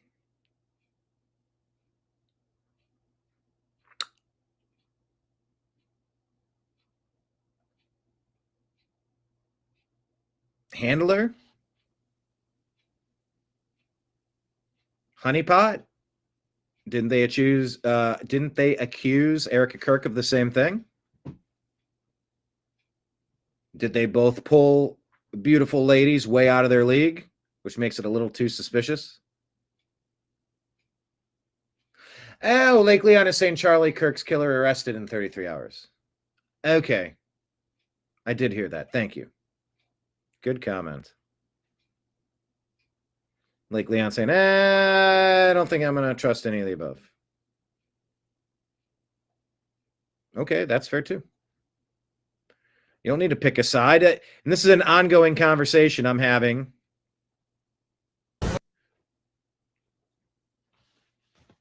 in some threads and you discuss, like, well, you're going to support Bibi Netanyahu. Well, no, what are you going to support? The Hamas terrorists? Like, hold on a second. Why do I need to support the New York Yankees or the Boston Red Sox? They're not my team. Why do I need to pick a side? Yankees are known as the evil empire. Can I root against one team more, or do I need to not care about either? Do I need to dislike both teams, or actively try to root against both teams, or try to defeat both teams, or sabotage both teams, or trade with both? What are you supposed to do? I'm rooting for my team. That's over here. Those two things are two things over there. Don't make me pick like I have to. So that's fair. If you say neither, if you're going to trust Cash on this or trust Candace, you can say neither. But I'm just saying, what's more likely? This poor sweet thing is just on the up and up and she doesn't deserve all this abuse, or they might be onto something and come on, Cash, you've been compromised. I don't know. Fed Up Californian here posts this, says Governor Gavin Newsom's former chief of staff, Dana Williamson, facing 23 federal charges. Former chief of staff of Gavin Newsom met with heavy media attention leaving the courthouse, being indicted on multiple charges, accused of funneling money away from Xavier Becerra's campaign, facing allegations of tax fraud, bank fraud, wire fraud. Reporters attempted to ask her questions. Excuse us. Any comments? Should other California officials and people involved in the government be concerned now with this investigation underway? Do you have any comment, Ms. Williamson? Excuse us. No, you guys can contact my attorney. Excuse us. Do you have anything to say at all? Ms. Williamson, do you have anything to say to Javier Becerra right now? He called this a Have you been cooperating with prosecutors? Ms. Williamson, you have nothing to say with the 23 counts against you, alleging that you and co-conspirators funneled money to Javier Becerra. Watch out for your steps. Steps.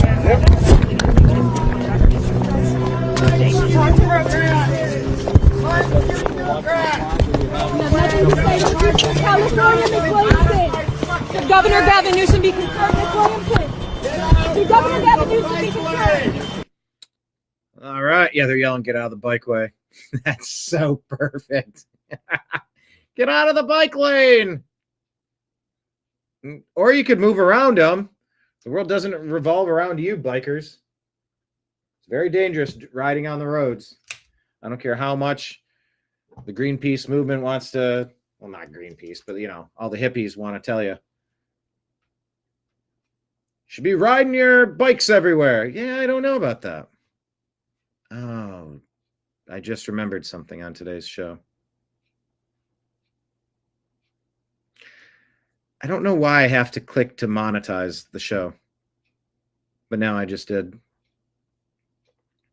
Don't understand it. If I'm making content, of course I want it to be monetized. Why is it ask me? I need to do it before I launch. After I set it up and before I launch. Keep forgetting. And it's important because now my Democrat Schumer shutdown ends almost. Trump pardons election integrity targets. November 10th stream ineligible for monetization because of copyright. Hot blonde Sydney Sweeney and Erica Kirk demonized by Democrats. Is it deserved? Unmonetized, demonetized by YouTube.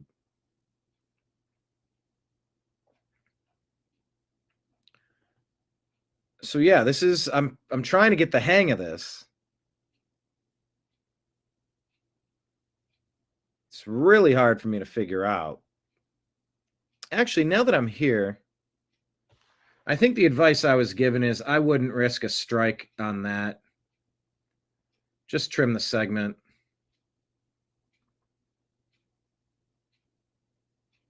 It's like playing Russian roulette for a nickel.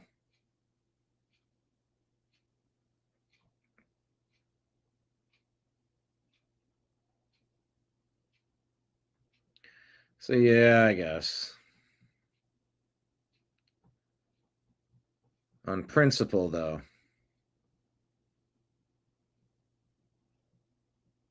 I wanna. You know what? I will take that out. I'll see the details. I'll take action. I'll trim out the segment and just click it now. What a damn shame. All right, so I took that one out. Anyway, I just remembered this as I was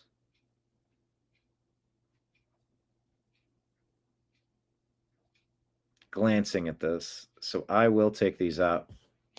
Like I said, please hit like, please hit subscribe. Tip jars open. Venmo, Cash App, Rumble Rant, Super Chats.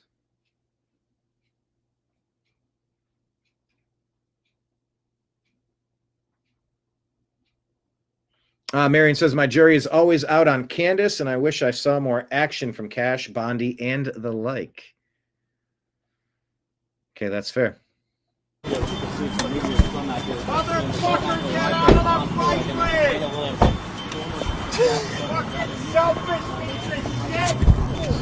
It's a fake blade, not a loading stone, you asshole!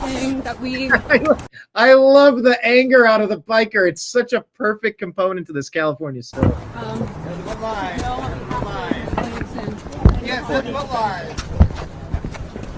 There's nothing else. Charges. Should other government officials in California, other people associated with the government,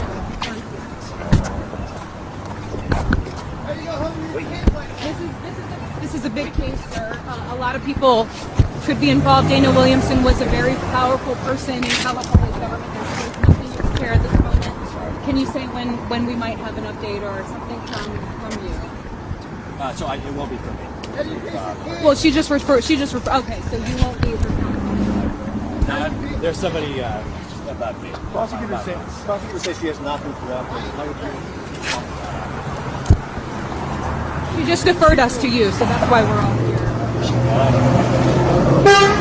She confirms that the only person that's faced charges in court so far. You have no comment on the plea agreement that was potentially taken by McCluskey and Campbell, who are co-conspirators in this case. So what's next? All right. Excuse me.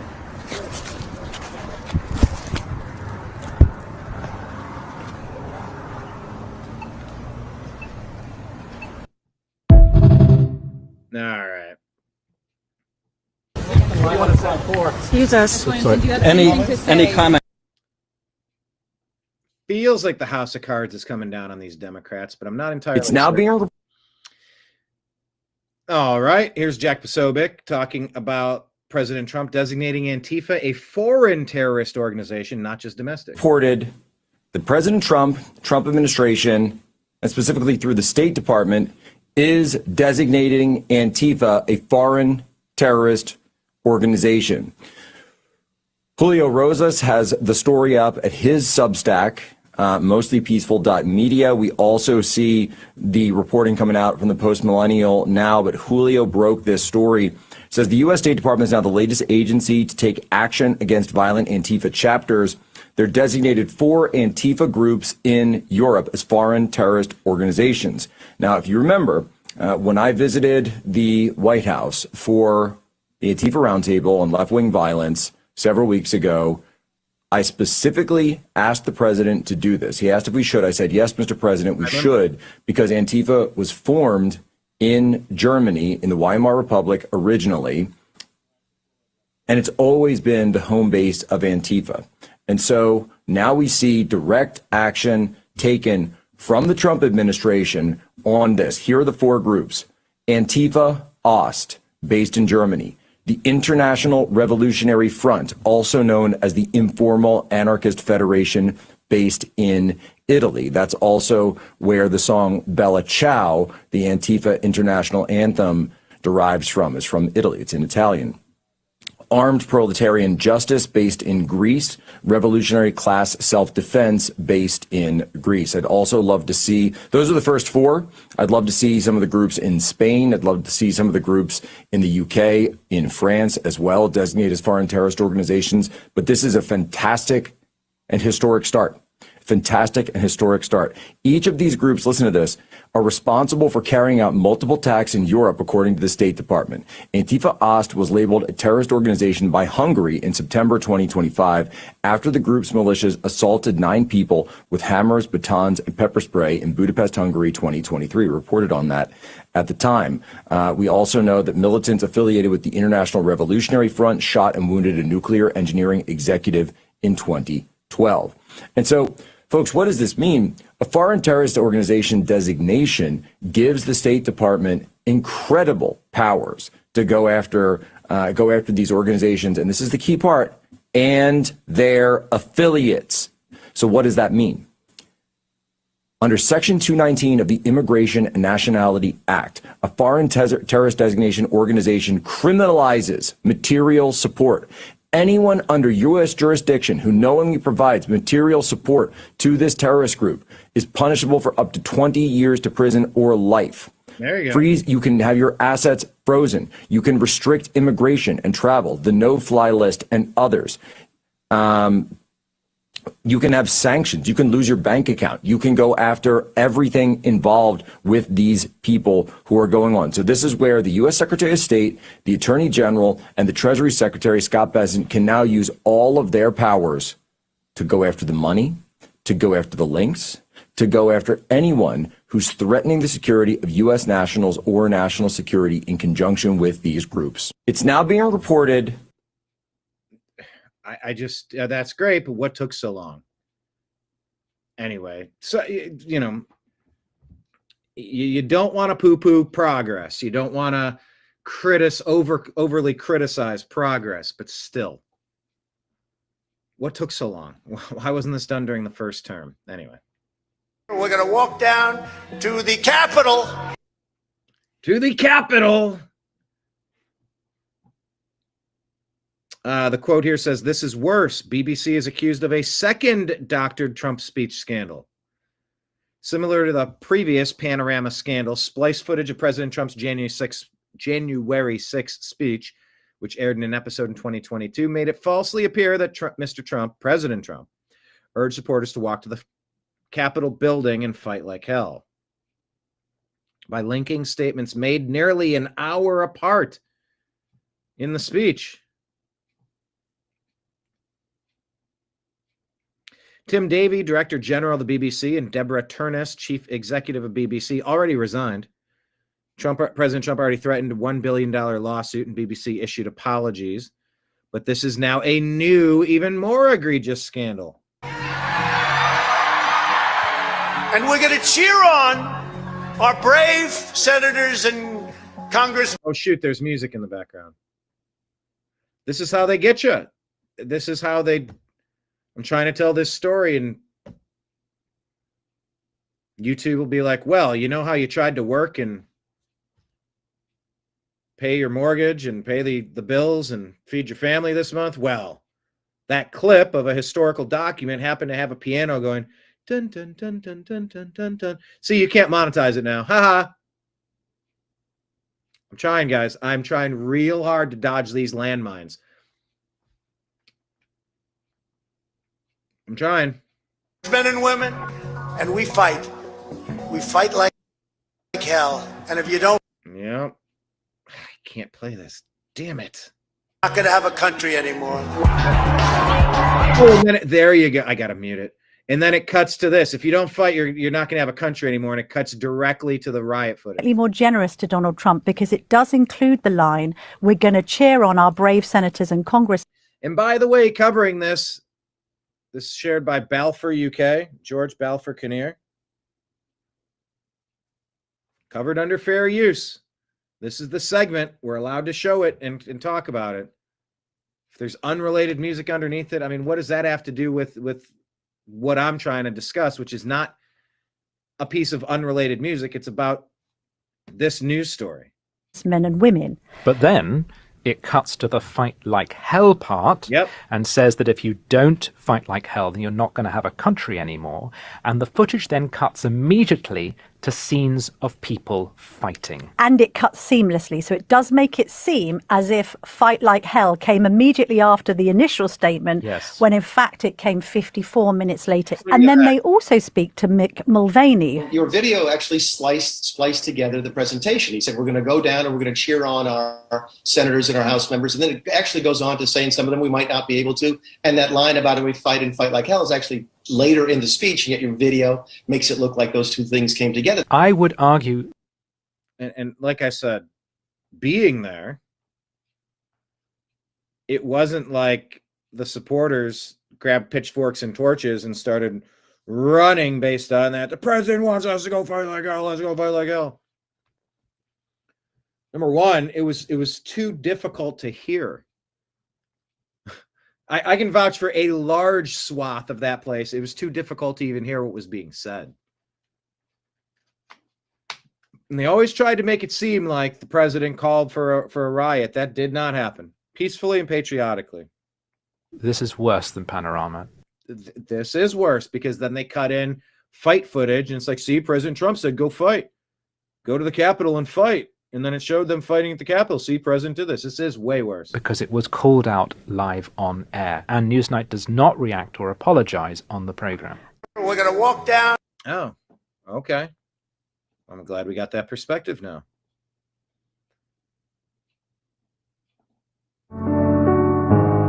It's been a year, and we're still waiting to hear any info about this alleged shooter.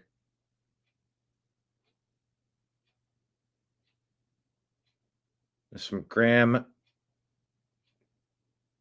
G. Hammer.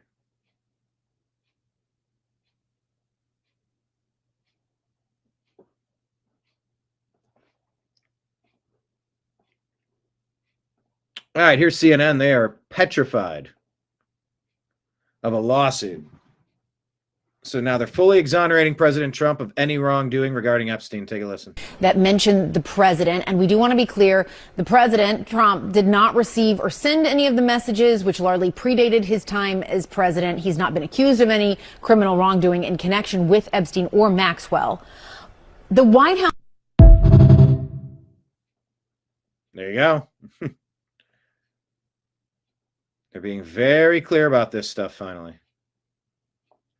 Tucker Carlson says the FBI told us that Thomas Crooks tried to end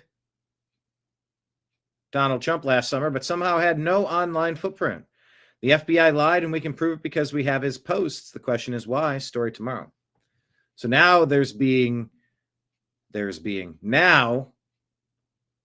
community notes are being added saying that they never said there was no online footprint from the alleged Trump assassin in Butler, Pennsylvania. Well, that is what everybody was saying. Not everybody. That's what a lot of people were saying. It seemed to be common knowledge at the time that we were being told there was nothing to see online from this character. So that's an interesting thing to parse out. I've often said how the Democrats are rudderless, helpless, hopeless. GOP Representative Brandon Gill seemingly anoints the leader of the Democrats, or two of them. Thank you, Mr. Speaker. It was great to hear from the new leader of the Democrat Party, Mrs. Alexandria Ocasio-Cortez. Unfortunately, we didn't also get to hear from their other leader, Mr. Zoran Mamdani.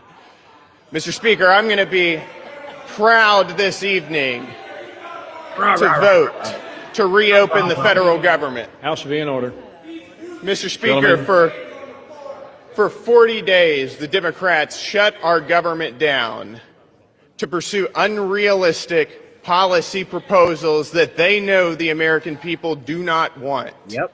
Mr. Speaker, the American people do not want health care for illegal aliens. They do not want our tax dollars funding left-wing media outlets, and they do not want to drive up our debt $1.5 trillion as part of a short-term continuing resolution.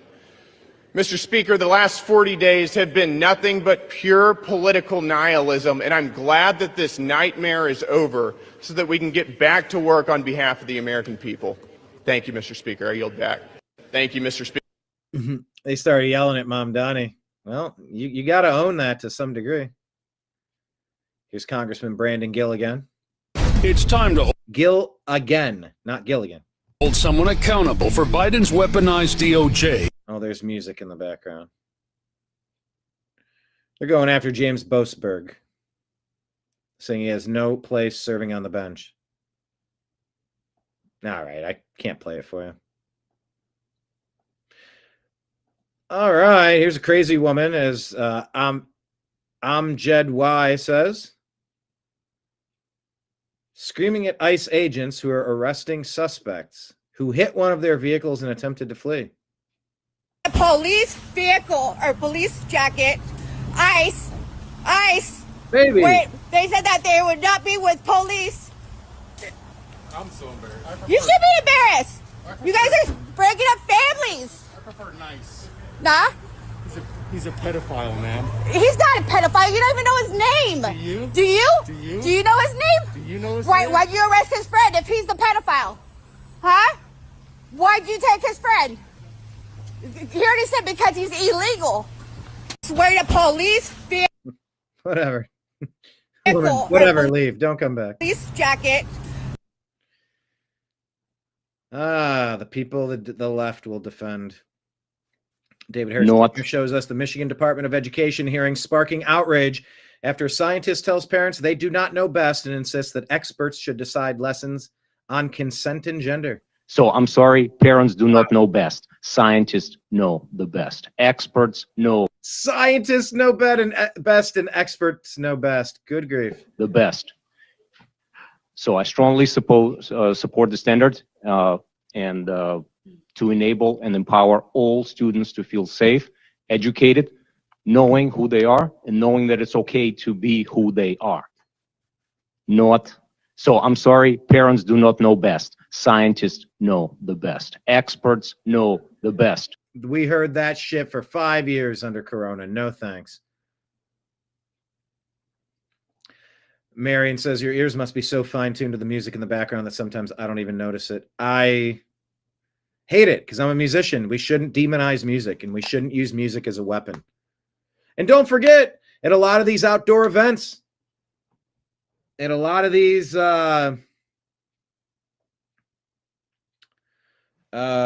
rallies and protests, there's music. And it's been said that Antifa does this intentionally, knowing that if you put a video out there and there's music playing, they won't be able to show it. So they're hidden. They know the video won't last. It's diabolical. I hate that I have to slap videos down because of music. And I think this one has music. Anything that's been edited together and it's going to, you know, have all of the follow the bouncing ball.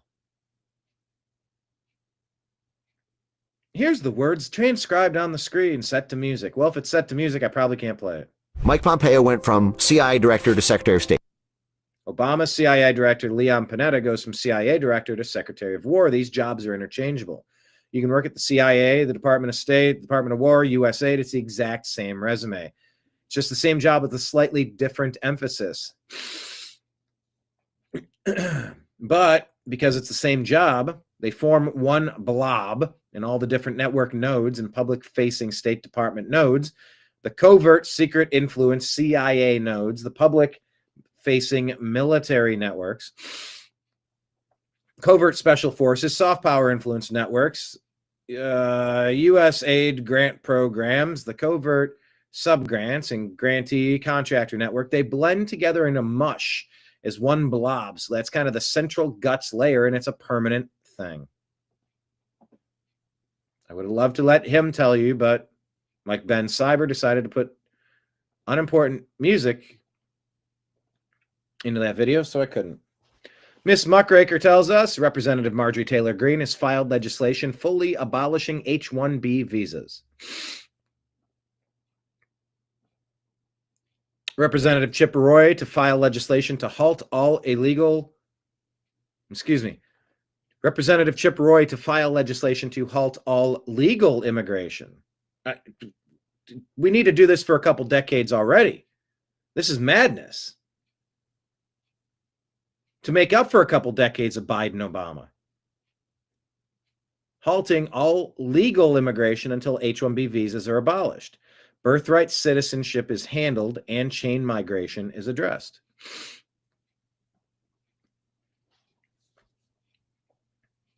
Ms. Muckraker says, bring the talent here to educate American workers. You don't bring talent here to replace American workers. People say Americans aren't as smart. They can't focus. They aren't getting the same education as outside America. Okay, so change the schooling. Educate Americans better. Reform elementary schools. Stop teaching woke ideology. See how they cause the problem, then demand the answer be everything other than America first? That's a simplistic view. It's a simple view because they've overcomplicated the situation on purpose to gaslight you. That's well said. Vice President J.D. Vance says the Trump administration will surge housing affordability through mass deportations. Include visa holders as well. There are approximately 3.6 million foreign nationals residing in the U.S. on valid non-immigrant temporary visas. About 400,000 non-immigrant visitors, mostly tourists, were estimated to be overstaying as of mid-2025, but these are not counted in the resident total above. Breaking representative, these are all from Miss Muckraker, by the way. Representative Alexandria Ocasio-Cortez claims MAGA is coming up to her en masse and saying, I want to be a democratic socialist. Deep breath. I'll take shit that isn't happening for 1,000, Alex. That just doesn't happen. DHS Secretary Kristi Noem gave $10,000 bonus checks to TSA agents who worked during the government shutdown. Bravo. Miss Muckraker says, sometimes I forget that not everyone has read and researched the things I have. I assume everyone sees the corruption like I do and others like me. Some people are waking up for the first time today. I find it hard to believe that.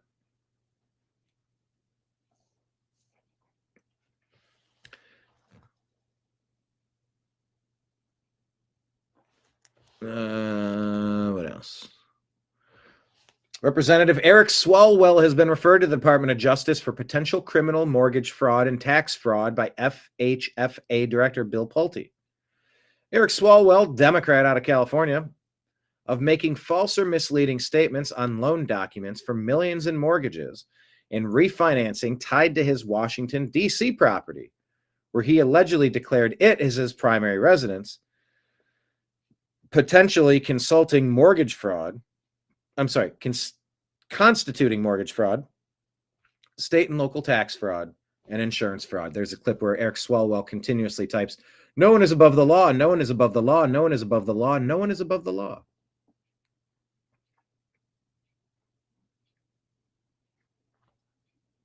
But let me say this.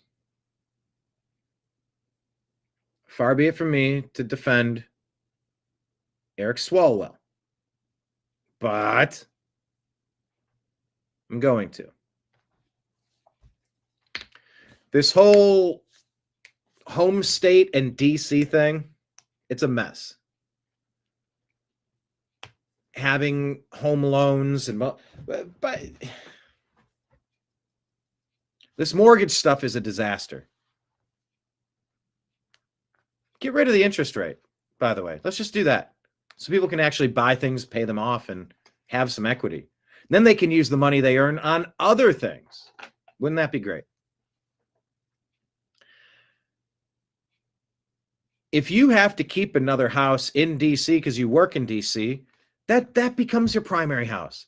Well, no, he has to have his primary residence where he lives. So he has to pay for a vacant place and then pay for a second place. Okay, that makes sense.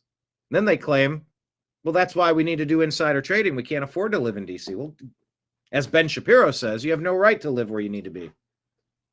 Or something. So this whole mortgage fraud stuff, it's primary residence, rental come on. Like, we got to stop with all these ridiculous stipulations. Anyway. If there's more to it and there's some finer point details where Swalwell's busted, fine, let's go. That guy was part of the Russian collusion hoax. That's a treasonous coup that he was heavily involved in. He deserves to get busted, but I don't know. Well, it says he's from a district, but he doesn't live in the district. Yeah, he lives in D.C. He's in Congress. No shit. By the way, you want to fix that? Make a subdivision. 230, what is it? 100 members on one side, and then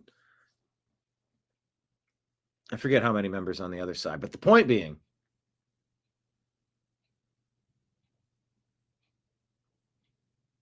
make a neighborhood, and everybody has a house, and it's bought outright. There's no mortgages. It's not stupid expensive. But when you're in Congress, you get to stay in this neighborhood, like an HOA, a congressional neighborhood. And then when you leave the post, that place is cleaned, professionally detailed, and then they open it up for the next person. So you don't have to pay for two places at once.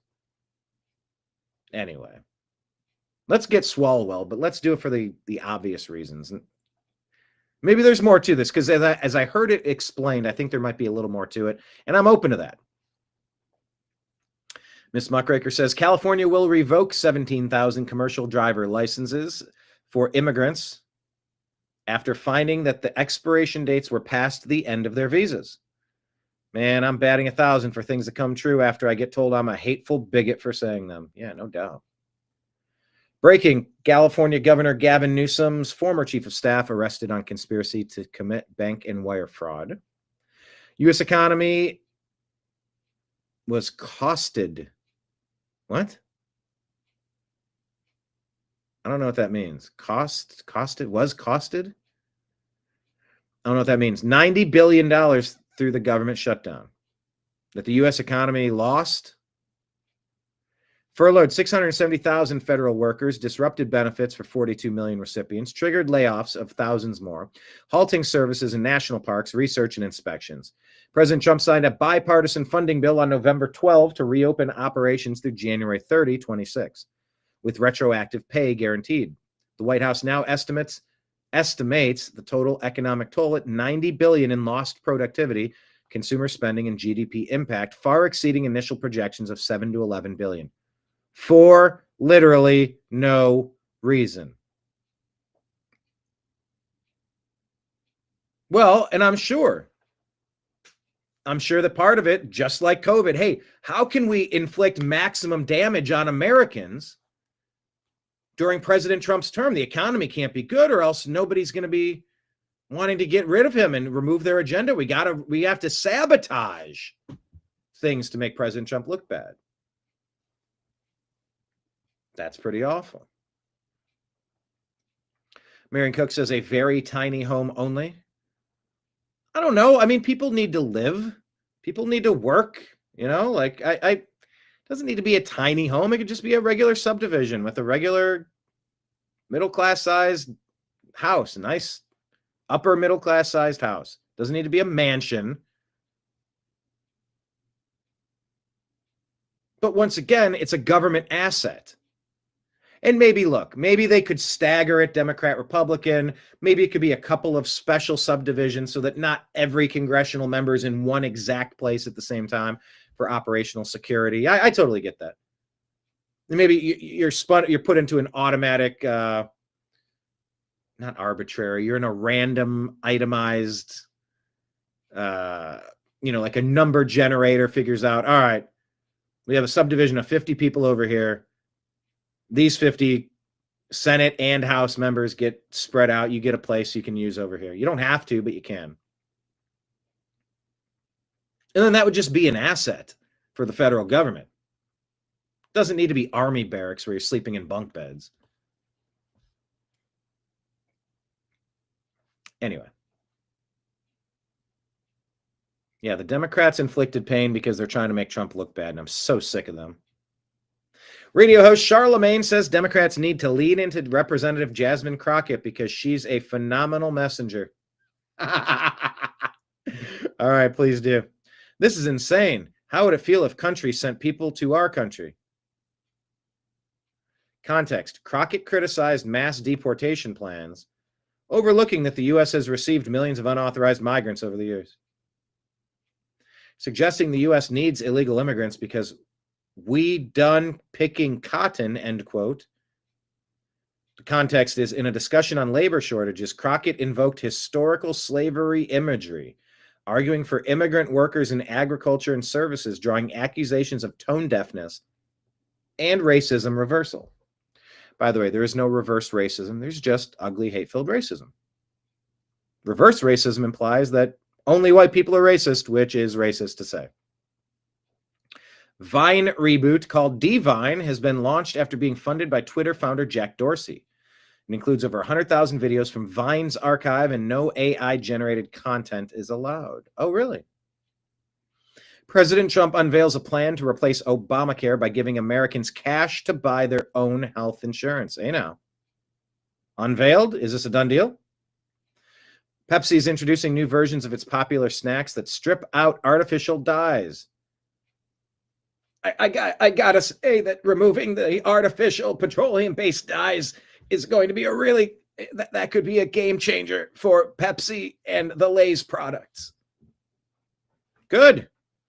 Don't make it a line. Just get rid of it. Stop feeding us poison. Why are they even allowed to keep poisoning? Just stop. Speaker Johnson says a vote on the Epstein files will take place next week after the discharge petition.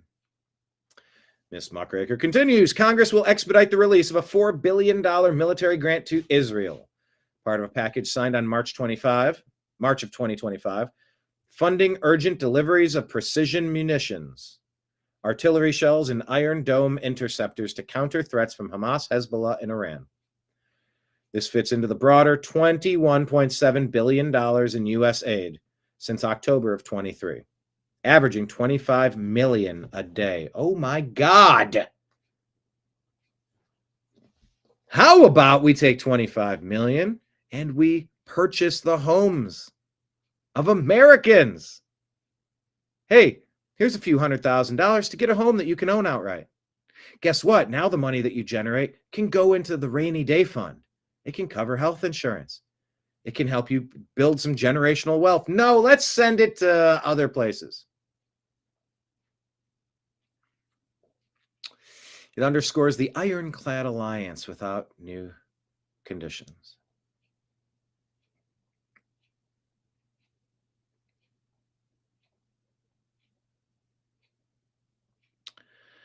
Babylon B. Megyn Kelly gets rid of her old pager just to be safe.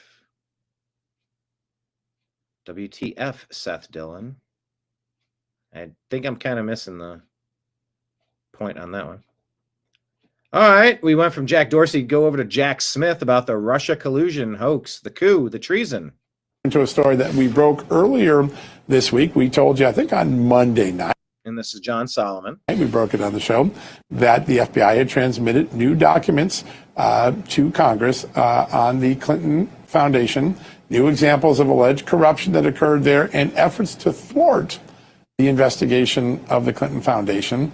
Some of those documents also involved efforts to investigate the Clinton campaign's funding of the Steele dossier. Well, today we learned in new documents that my good colleague Jerry Dunleavy just put up that the Justice Department under Joe Biden was trying to use Special Prosecutor Jack Smith to scuttle any FBI or DOJ investigation into the Clinton campaign's funding of the Steele dossier. Why is that news? Well, first off, we didn't know that they were criminally interested in investigating Hillary Clinton's campaign for that funding. But two, we now tied together Jack Smith's investigation to Russia collusion. Now you begin to understand why FBI Director Kash Patel said he thought it was a grand conspiracy, that all these things to get Trump are connected, from Jack Smith and Lois Lerner in 2014 at the IRS, to the Russia collusion, to Ukraine impeachment, to the raid on Mar-a-Lago, to Jack Smith's investigation. And it turns out that Jack Smith has a direct connection to Russia collusion now in these new documents. More over at justthenews.com on that. All right, let me turn to a story that we broke earlier this week. We told you, I think on Monday night, we broke. All right. And that, I believe, one more. Oh, there might be more than one more. This is Speaker Johnson officially blocking the House vote on extending the flawed Obamacare subsidies to big insurance. I haven't, and there's a lot of reasons why. First of all, the Unaffordable Care Act has failed the American people. It did exactly the opposite of what they all promised as it would do.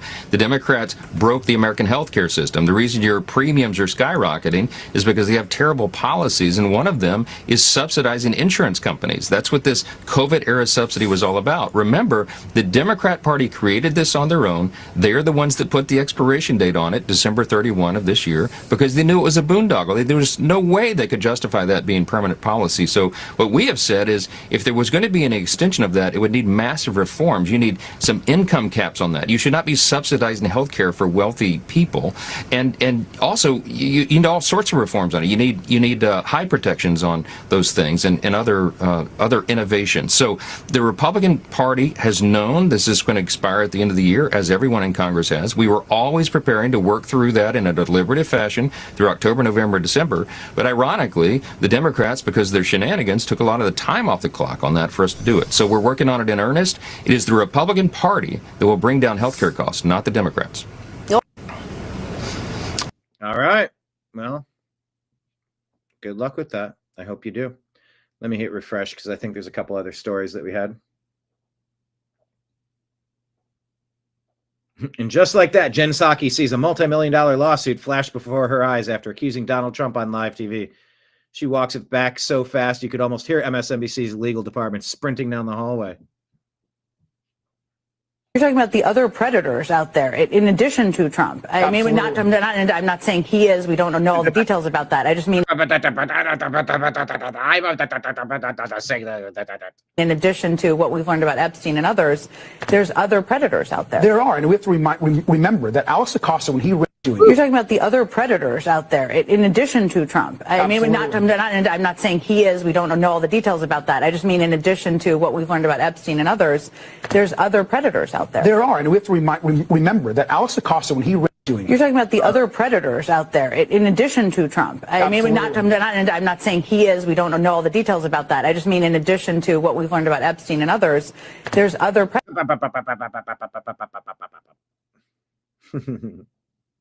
That's pretty funny. Okay, I think that might be the last one that I had.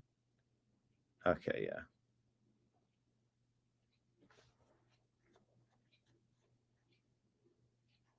All right.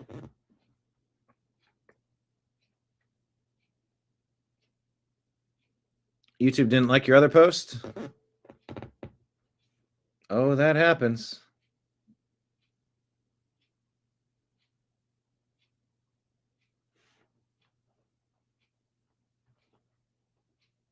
Okay. Let's go to our X feed. Hit like, hit subscribe. Reminder that we do have our tip jar open on Venmo and Cash App, BrianEngelman. PayPal fuzz installment at yahoo.com is the email. Also have Rumble Rants and Super Chats on Rumble and YouTube. All right. Yeah. Trump is in the Epstein files. Yeah, it says Epstein hates Trump. Yeah, but Trump is mentioned.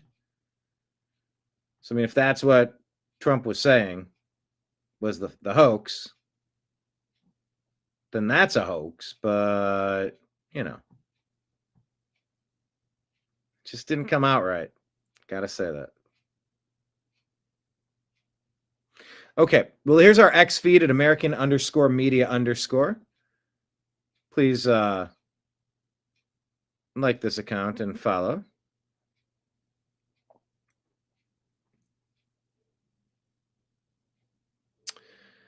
Here's our Patreon link that you can subscribe to.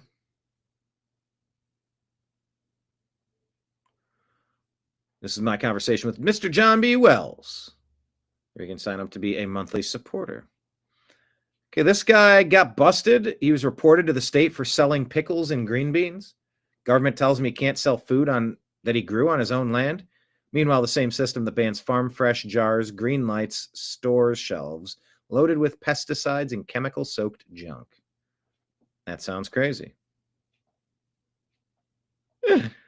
John the Fever says, here's Chief Correspondent Jeremy Bowen pretending to be under Russian attack when an elderly Ukrainian lady walking her dog stops to make sure he's okay. Is this real? Amount of incoming fire coming into this now. Artillery fire. There are loads of civilians around. Families coming out. There's a lady there with her dog following on. This is the edge of the town that the Russians have got. Like, bro, you okay? It's like where it's like, I'm drowning. Look at this. There's a hurricane. And there's people pushing their shopping carts, walking right past them. They're all just trying to dramatize it. Clip Keeper. All right, bringing old clips back. Saying here that Jeffrey Epstein held a dinner party with guests Katie Couric, George Stephanopoulos, Chelsea Handler, Charlie Rose, Woody Allen in honor of Prince Andrew. Oh my God. Did Kirk have things to say? Take a look. Katie, Emily S. wants to know the strangest part of going to a dinner party at Jeffrey Epstein's house with Chelsea Handler. Yeah. I know. That's a long story that's in my book. Yeah. I was invited to go to this dinner at Jeffrey Epstein's house, and George Stephanopoulos was going to be there, and it was right before Kate and William got married, and I thought, oh, I better go because it was in honor of Prince Andrew, and I thought I better schmooze Prince Andrew if Prince Andrew, who is probably the most famous person on this list. it was in honor of Prince Andrew. And I thought, I better schmooze Prince Andrew. If George is, I need to get in there. Right. And I didn't know anything about Jeffrey Epstein at the time. And it was super weird. What can I say? And the person I was with said, did you notice how young the girls were who were... You didn't know anything about him at the time? You are a liar. You're a news lady. And you're probably suffering from Trump derangement syndrome. And it was super weird. What can I say? And the person I was with said, did you notice how young the girls were who were taking the coats? And I said, I really didn't. But of course, later we found out everything about him. But yeah, I was invited to it, and I should have done a little more research. But a lot of the stuff about him hadn't come out yet. Katie. Yeah, maybe, maybe not. This was 18 months after he was released from prison in 2010.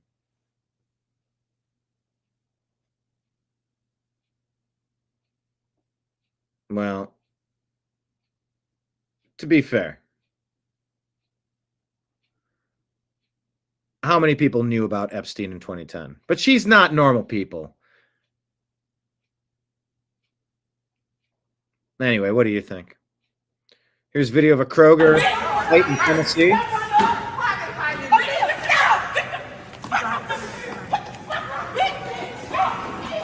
Chaotic scene. Several women fighting in the produce aisle. Fruits and vegetables flying. Gaps and bystanders rushed in to break up the situation. Excuse me, guys.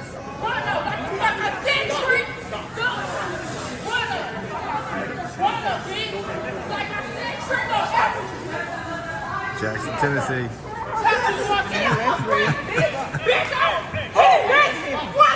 Oh, that was a cheap shot. Oh, is that one of the workers there?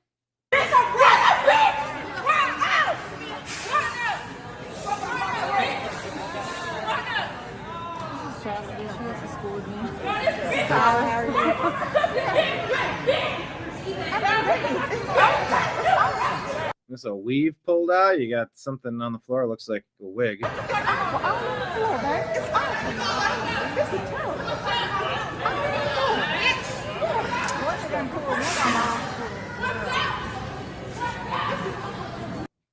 that slob on the right. Oh.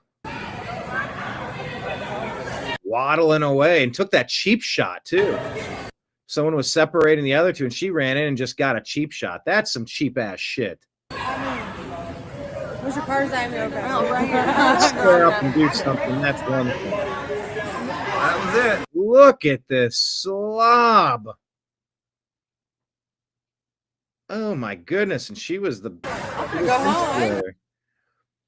See, there she is. This guy's like, all right. Stop. He's trying to separate them. Here she is. This blob comes in, waddling over, spilling out of whatever she's wearing. walks up. He looks at her. Tennessee. The guy's trying to separate them. And then she punches one of them in the face.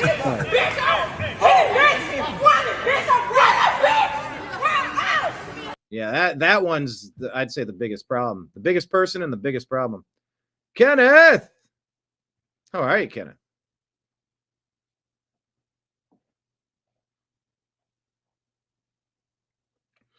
So Dane shares this. Man eliminates 3 kids who are breaking into his home, and the mother claims this was excessive use of force. This was the perfect use of force. Don't ever break into someone's home, you idiot. My son only tried to rob you, and you took his life. That was an abuse of force, Channing. You must pay for this. And there's music. I can't play it. You got 3 people running up on my house trying to break in. Court sentenced the veteran to death. According, I think I've played this and there's something wrong with this clip.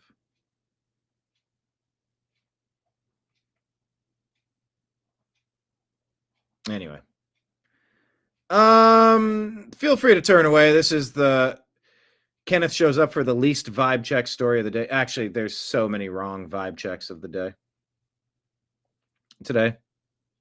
We tagged PETA. Kevin Dalton says, here's a garbage human in Anaheim, California. Seriously injuring a dog after she throws it over a fence wrapped in a plastic bag. I'm sorry to even share this, but like I'm scrolling and I saw this. This angers me so much. Police have identified and spoken to the woman, but it's uncertain if charges will be filed. Uncertain? Is that surveillance video shared by the University Vet Center in Anaheim? It shows... I'm going to full screen it. This is awful. You vile creature. And is that surveillance video shared by the University Vet Center in Anaheim? It shows the dog in a plastic bag being tossed over that fence, landing into the backyard area of this animal clinic. That dog found by the vet himself the next morning, badly injured. Is that a broken paw? Well, they jumped into action, performing life-saving medical care. Oh, my God. Reviewing their surveillance video, the vet's office thought that the woman responsible came from the apartment building just across the street. Police confirm that is, in fact, where she was found earlier today. I can't find words to describe why anybody would do something like that, and it's hard to find the right words. I mean, thrown is an understatement. He sustained mental trauma, even far beyond his physical trauma. Again, Anaheim police say that the woman seen in the video has not been arrested, but police are discussing the case with the Orange County District Attorney's Office to see if this qualifies for criminal charges. Yes. Okay. Criminal charges. Ready? Abuse a kid, death penalty.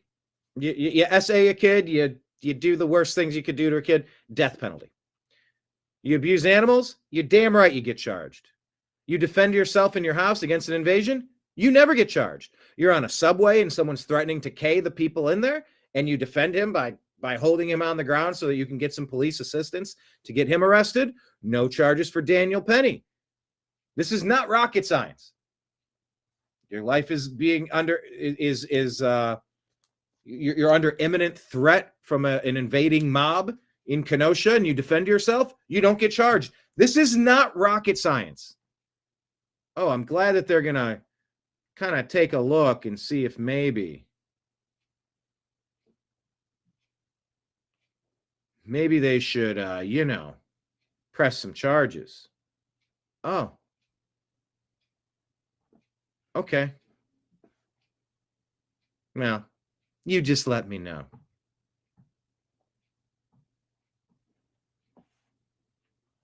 Oh, no, you know what? I think this was the story that I was asking you to make sure that I got back to. Oh, no, hold on. I shared it. Why isn't it? Let me refresh. There, now I can go to it.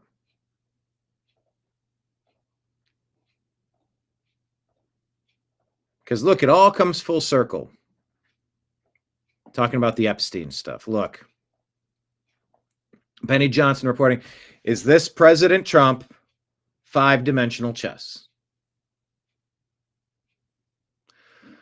Breaking. President Trump announces he will be directing the Department of Justice and the FBI to investigate Jeffrey Epstein's involvement with Bill Clinton, Larry Summers, Reid Hoffman, J.P. Morgan Chase, and many others. Records show these men spent large portions of their life with Epstein and on his island. Stay tuned. President Trump says now that the Democrats are using the Epstein hoax involving Democrats, not Republicans, to try and deflect from their disastrous shutdown and all of their other failures, I will be asking AG Pam Bondi in the Department of Justice, together with our great patriots at the FBI, to investigate Jeffrey Epstein's involvement in relationship with Bill Clinton, Larry Summers, Reid Hoffman, J.P. Morgan Chase, and many other people and institutions to determine what was going on with them and him. This is another Russia scam with all arrows pointing to the Democrats. Records show that these men and many others spent large portions of their life with Epstein and on this island. Stay tuned. I think that's the one I wanted to get back to because I saw it, but I didn't know if it was in the stack, but now it is. All right. Shame on this lady in Anaheim.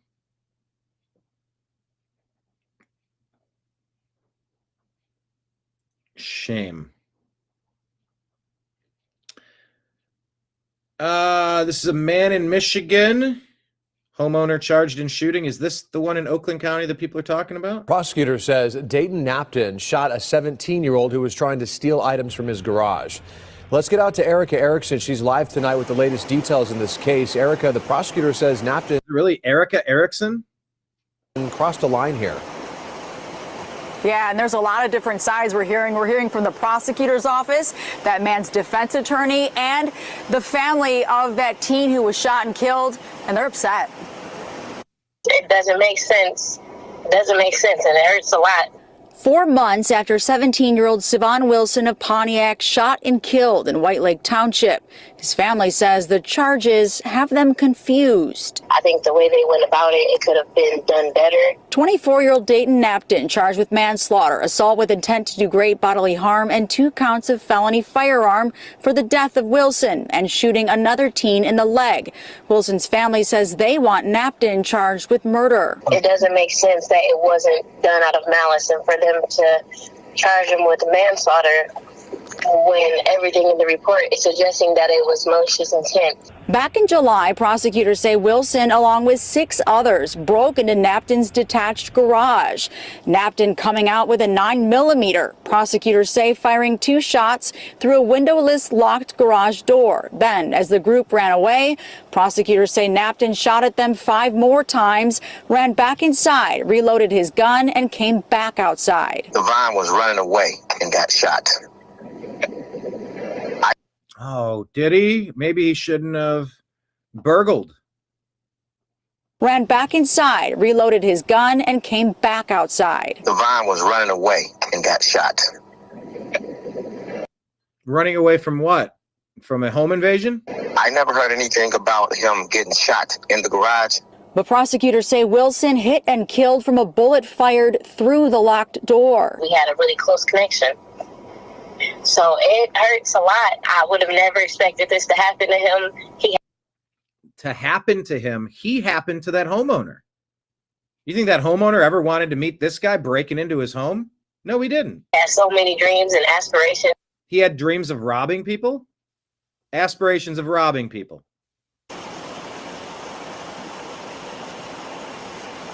Back out here live, the Oakland County Prosecutor's Office says the rights to own firearms and protect one's family and home are fundamental. Those important rights also come with profound responsibility. We believe the evidence demonstrates this defendant crossed the line by firing outside his home. Your property is still your property. Outside of his home, that garage is his home. At fleeing persons. Now, meanwhile, I just got off the phone with Napton's defense attorney. He says Napton was startled, and this case is one of, quote, stone self-defense, and he believes Napton should have never been charged. But it does bring up an important point that when you do leave your home, it's that's maybe a time that you shouldn't be firing, but you don't know what they're armed with out there either. You don't know how many of them there are. Are they lurked? How many of them are at different windows, different doors, different entrance points around your house? You don't know. And they are the ones, the criminals, that caused this panic that sets off self-defense. We said, no, we aren't going to allow Americans to be abused by invaders. Drop these charges and throw the book at the invasion gang. Andy No here says, here's an Antifa group designated by the State Department as a foreign terrorist organization, as Antifa OST, aka Hammer Band. They are known for carrying out brutal hammer and melee attacks on unsuspecting victims. They aim to break their victims' bones. Be careful. I don't know how you're supposed to be careful for stuff like this, but be aware of your surroundings. This guy's just walking, but he is looking down at maybe his phone in his hand, and here comes this guy running up on him. I don't know what's going on in this situation, but he cracks him right in the head repeatedly. The guy stumbles and falls, getting attacked by all these 1, 2, 3, 4, 5, 6, 7, 8 people at once. A bunch of flipping cowards. Be ready. Keep your head on a swivel. Where's somebody with a tool to defend themselves? What is this? These people are all just watching this. 1, 2, 3, but these are like old ladies.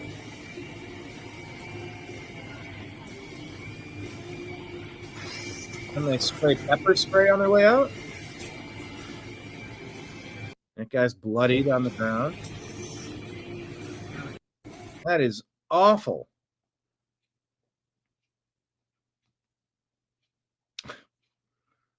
Go get Antifa. David Harris Jr. shows some EBT fraud.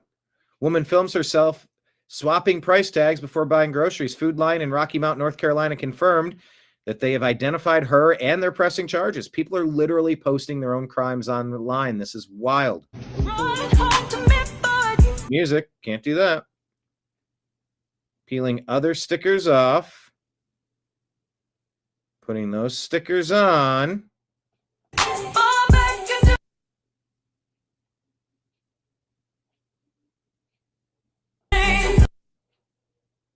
Bragging about theft. Oh, is that the daughter behind who's embarrassed? She's like, oh, Mom, I'm so sorry that's your role model. Oh, that's pathetic. Ha, ha, ha, I'm stealing. So proud. Here's what I paid. $6.68.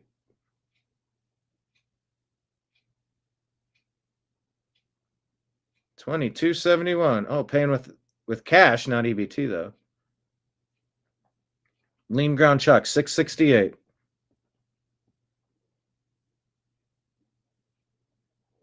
Let's roll out. So that's less than half of what the thing was. Okay. Well, please keep posting your crimes online. Hey, here's a question of the day for everybody. If these are the battle lines, who do you pick? You got to pick one or the other.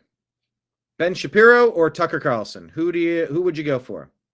I did see your comment. I meant to reference it, that Tucker Carlson, that you like some of the stuff he's been doing, David. Would you support Ben Shapiro or Tucker Carlson? All right, James McMurdoch, MP, says tonight an Amazon delivery driver let himself into my home. It was lucky that I was in the right place to confront him immediately, but it shocked me. And the question that keeps coming back to me is this: what if my wife or teenage daughter had been standing in my place? The footage is clear. The driver approaches the door, breathing heavily. He checks the handle and pushes his way inside. I don't know what his intentions were. And that is exactly the point. I contacted the police. Their exact words were, trespass is a civil matter. There's nothing we can do. What the hell is wrong with them? Senior officer on shift confirmed it. So let's be absolutely honest with the public. Under current law, if a stranger walks into your house, the police may not attend. At a time when delivery companies are hiring thousands of temporary drivers, who is turning up at our doors? What level of risk are families being exposed to? And most critically, what message does this legal loophole send to someone with bad intentions? Try your luck. If the homeowner scares you off, just walk away. The police won't pursue you. Try again. This is utterly unacceptable. I will raise this in Parliament. I will not wait and risk someone being harmed before action is taken. If the law fails to protect people in their own homes, then the law must change. This is terrifying. Rings the doorbell.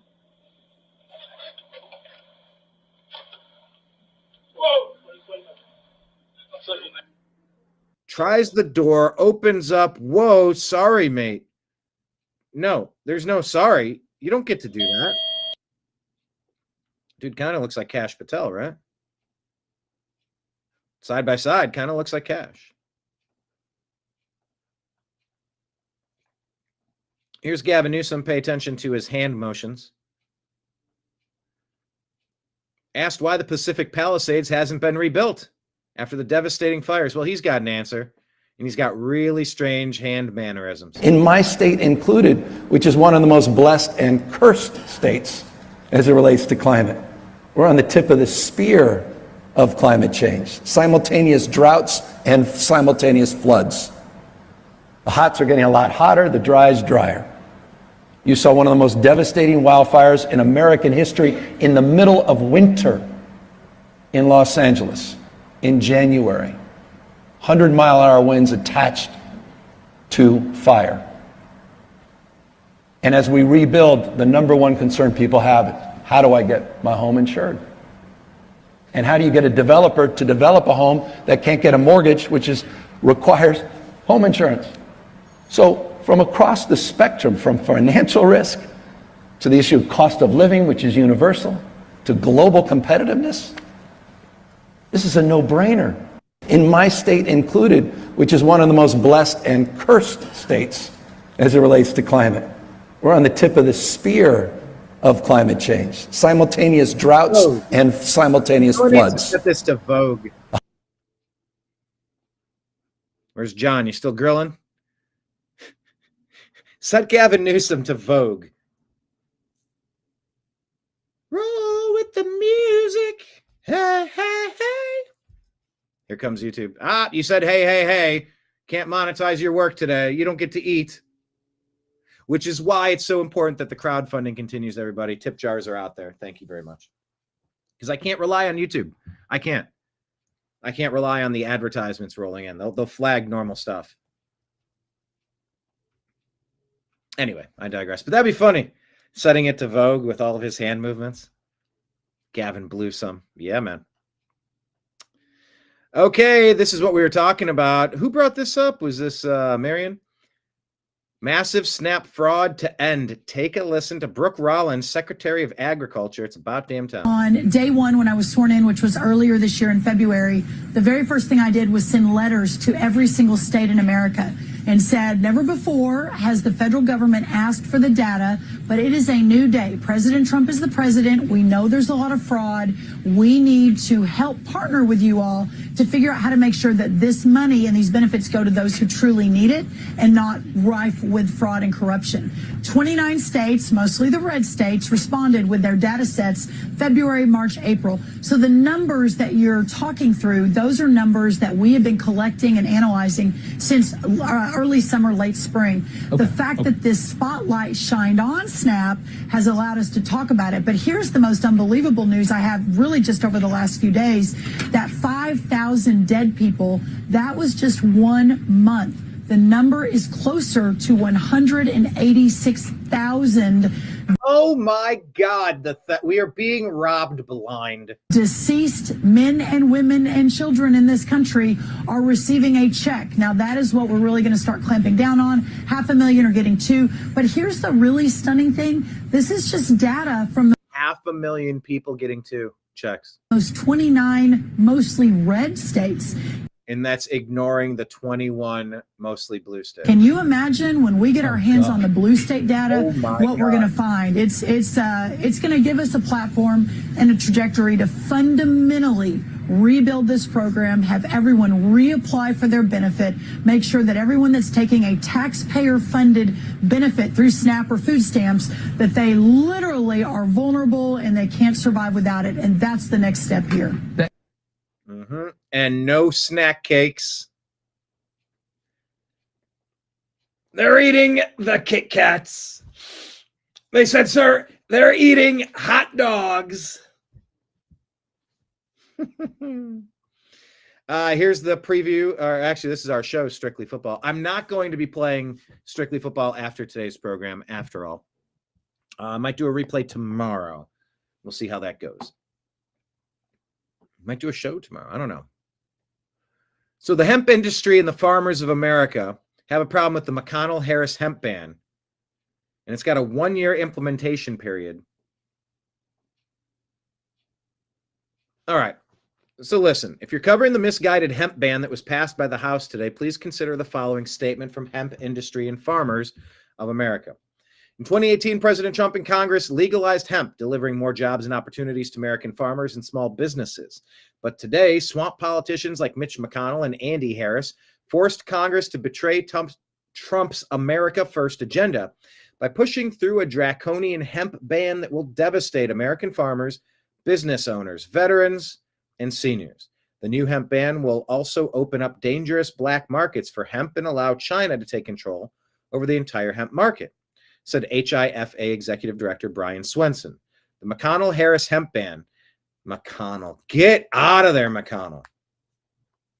They said he took alcohol money because THC products were cutting into their profits too much.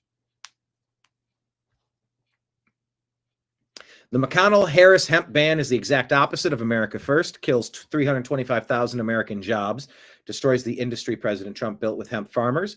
The industry calls upon Congress and the Trump administration to reverse this reckless betrayal and implement a common-sense America First solution in the coming days.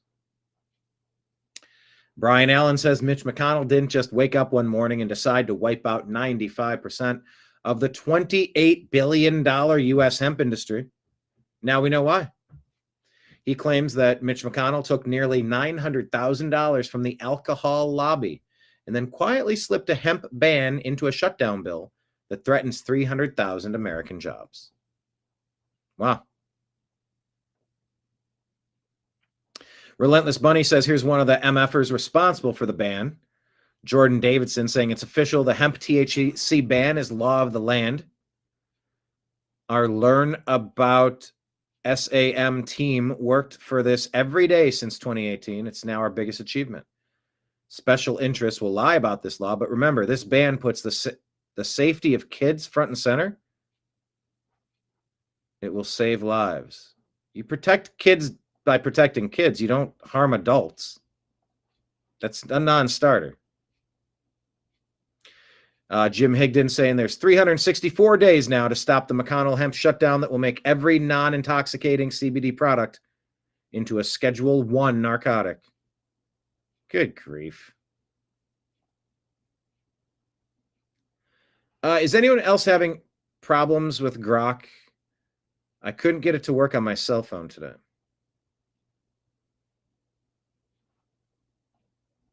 Yes, vote hemp 2028.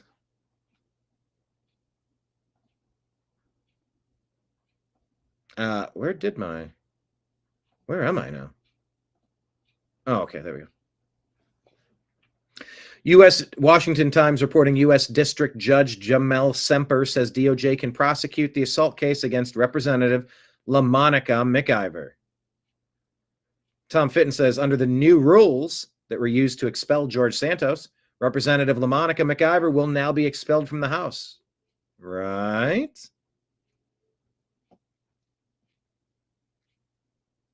MJ Truth Ultra says, here's a reminder. It was reported that Thomas Crook's 700 plus social media posts may have been posted by his father or another family member. When you add it all up, what does it tell you? Crook's home looked like a medical lab with no silverware. Crook's parents are both in professions involving therapy. Crook's father reported his adult son was missing only after a few hours the day of the shooting.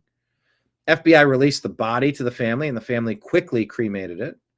Crook's parents now hire a powerful criminal attorney.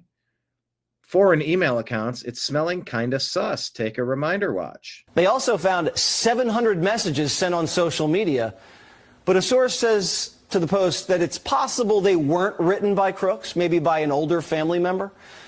Quote, some of the comments were years old. They didn't think the language matched what would be expected from a 15 or 16-year-old. So there was some discussion over whether it could have been his dad or a shared account. Just like with the JFK assassination, the intel agencies are going to try to hide the full story from us. They also found... Guys, that's how close we were to losing. Assassination. The intel agencies... Right there. ...are going to try to hide the full story from us. I mean, come on. All right, hey, I got a great update. This happened during the show. Personal update for the program, for operations here at the New American Media. Rumble Canada Incorporated just made a deposit into the account. I'm touched, I'm honored that any of you enjoy hanging out here watching this show. I hope you enjoy that you're also a part of the show. I really do try to bounce comments and conversation. I enjoy like being a part of a show, knowing that some of the things that I type might get mentioned on the program. It's like you're there. You know, it's like a constant call-in line. I love the comment section. But I am now I'm just awaiting the YouTube payment, the first YouTube transfer. But yes, after many days of waiting, many days of waiting, Rumble Canada just made a deposit in the account for the New American Media. Big day. It's all part, it all adds up, and it's all necessary, people. It's all necessary. Thank you for the Rumble rants, the monthly subscriptions. And just by watching on Rumble, letting the advertisements play, it's like tossing a penny in the wishing well. We appreciate it so much.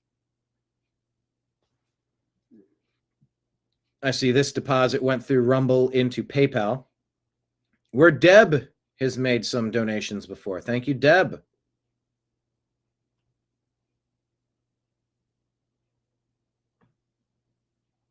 That's great. That's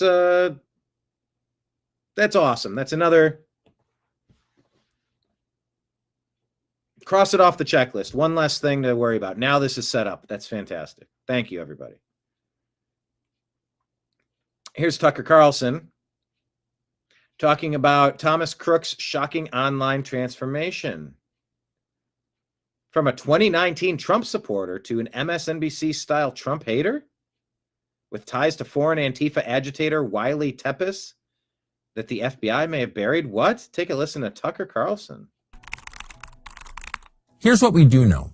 The digital comments we obtained were posted between 2019 and 2020, when Thomas Crooks was between 15 and 17 years old. And there's music. Doggone it. A key figure in Crooks' 2020 to 2021 comment threads was Wiley Tepes, who allegedly was active on foreign-hosted Antifa-affiliated site promoting direct action against right-wing figures, raising questions of external influence or foreign interference. Views on the president transformed, changed completely during COVID. The FBI lied. It doesn't even look like the same person, does it? That guy looks like he's got a facial deformation. I mean, I guess, but that picture's never made, it's like his face is concave. Is that the same guy? I don't know. COVID. The FBI lied about that fact and pretended that Crooks was a right-winger. At 11:35 p.m.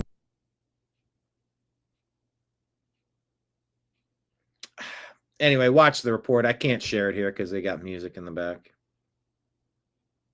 Except I want to know. Glenn Greenwald says, hold on, wait. FBI rapid response. Is this an official account?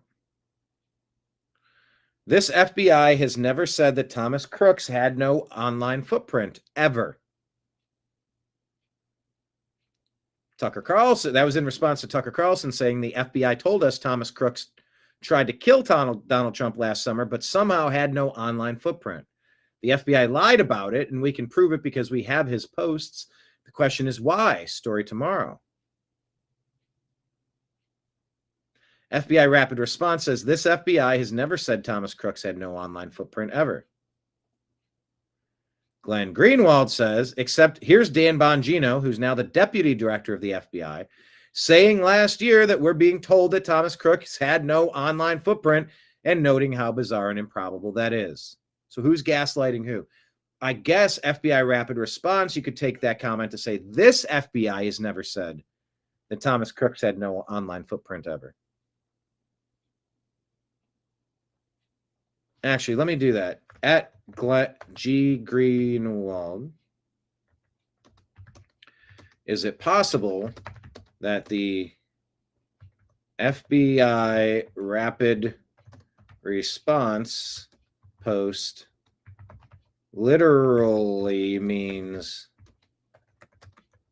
this FBI never said that, implying that the other Biden FBI definitely lied.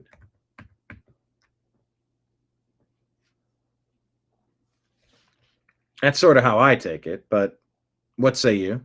We talked about this before. I have seen credible information, the extent to which the shooter had significant explosives that were sophisticated beyond that you would expect some 20-year-old just to put together, and that he had sophisticated detonation devices on his person, or a sophisticated detonation device, and importantly that his digital footprint is completely MIA, that his digital footprint is missing, and that how can a 20-year-old in today's time have no digital footprint?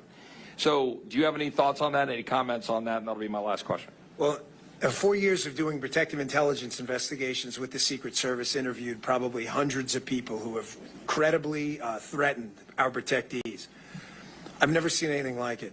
If you would have told me it was a 60-year-old guy who had lived most of his life without a computer and for the last 10 years had been planning this, hard to believe but digestible. You're telling me a 20-year-old kid who's grown up in the digital era figured this out when he was, what, 13? To never get an online presence? We've seen nothing.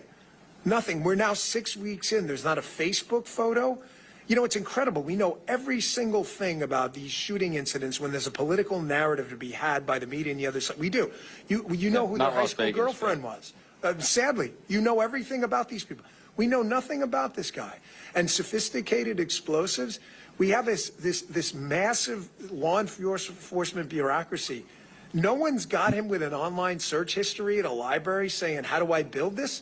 He's 20 years old. It just defies logic. I can tell you, again, 4 years doing these exact investigations, never, ever seen or heard anything like this in my life. So that's got to count for something, right? So we'll see how that shakes out. Here's Joe Rogan and Elon Musk pointing out the insane inconsistencies about this situation. Well, it's 7 minutes, so you can watch it. But some of the points here that they discuss, according to Wall Street Apes, the assassin's home was professionally scrubbed. His home was scrubbed so well there wasn't even silverware left in the home. No footprint on the internet. No social media footprint, completely wiped. He was in a BlackRock commercial. Joe Rogan says some individuals inside BlackRock may have recognized that it's beneficial to them if he gets ended. There was never a formal report. There was never press conferences where they detailed all the info they currently had and where the investigation stands at the moment. He was a very young kid with a rangefinder used to measure distances. Very suspicious. CNN streamed it live, which Rogan does not believe they did for any other rally. Well, they did, but not many. And certainly not for a rally that's in the middle of nowhere in Pennsylvania.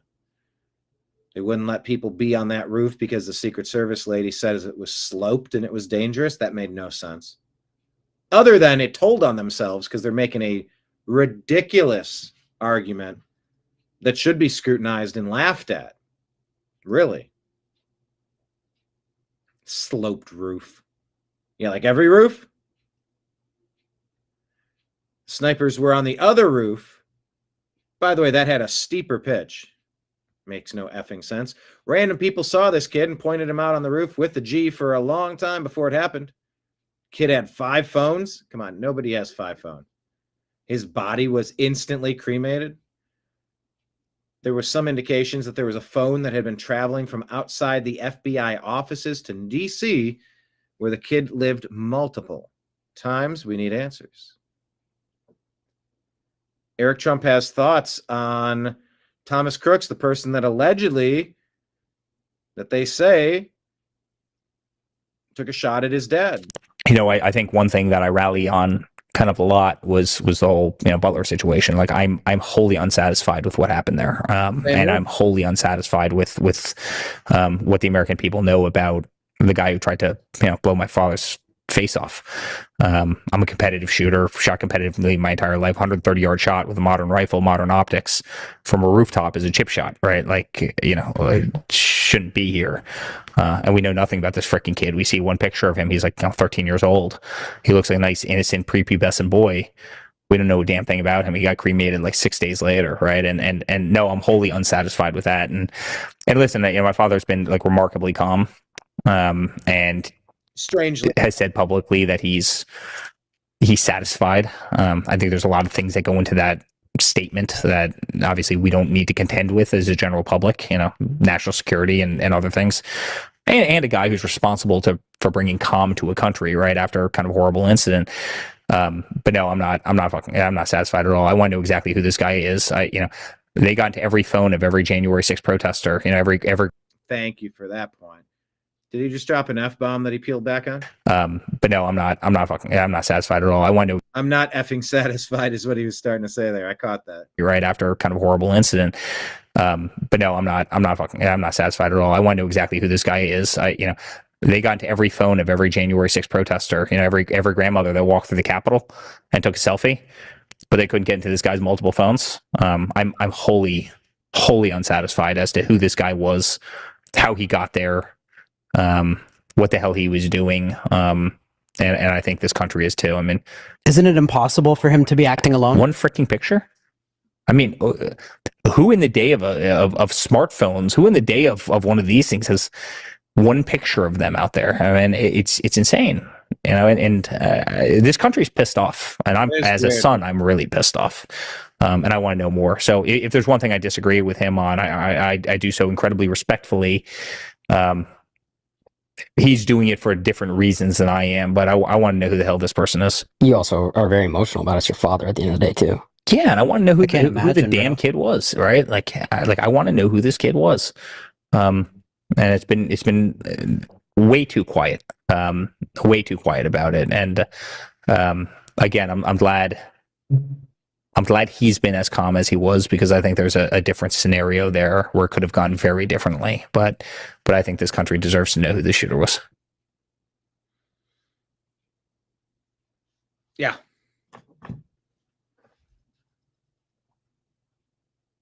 Agreed. Who is Thomas Crooks?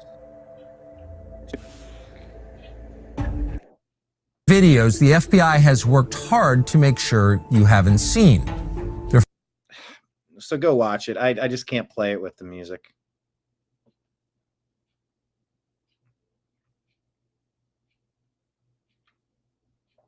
I want to tell you about this. Since the start of Operation Midway Blitz in Chicago, Chicago crime is at a 4-year low.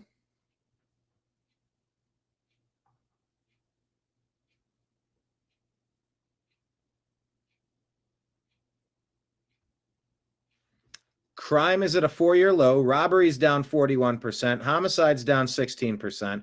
Shootings down 35%. Carjackings down 48%. And this is how Pritzker responded to this to Brett Baer on Fox. This is your Democrat city compared to Common Senseville, USA. Have the highest murder rate of all the big cities. Well, we are not Let me in the reset top that. 30. Let's get that very beginning part. Chicago have the highest murder rate of all the big cities. Well, we are not in the top 30 in terms of our murder rate. Indeed, our murder rate it has been cut in half over the last 4 years, and every year it's gone down by double digits. And if you look at all of the violent crime over the last 4 years, here's a map. They've all gone down. U.S. cities, 17.47 per 100,000 population. Chicago is number 1 over Philadelphia, Houston, Dallas, San Antonio, Phoenix, Los Angeles, New York, and San Diego. What I'm explaining to you is when you want to fight crime. Look, you can pull statistics up. No, these are murders. I'm explaining to you that our murder rate has been cut in half. And very importantly, Brett, and you got to hear this, very importantly, we've been doing the things that are necessary to bring crime down, right? We've invested in community violence interruption. Chicago have the highest murder rate of all the big cities. Well, we are not in the top 30 in terms of our murder rate. Indeed, our murder rate it has been cut in half over the last 4 years, and every year it's gone down by double digits. And if you look at all of the violent crime over the last 4 years, here's a map. They've all gone down. U.S. cities, 17.47 per 100,000 population. Chicago is number 1 over Philadelphia, Houston, Dallas, San Antonio, Phoenix, Los Angeles, New York, and San Diego. What I'm explaining to you is when you want to fight crime, look, you can pull statistics up. Yeah, pull statistics up, please.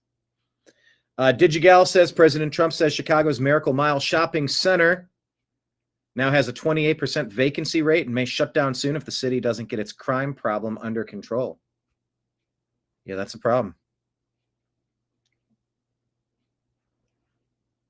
U.S. Border Patrol dedicated to making American cities safer, one deportation at a time. Good job.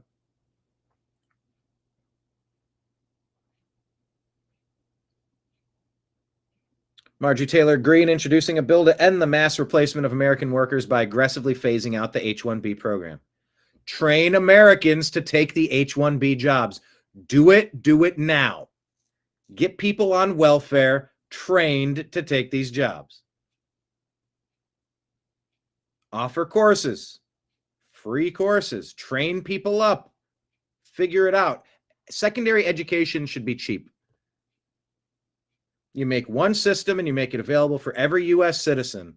You can access it for free. You can take the accreditation. Maybe you have to go take the test in person to prove you are who you said you are and that you actually learn the material. I'm fine with that. Let's do it. Let's reimagine our education system. Instead of saying, yeah, we need 600,000 Chinese kids to come in and pay full price. Otherwise, the colleges are going to, it's going to be tough for them. Well, maybe it should be tough for them.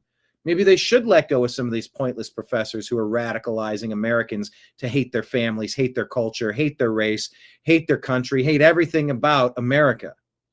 Huh? Maybe that's a necessary thing that needs to happen, a contraction. Anyway, you want to hear and probably you want to see a fantastic Gavin Newsom impersonation. I'll tell you what, I will end today's show on this.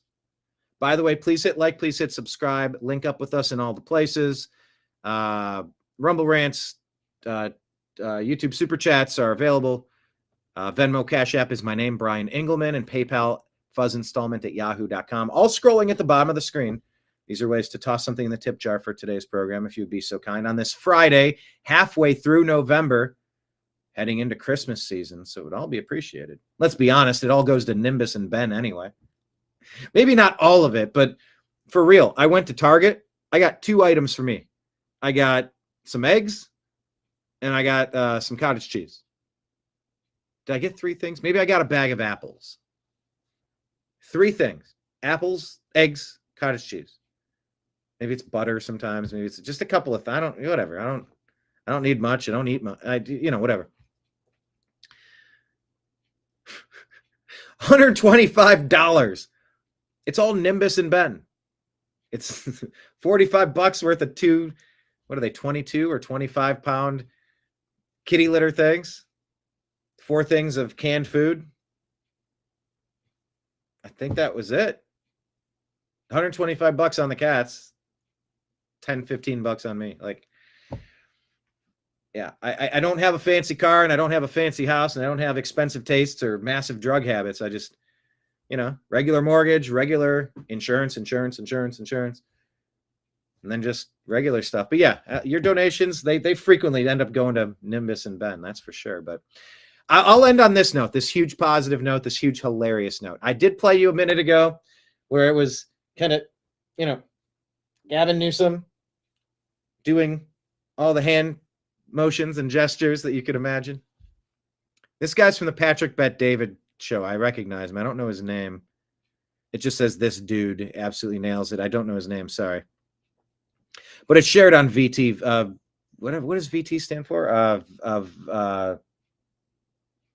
Valuetainment. This is such a good Gavin Newsom impression. Here we go. Governor Newsom, wildfires have destroyed millions of acres of the state, displaced countless amounts of family. Do you take responsibility for any of this? And is there anything more you think you could have done? Not really. I think these fires were very devastating. I think the full scope of what actually has happened, we're not there yet. Okay, these people's houses are just destroyed. People are suffering. People are sad. But we're Californians. We're going to... I love this so much. I had to live under the totalitarian rule of Gavin Newsom for far too long. Oh, this is so good. Full screen this again. When he slaps him in the face, it's the best. We're very devastating. I think the full scope of what actually has happened, we're not there yet. Okay, these people's houses are just destroyed. People are suffering. People are sad. But we're California. I think he does the double slap. Oh, that is so good. We're not there yet. Okay, these people's houses are just destroyed. People are suffering. People are sad. But we're Californians. We're going to push through. We're going to push through. And where we're going, the vision is 10 times bigger than anybody else can even imagine. Former President Trump has recently...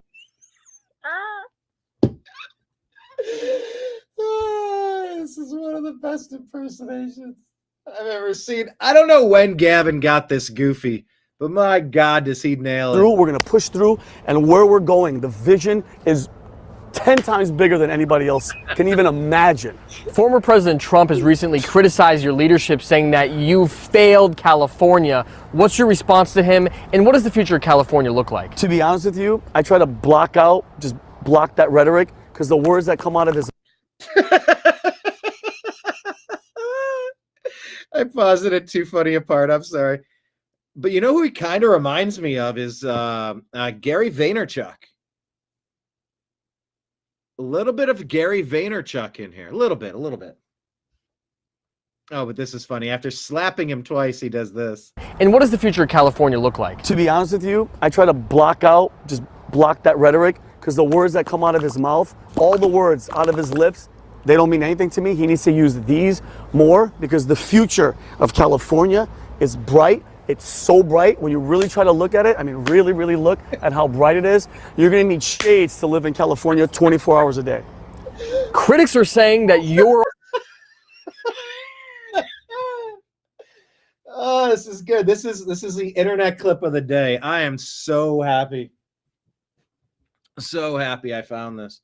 I just wish it had this guy's name at the bottom. I want to call him out, but he's from Valuetainment with Patrick Bet David. Because the future of California is bright. It's so bright. When you really try to look at it, I mean, really, really look at how bright it is, you're going to need shades to live in California 24 hours a day. Critics are saying that you're all hand gestures and no action. What's your response to that? Critics say you're all hand gestures and no action. Grabbing Gavin. Oh, this is too good. Look at it. I mean, really, really look at how bright it is. You're going to need shades to live in California 24 hours a day. Critics are saying that you're all hand gestures and no action. What's your response to that? I think people are wrong. Okay, they need to wake up. I speak with passion. I speak with fire. No. Guys, I think he's sort of doing...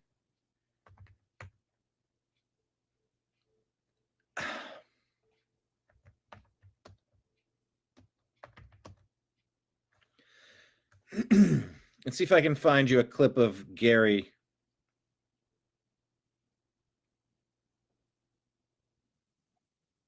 See if I can find you a clip of Gary V performing, or at least speaking. He doesn't seem too fired up in this one. Here's the volume. Us is regret. It's poison. and I push so. No, we don't need piano music that bling, bling. 400. Okay, this is where it sort of reminds me of Gavin Newsom. Let's see. 400 trillion to 1. When you understand. There's music. Can I get one without music? But he's doing a lot of hand gestures already. Come on, any without music? The market proves it for you, so let's go in detail. The problem is everybody wants to be anointed. No, it's music. I guess they're all just going to have music. Any shorts that don't have music? No results for Gary Vaynerchuk shorts? How many questions? The same thing. Put out content, put out a great product, test things, try it all, use data, use your intuition, test and learn, test and learn, test and learn. Music in the background. Anyway, I think there's an overlap. There's an overlap here. With his Gavin Newsom is very similar to a Gary Vaynerchuk. So good, though. So good. I think people are wrong. Okay, they need to wake up. I speak with passion. I speak with fire, no pun intended. And I feel if I use my hands. I speak with fire, no pun intended. What's your response to that? I think people are wrong. Okay, they need to wake up. I speak with passion. I speak with fire. Everybody wants to burn the world. Pardon the pun of I speak with fire. No pun intended. And I feel if I use my hands a lot, people won't be focused on the lies that are coming out of my mouth because I lie a lot. So I want to. That's such a good line. If people are more focused on my hand movements, they'll be less focused on the lies. I feel if I use my hands a lot, people won't be focused on the lies that are coming out of my mouth because I lie a lot. So I want to distract them with my hands. Interesting. Wait. What? Where'd my gum go? To be honest with you, I have no idea. Would you look at that? You know what? This gum is just like California. It's sticky, it's resilient, and it'll bounce back. You're a scumbag. Thank you. That's pretty great. Valuetainment. All right. That's what I wanted to share with you today. Thank you so much for being here on the TNAM Daily Show, part of the New American Media. Seriously, huge day. This is a milestone. Getting that $66.71 transfer from Rumble. That's something. That's something that's relevant. That's something that's helpful. That's very helpful. It's another box that's been checked. Now we know that that's a way to help fund the operations. Thank you all. Seriously, thank you. To the monthly subscribers and the Rumble ranters, it's important. And the people that just let the advertisements play. Penny here, penny there, 10 pennies, 20 pennies, 30 pennies. It all adds up. It all adds up. Thank you so much. Big day. Next on the horizon in like a week, it's going to be the YouTube transfer. Making sure that our AdSense account is actually locked in. That helps. I know we've confirmed Cash App works.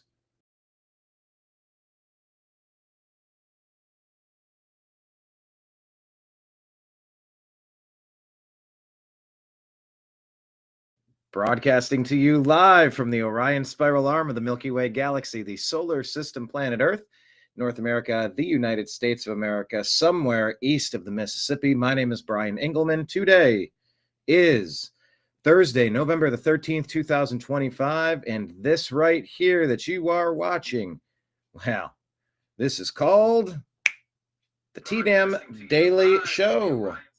Turn that volume down. TNAM Daily Show. What's that about? TNAM. What does that stand for? Whoop, put that back up there. And right here.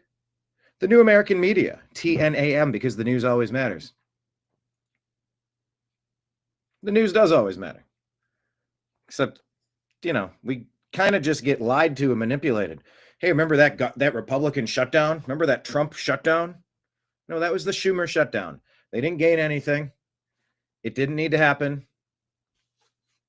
It was political theater. It was very much meant for midterm or at least election mobilization. Oh, we got something to rally against. Do you? It's pretty tiring. This whole putting party before country. Our founding fathers warned us about political parties.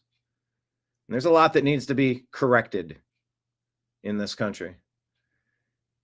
And every distraction from the things that need corrected and improved, it's really selling ourselves short, and we got to stop allowing it. So is this the end of Chuck Schumer? It feels like it. We'll see. Do the Democrats gain anything? I don't know. I mean, well, they did well in the elections. Well, they won the spots that everybody thought they were going to win. Deep blue areas got deep blue votes. Was it all that shocking or surprising or indicative of a larger American sentiment? I don't think so. I don't think you think so. I know it. You know it. The American people don't. Every hen house, outhouse, doghouse, and farmhouse.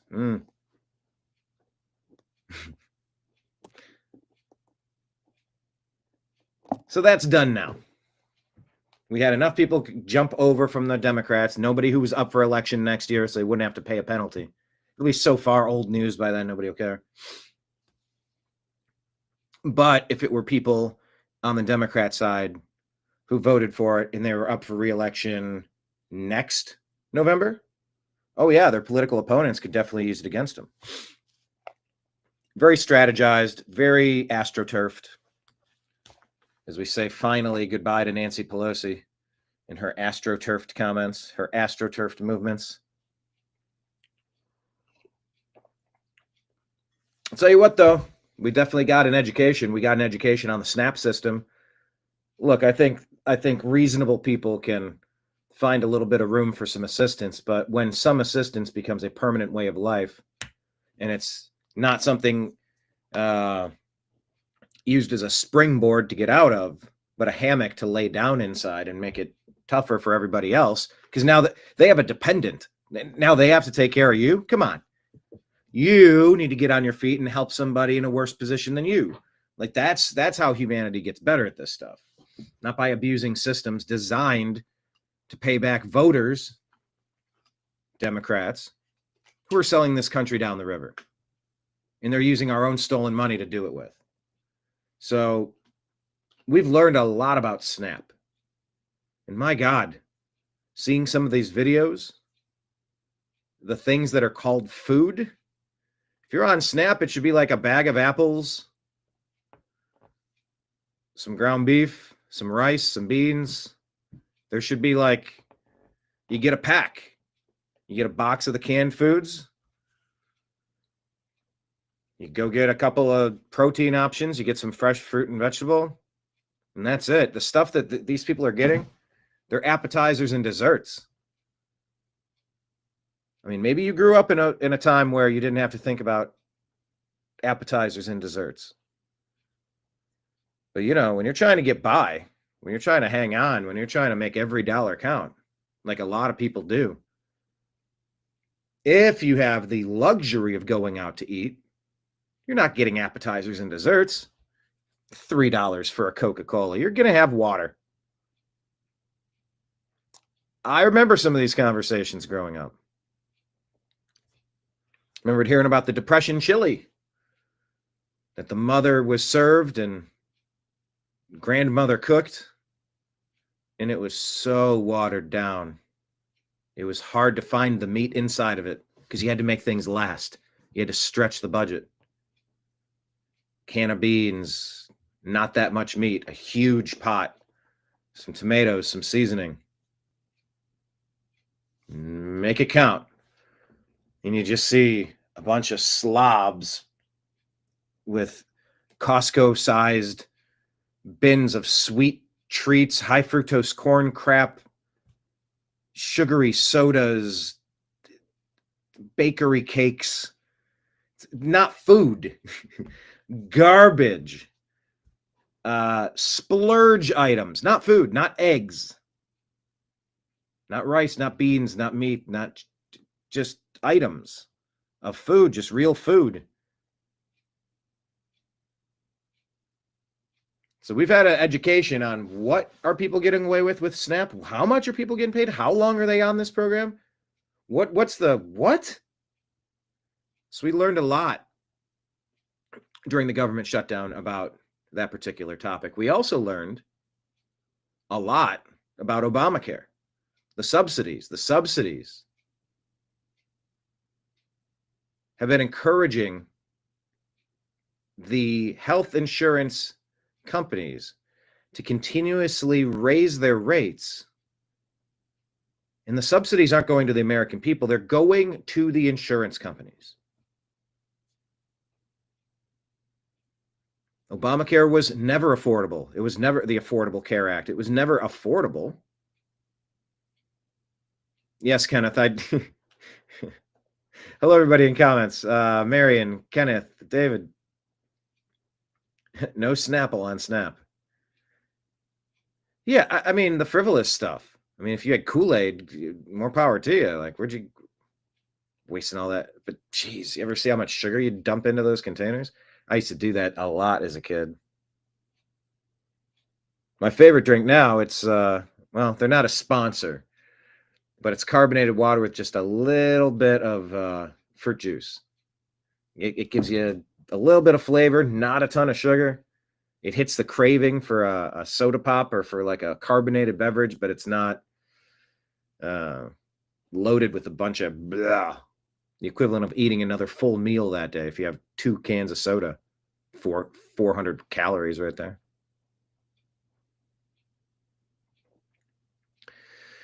We've learned about Obamacare not being affordable. Oh, if you like your plan, you can keep your plan. If you like your doctor, you can keep your doctor. And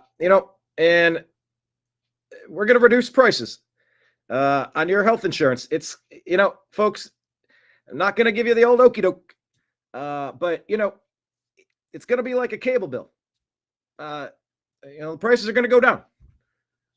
That's just how it is, according to the people that wrote it, and that was the insurance companies. But look, hopeity hope, changeity change. Not going to get fooled again, So, just we want to take over 1/6 of the economy, all of it. Republicans have had that too long. And it's like, you look at them and you go, you didn't build that. You didn't build that. You lost your doctor, you lost your plan, the premium shot through the roof. It was never affordable. It was always the Democrats' design because they allowed the insurance companies to write it. They signed off on it. Remember Nancy Pelosi? Oh, I can't wait to pass it to find out what's in it. The Democrats own Obamacare, and it's a mess. So if the complaint was, oh, we're shutting down government to save your health care. No, you guys screwed it up when you acted as pirates and you overtook it. What was that, 2010? This has your signature all over it. You don't get to cause the problem and then blame the people who have to deal with the repercussions of the mess that you made. And we're not done. There's going to be more votes on this. Something in December, something in January, I think. The funding isn't there. And the way that this is structured is madness. Now, it's also madness hearing the Republicans say that, oh, we have a plan. All right, show me the plan. They didn't show us the plan.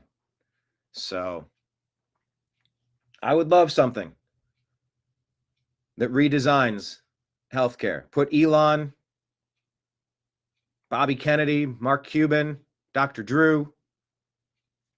Yeah, throw Adam Carolla in for good measure. For some practical what the fuckery. I think he'd sniff out like problems in the plan. He'd be a good drug sniffing dog, like a good problem sniffing man. Like, no, that's because he looks at California and sees how Gavin Newsom is basically getting about $1 million, $900,000 per homeless. So the homeless industrial complex continues to march forward because it's all a grift. Everybody's dipping their beak in, taking 5%, taking 10% for the big guy. It's not about actually fixing problems. When's the last time you When's the last time government cured anything? When's the last time health cured anything? Shit, back to Adam Carolla. It's diet and exercise. Everything always goes back to diet and exercise, he will often say. I do enjoy that show. I've always liked just kind of hearing how that brain of his dissects stories in the news and just interesting angles to consider. Used to listen to him during drive time back in the day when we moved to Los Angeles. Okay, you say no Mark Cuban. I know Cuban's a turd. I get it, but he's also doing something with that healthcare thing, with the prescription company that he's building. Anything that'll bring the cost down, I'm in. Like let's not shoo good ideas away. Anything that'll keep the price of stuff down, the affordability of stuff in this economy. I think Cuban's onto something with the prescription plans.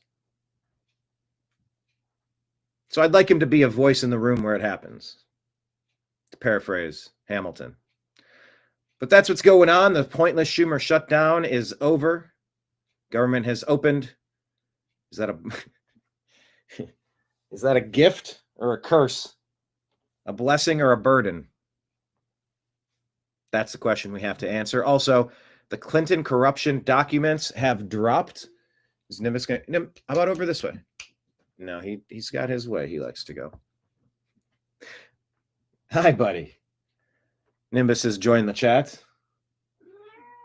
Hey, now you joined the show. You're talking.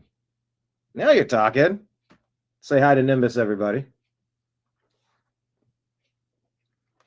Then we're also going to discuss Epstein.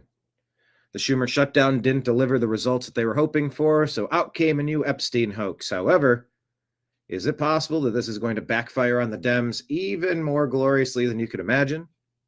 Or is this the end of MAGA? All these topics and more coming up on today's episode of the TNAM Daily Show, a division of the Agree to Disagree show here on the New American Media.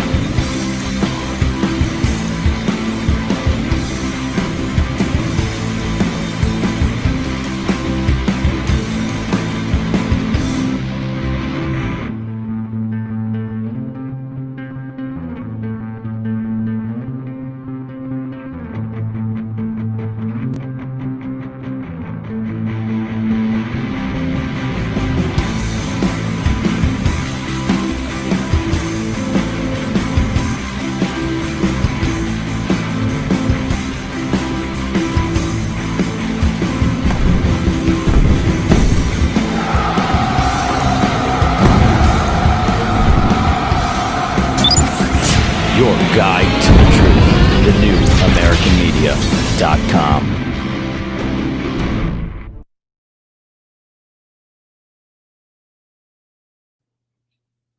Hello, everybody. Thank you so much for being here. All right. Let's go ahead and today let's start on X. I'm feeling like that's what we would want to do. Oh, programming note. Today at, let me double check, 4 p.m. Eastern time. Let me double check. Strictly Football. 4 Eastern. Strictly Football. Today, Mike Barrett, Jim Mitchell, Ezra Robinson, and myself. We'll have Strictly Football, 4 p.m. Eastern time. We're going to do bets and trends. Looking forward to the games of this week, starting today, and then rolling through the weekend. And then, of course, the Monday night game. We split the show this week into 2 separate parts. Well, hi, Nimbus. I didn't really... Okay, Nimbus came and went. But yes, there's a programming note. I feel bad, like I should have pet him more than almost not at all. Sorry, I'm trying to pilot an aircraft. I have my eyes on lighting and text threads and text threads and text threads. So yeah. Sorry, Nim. He can be aloof sometimes anyway. Programming note, as Nimbus yells from the other room.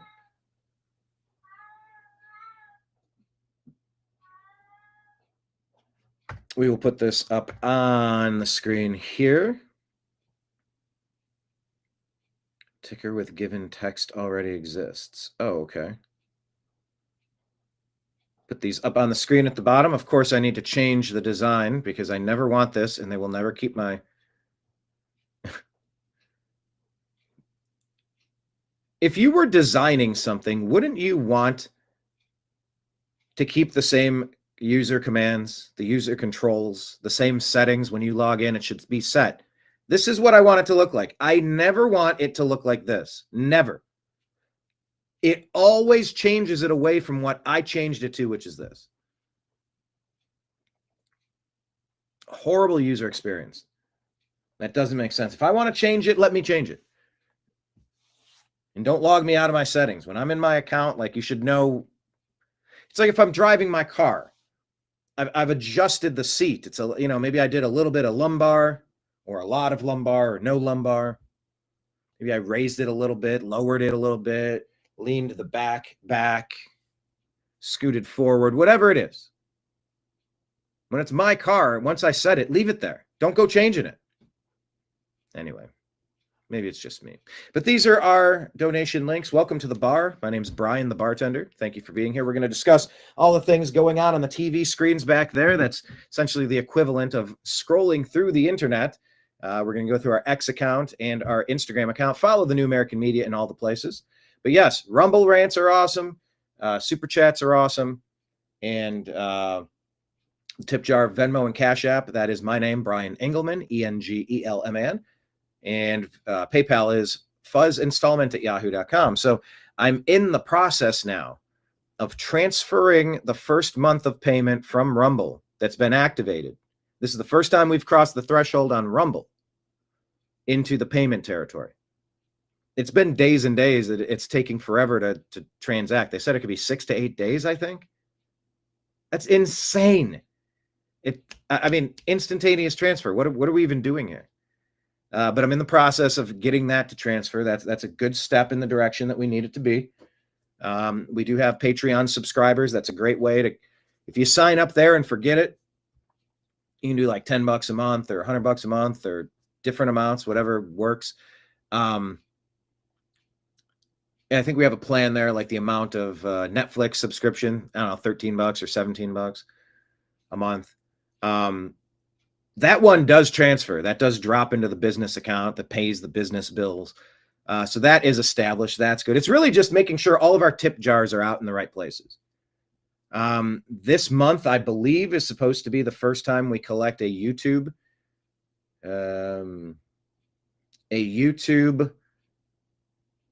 AdSense payment.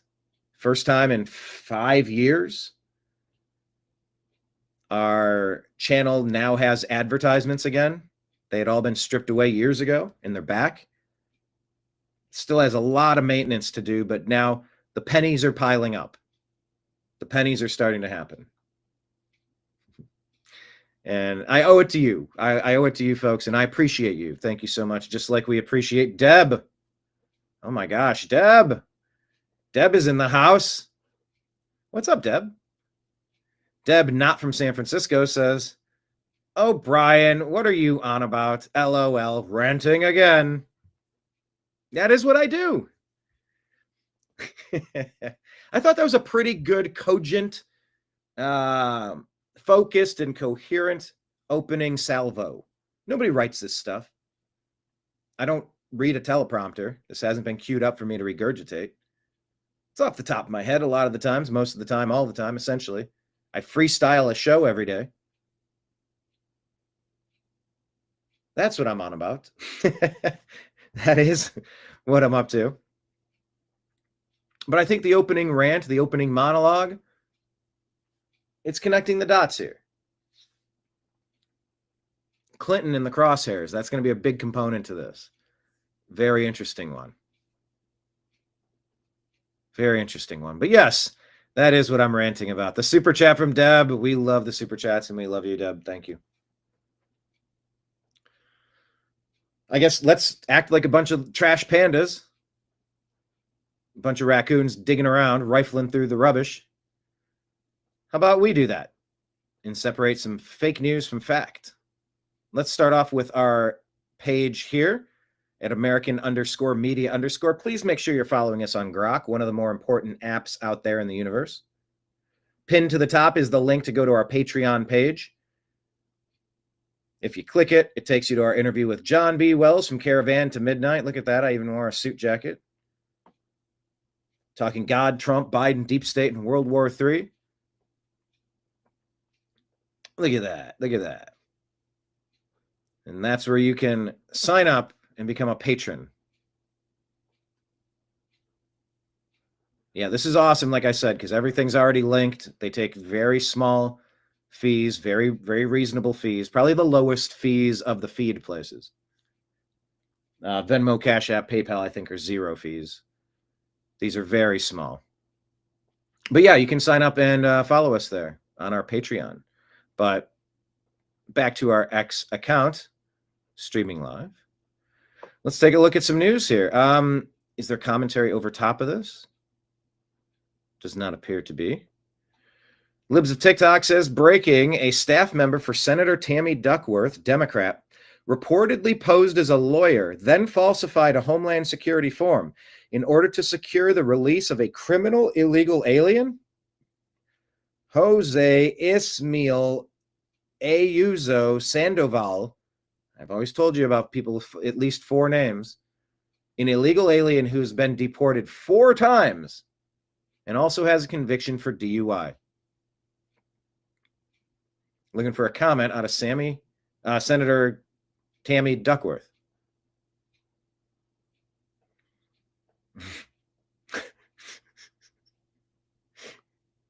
I'm trying to figure out if I want to play Michelle's words or if I want to tell you what Matt Walsh said about this first. Okay, End Wokeness put this clip out of Barack Obama's better half. So let's just let it speak for itself. And we have to start educating people about all kinds of beauty. Yes. And our beauty is so powerful and so unique that it is worthy of a conversation, and it's worthy of demanding the respect that we're owed for who we are and what we offer to the world. Absolutely. Absolutely. Absolutely, absolutely. Matt Walsh summarizes this. We have to educate people about our beauty. Yes, I have often said that if anyone doesn't find me physically attractive, it is because they lack proper education.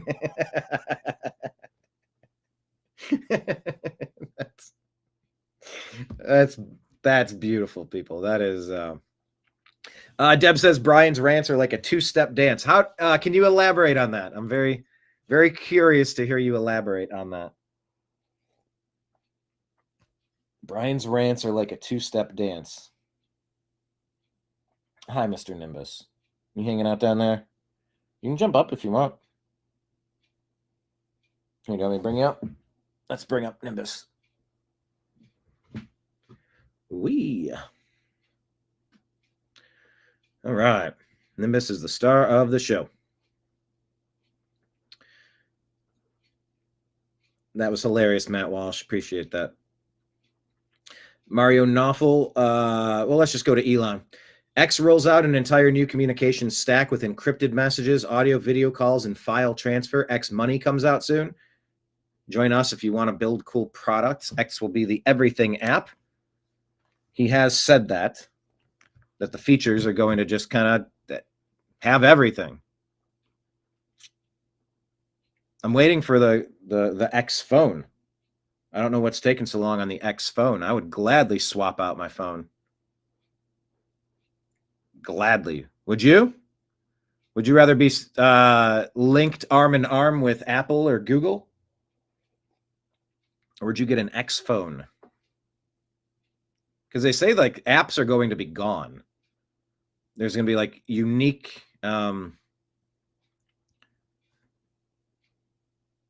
it's going to be about the interface. The phone would basically control everything. And like the apps are just things that are happening. They're accessed as you need them. But it's not going to be set up the same way. Future phones won't. So we'll see. I think Elon was toying with the idea. He was at a recent interview. I don't know if it was with Rogan, but he was speaking on the fact that like, no, they don't have plans to release a phone. And by the way, future phones aren't going to be like phones as you know them, and they might be working on one of those. So keep your eyes peeled. Deb says, Brian's rants are like a two-step because you shuffle back and forth from the left to the right. Yeehaw. Wait, do you mean I politically shuffle from left to right? Or just my thoughts are all over the place? And I take a lot of side paths. They said, sir, you're kind of all over the place. And I said, no, it's like a weave. Joe Rogan, that's a wide weave, sir. That's a wide weave. Yeah, left or right like the political thing, or left and right like off-roading? I'm off-roading on sidebars and tangents. Anyway. All right, so I'm not really sure what all these things. Mario Knopfel. X pushed its biggest messaging upgrade yet. X Chat single inbox blends your regular DMs with fully encrypted chats. No more scattered menus, no more hunting for the encrypted tab. Everything lives in one clean feed. Exactly how Elon's been teasing the all-in-one X app to work. Encrypted chats now support E2E messages, media, files, and even audio-video calls. Elon calls it Bitcoin-style encryption, built for real privacy without breaking functionality. Old messages simply get labeled as unencrypted. Turn on encryption, set your PIN, and you're in. Simple, not cryptic. It's a quiet but major step toward X becoming a universal communications hub. Part messenger, part phone, part file share, part everything.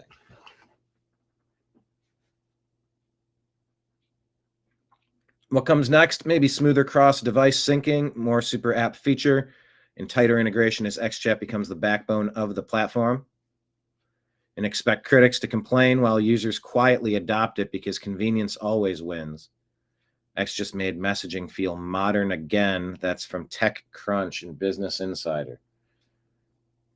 Trying to give Nimbus a scritch here. He'll ultimately end up biting me because that's just how he does. But his hip doesn't let him scratch certain spots anymore, despite the medicine he takes.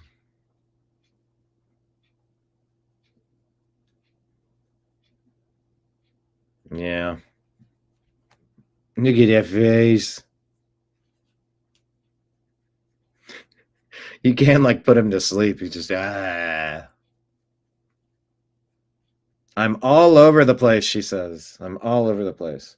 I call it a weave. It's a wide weave. But yes, I do that too. Oh, that's funny. This image here. Elon went for CNN, CNBC, and Fox News first. Then he went for Instagram and Facebook and TikTok. Now he's going for WhatsApp and Facebook Messenger and Signal. Anyway, keep your eyes peeled. Sounds interesting, if nothing else. I want to share this story. This guy was, one of the best ball players in history. Like I said, check us out on Strictly Football today, 4 p.m. Eastern. We're going to look ahead at betting trends and who to pick for this week's NFL action. But yeah, Bernie Kosar is going through a patch right now. So here's his message. Hey, despite the winter storm out there and the first snow of the year, despite being in University Hospital, despite not getting the liver that I thought I was getting on this weekend, and oh unfortunately it being infected again. Sunday night after that bad Browns game, and Monday morning the bleeding started again. So to have 2 aggressive procedures yesterday to help stop the bleeding, and then I just love how he's talking about, you know, his dire life and death health situation, but he's got time to lament how the Browns are having a hard time playing good football right now. I don't know. He's a Cleveland sports legend. Grew up with him as being a big fan, and looking for that transplant.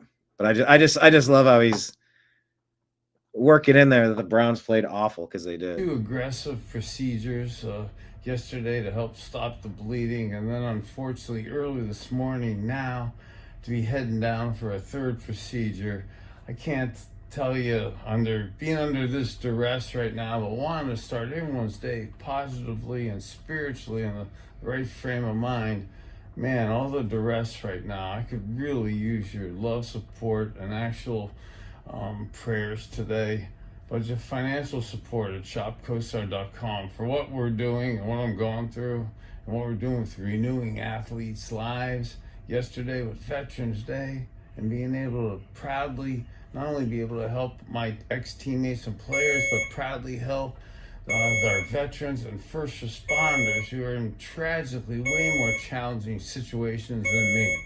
So as bad as I'm feeling, and as much help and support as I could use from you today, please support us and all the other people that are so worse off than me.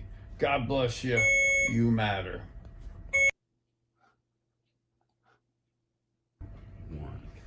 So that's Bernie Kosar, everybody. Yeah, so he's got his shop. Go check that out. Follow Bernie Kosar. Mary Kay Cabot, the beat reporter for the Browns, says, I believe deeply in the power of prayer, and Bernie Kosar needs all of our prayers, thoughts, well wishes, and love right now. Let's help deliver the miracle he needs. So, all right. Ready, all of us. Dear Lord, Heavenly Father, Bernie Kosar has been a pretty doggone good dude. Good for the community, good for positivity, good for research, good for health, good for wellness, good for the city of Cleveland, good for the sport of football, and good for humanity. So if it be in your will, help him find the transplant that he needs to literally save his life. The world would be a better place with him. In your name we pray. Amen. Yeah, Bernie's a damned hero. I got a signed football from Bernie Kosar downstairs. All right. A woman says she felt incredibly uneasy after a bearded individual dressed in women's clothes and cat ears enters the women's bathroom with her at Barnes & Noble. On top of it, after she confronted the person outside, another woman rushed to defend the weirdo. So how would you handle this situation if you were a lady, or if this was your daughter, your sister, your wife, your girlfriend, your mom, and then this person walks in? How do you handle this? Me? Yeah. I'm trans male. Okay, well, okay, so you're a girl, because I felt very uncomfortable. Okay, you're a male in the girls' bathroom? I mean, I'm born female. No, it's not okay. There's little girls in there. No. Don't tell me no. I have First Amendment rights. Unbelievable. I don't mind talking to you. There's all little... So I was at Barnes & Noble a little while ago, and I was in the bathroom, and I came out of the stall, and this dude's in there putting on his lipstick, and I got scared. My heart sunk. And so I left the bathroom, waited for him to come out, and as you can see in the video, I questioned him. I'm like, I still don't know to this day. Is that a chick, a dude? I don't even know. But the fact is that if I felt nervous as a grown adult woman, I can't even imagine what a little girl would feel like. So, you know what, guys? I have nothing against these people. Let them live their life. But you know what? You should not let your kids, your girls in the bathrooms alone. I think there's a reason that these people don't go into the men's bathroom, because I don't know. What do you think would happen to them if they went into the men's bathroom? But what's more concerning about this video is this woman who came not to my... No, look, I have accepted that if we're going to move forward and we're just going to get beyond this issue, I'm just going to have to probably pee next to some dudes wearing dresses. That's the price I'm willing. What would happen if they were in the men's bathroom? Nothing should happen. They shouldn't creep on any men. They shouldn't creep on any women. shouldn't bother anybody, and they shouldn't be bothered. Is that fair? So I think this lady needs to be careful with her messaging, because she's almost implying like, oh, it'd be trouble for this guy if he goes into the guy's room. It's like, no. No. You want to go close the door and sit down and have the whole sit down experience? You want to stand up at the urinal and lift the dress? Lift the kilt? All right. That's the other option, right? Well, we're going to have 3 bathrooms, or how about 4, maybe 5, maybe 6, maybe an infinite number for an infinite number of genders. No, if we just stick to sex, male or female, biology, dudes will be peeing next to people lifting their kilt. All right. So I just got to be careful that we don't,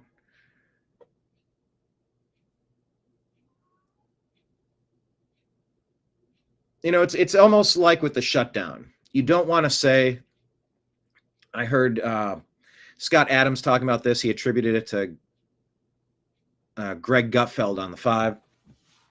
He said, you never want to say something stupid like, oh, the Democrats caved. They caved in. Oh, they're a bunch of losers. They caved. Like, that's how you make sure you never get to work with those people again. They caved.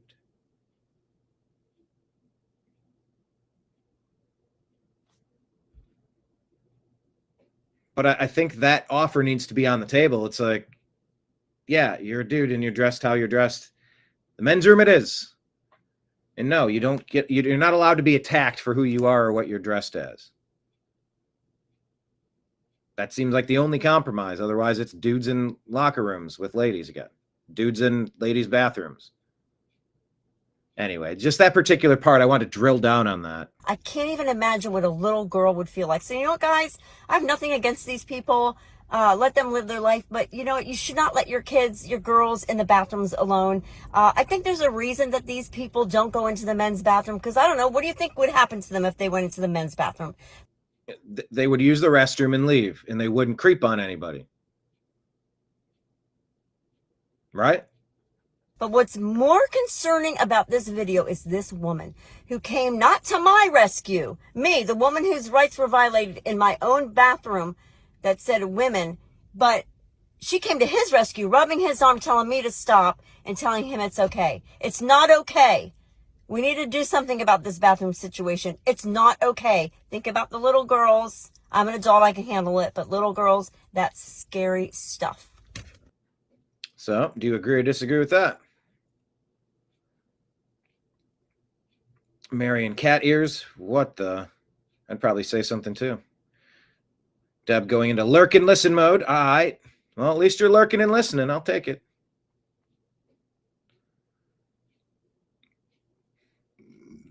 Marion says, no, you won't deal with them because they don't use the men's restroom. That's the problem. Yeah, it's all part of the kink, right? The creeping kink. I can get away with this. Some.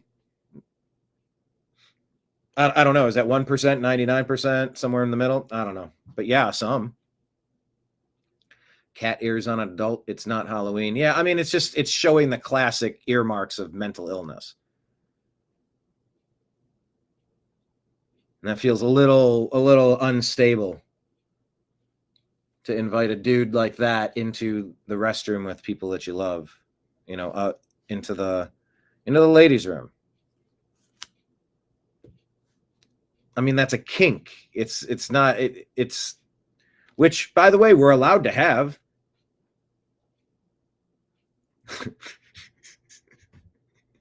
That's where any of you could make like a cat joke or a Nimbus joke, because this person's wearing cat ears. But yeah, this has got to stop. And we just saw the Gold's Gym. We played you that this week. The lady was really upset with that guy in the locker room. An abuser as well. I believe a convicted abuser of a woman, I believe. So yeah, this is a story that just won't go away. All right, let's take a listen to some shutdown feedback here as we put a fork in the Schumer shutdown. Scott Jennings here says, you need to recognize the sick political game that Democrats are playing right now with President Trump in these selectively leaked Epstein emails. So they're trying to do a RUPAR, is my understanding.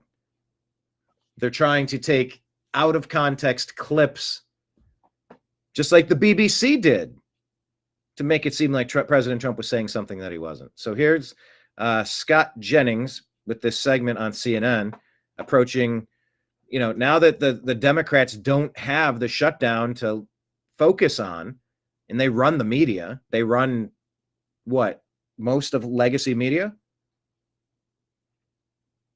They need a new top story, and they're trying to make the Epstein thing the top story because they need to distract away from their failures. And look, rubbing it in is going to only ensure that you're not going to get the Democrats to work with you again. But let's face it, they want to destroy us. They want to destroy this country. They're not an honest negotiator of anything. So screw them on one hand. But on the other hand, there are some people that make a little bit of sense, and maybe you can bring a few more of them over to your party. At least just put common sense things out there and you can get some work done, despite the craziness who's probably going to be taking control after Schumer, after Pelosi. I mean, Hakeem Jeffries is ineffective. Is it the Pelosi and Bernie Sanders party? Is it the Ilhan Omar party? Who is the Democrat party? Is it Gavin Newsom? Is it Kamala Harris? I mean, it's a clown show over on the Democrat side. Who leads that party? Mom Donnie? Who leads the Democrat party? Obama? Clinton? It's rudderless. It's a boat adrift at sea, at the mercy of the winds. And that's a dangerous spot to be in when you have an out-of-control vehicle like that speeding up and careening toward God knows where. Any madman or mad woman could grab the wheel. But also, good. The worst of the worst aren't clearly running the party like Obama anymore. He's completely lost his power, sway, control. His puppet Biden's out of there. Kamala flopped. So they had to pivot. They had to just go ahead and say, hey, all right, well, let's go back to Epstein now. Oh, are you? And the thought on Epstein, you're telling me you're going to waste your time on the Russiagate hoax if you had actual evidence against Trump that you could have used for 4 years? With Biden, Harris as your puppets, Obama? Come on. And if cooked books were left behind now, let's go to the grand jury testimony. That's what Tim Burchett's doing, trying to open it up and say, yeah, release the stuff that was actual evidence, not the stuff Obama's team is trying to frame Trump with. That's what you're hearing in some circles. I don't know what's true. But the stuff that was actually admitted into evidence for the grand jury in Florida, that's the stuff that needs to come out. And it's likely that that's not going to bode well for the Democrats. But they got to have some sort of distraction going at all times. And here's the latest. Then why is the White House fighting it so much? That's my question here, because I do agree with you. It might die in the Senate. So then why is the White House fighting it like they are? Because I think they believe that the time spent on this and that the Republicans who've bought into the Democratic tactics on this are ultimately hurting the president's agenda and hurting the overall Republican effort to change this country for the better. The president firmly believes this is nothing but a distraction tactic ginned up by Democrats who didn't care about this one bit until a couple of months ago. They didn't care about it when Joe Biden was the president. Now they care about it to try to tie up this presidency. He's lived through these things before. He's lived through these kinds of, wild goose chases before. It's all designed to tie him up. He recognizes it. He doesn't want his own party members to fall for it, but I think a few probably will. I think some people might dispute the wild goose chase part, just given obviously the victims that are at the heart of this and the survivors. No, regarding him, the Democratic allegation, it's thinly veiled, but the Democratic allegation is that Donald Trump did something untoward, unethical, or worse. You hear people say it on television day in and day out. They've not tried to hide the misleading of the American people, and there's not a shred of evidence that Donald Trump has done anything wrong. But that's what they want you to believe. And so if Republicans aid and abet the Democrats in this, you can see why Donald Trump would be mad about it.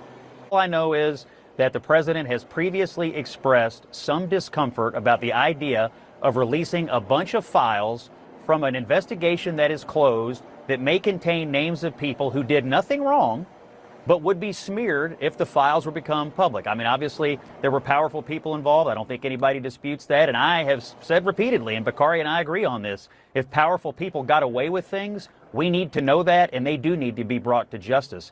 But it is highly likely that there'll be names in these documents of people who literally did nothing wrong, yet would be smeared by just having their name in a file. Regarding affordability, Bakari, I would only ask you this.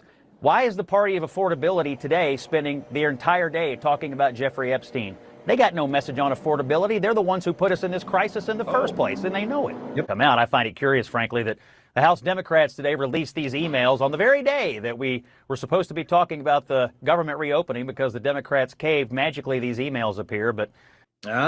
See, he said they caved. See, that's almost like if you get a compliment and then you find a criticism of the compliment. It's like all you're doing is you're encouraging the person who's complimenting you to give you fewer compliments. You always encourage the thing that you want. You don't ever try to block that with that energy. Scott just did it. Supposed to be talking about the government reopening because the Democrats caved. Magically, these emails appear, but you can draw your own conclusions from that. Again, I think these things are being thrown out to try to smear Donald Trump, obviously, to try to change the subject away from the Democratic failures for having shut down the government for 43 days and inflicted pain on the American people. But it was a lot of pain. It was all unnecessary. It was a pointless shutdown. Nothing that I have seen in any of these documents prove anything, tell me anything. No one's ever disputed that Donald Trump knew Jeffrey Epstein. Of course, we've known that for years and years and years. We knew that yesterday. We know it today. And I just don't think, frankly, Caitlin, the American people, when they're looking at the pantheon of issues they've got going on right now, I just don't think this one ranks in that high for them. All right. Okay, so here's more stuff about the Clinton corruption files that were released. Jeffrey Epstein, according to Officer Liu, Jeffrey Epstein alleged that Hillary Clinton had a sexual affair with Vince Foster, her former law partner and White House counsel. Yeah, this goes back to 1993, where Vince Foster was found expired. They say it was self-inflicted. Many have had suspicious eyes on that case for a very long time. A lot of these stories, so we're going to keep bouncing because they do loop back around and they do connect. Representative Marjorie Taylor Greene here says the Epstein files must be released. Every name, every page, every connection. I fully support our GOP oversight's investigation, and I'm glad to see the discharge petition has officially reached the 218 signatures needed. Now it's headed to the House floor for a vote. Democrats keep trying to paint President Trump as if he was involved in these horrific acts, but the victims themselves have said that he was not. This shouldn't be about political smears. It should be about justice, and it should be about full transparency for Epstein's victims and exposing his cabal of rich and powerful elites that enabled this. This is the Sean Spicer Show. Take a watch. I want to start in a place that I don't like to start with, but everybody wants to know what's going on with this Epstein stuff, and there was some news about the Democrats releasing new emails. Anyway, I don't want to tell you what I think. I want to know what you think because you matter more. What do you think about this information? What is this going to get a big reception on the Hill? Is the discharge petition going to pass? Great question. Well, as you know, my name is on the discharge petition, and today the speaker is supposed to be swearing in the new Democrat member of Congress that says that she will be signing the discharge petition. So that will create 218 signatures to release Thomas Massey's bill to release the Epstein files. But I also serve on the Oversight Committee, and I'm involved in our investigation on the Oversight Committee into the Epstein files. And we have already had a lot of information been released to us. So much information that I haven't made my way through all of it yet. And I actually have a meeting today about those emails that the Democrats had released. Those were. And by the way, yeah, there's a lot of files that are being sifted through right now. The Clinton stuff, the Epstein stuff, it's a lot of sifting. Emails I had not seen yet. The one thing that I will tell you is over and over and over again, the victims, the actual victims of Jeffrey Epstein have said that Donald Trump did nothing wrong. And I think that their voices speak the loudest, and those are the women that I'm listening to. And I look forward to seeing them again. I think we're planning to have another press conference next week. So for the average person that's sitting there, whether it's Georgia or South Dakota, and saying, Congresswoman Taylor, what is it that we want to get? What are you trying to achieve in this? How do you answer that? Transparency. And I believe the American people deserve it, but I also think the victims deserve it as well. This has been a cover up for decades now, and justice was never served for. And that says, according to Jeffrey Epstein, Trump asked Ghislaine Maxwell to stop recruiting girls from his Mar-a-Lago spa. Convicted pedo Epstein acknowledged in a bitter email months before his expiration that Trump told Epstein accomplice Ghislaine Maxwell, stop plucking young girls from the spa at Trump Mar-a-Lago resort to groom and essay. In the email written by Epstein to discredited author Michael Wolff on January 31st, 2019, fewer than 6 months before Epstein's arrest on federal trafficking charges and released by the Democrats on the House Oversight Committee on Wednesday, the disgraced financier responded to Trump's claim to have booted Epstein from the club. Trump said he asked me to resign, Epstein told Wolff. I was never a member, ever. Them. And I think that tells the message to any rape victim, any victim of human trafficking, any child that is trapped in terrible sexual abuse of one kind or another. That tells them that people actually do care about them, because if this is continued to cover up the most famous convicted pedophile in history, if his files are covered up, then that tells every victim that they don't matter. And Sean, I'll go further with that. Go further with that. Deb says the fact that Elon said Trump was on the Epstein list is concerning to me. Yes, it is part of the story. There's also been information that was released that shows that Jeffrey Epstein had very deep ties to Israel and their intel agencies. And I think that is incredibly important information to be released as well. Okay, so the average person listening to you right now says that makes a ton of sense. Why are Republicans then not all on board with what Marjorie Taylor Greene is trying to do? Well, I think I'll just be really honest with you. I think most of my colleagues are taking their marching orders, and that comes from the top. I was elected by my district, Sean. I represent the American people, and I'm just going to stick with doing the right thing. Okay, fair enough. But Congressman Joe Blow says, hey, I just heard Marjorie Taylor Greene on the Sean Spicer show, because that's where they get all their information. And they said that was a really compelling case that she made. Speaker Johnson, why shouldn't I join her? Like, this seems very smart. Give me just an example. Like, what is that leadership message that says don't do it? Sean, it's hard for me to make excuses for something that I personally don't understand and agree with. Okay. So I can't make excuses for them. I really Not wish excuses, but I just want to know, like, what's the case? What is, he's just trying to get to why. What is the, and we heard Scott Jennings give a couple of things there, just being on the list. So your name comes up when you run the search of all the stuff. Yeah, being affiliated is not the same as being guilty of doing things. Imagine how many photographs and handshaking and events people like that go to. Bobby Kennedy was on the plane twice. Once in 1993, and I was with my family. And there was another time I took it up to wherever my family Kennedy compound is, up near Chappaquiddick somewhere. Doesn't mean he was on the island. It doesn't mean he was abusing kids. He's on the list. So Deb says the fact that Elon said Trump was on the Epstein list is concerning to her, but it was maybe Trump being so dismissive about Epstein. Nobody, that guy, we're still talking about Epstein. Come on, guys. He's a nobody. It's fake news. Fake news. Yeah, that came off as weird. It did come off as weird. David says Marjorie Taylor Greene talks a tough talk. How about you do something? Well, I mean, they did. They forced a vote on this. Like this person who's getting sworn in, that is the final vote. What did they say? 218 was needed? So it's happening. Like, here comes the avalanche.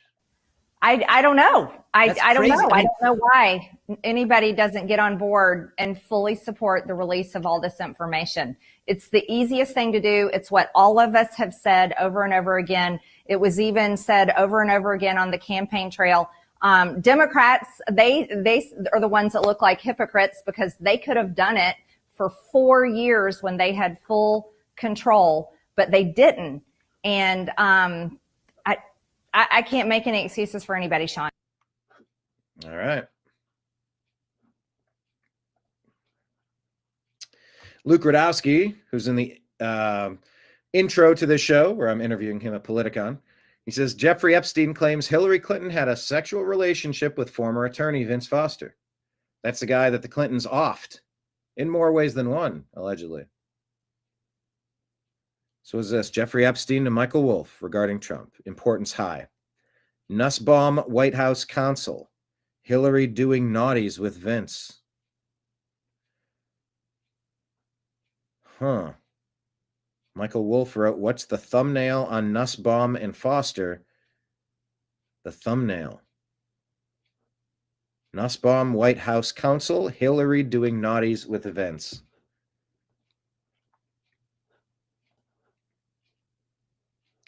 Deb says Trump used the Epstein narrative to get elected, so don't sweep it under the carpet. That's gaslighting his supporters. Yeah, it hasn't made a lot of sense why he peeled back the way that he did. I think we're going to find out. We're going to put it together. C3 diagnoses some of this and says, well.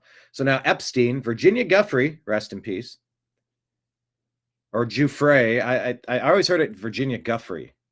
So I just used to say Guffrey. Could be Gouffre. Mbabe Boucher. So now Epstein, Virginia Giuffre, rest in peace, Ghislaine Maxwell, and Epstein's cellmate claim Trump is innocent. You think Obama personally implicates himself and pushes Russiagate if he has blackmail on Trump? This is not going to work out the way the left thinks it will. What is this? GMAX. I've been thinking about that, Jeffrey Epstein. I want you to realize that dog hasn't barked is Trump. Oh, that's from Epstein. Realize that dog that hasn't barked, that's Trump. Victim spent hours at my house with him. He has never once been mentioned. Police chief, etc. I'm 75% there. Todd Blanche said, did you ever observe President Trump receive a massage? Ghislaine Maxwell says never. I actually never saw the president in any type of massage setting. I never witnessed the president in any inappropriate setting in any way. The president was never inappropriate with anybody in the times I was with him. He was a gentleman in all respects. This is actual, like, what's this one here? Not off the top of my head. Did you observe them together? No. Virginia Giuffre said she never observed Trump together with Epstein. Not off the top of my head. When did Donald Trump flirt with you? He didn't. That's what's inaccurate. Did you ever see Trump at Jeffrey's home? Not that I can remember. On his island? Not that I can remember. In New Mexico? Not that I can remember. In New York? Not that I can remember. All right.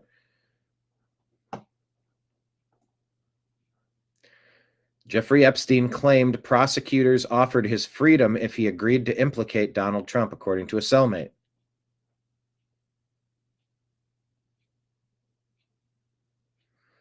Yeah. Prosecutors offering freedom if he agrees to implicate Donald Trump to frame him.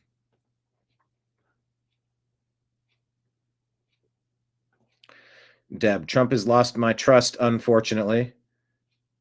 I get it, but I'm giving a little bit of slack to see how this plays out.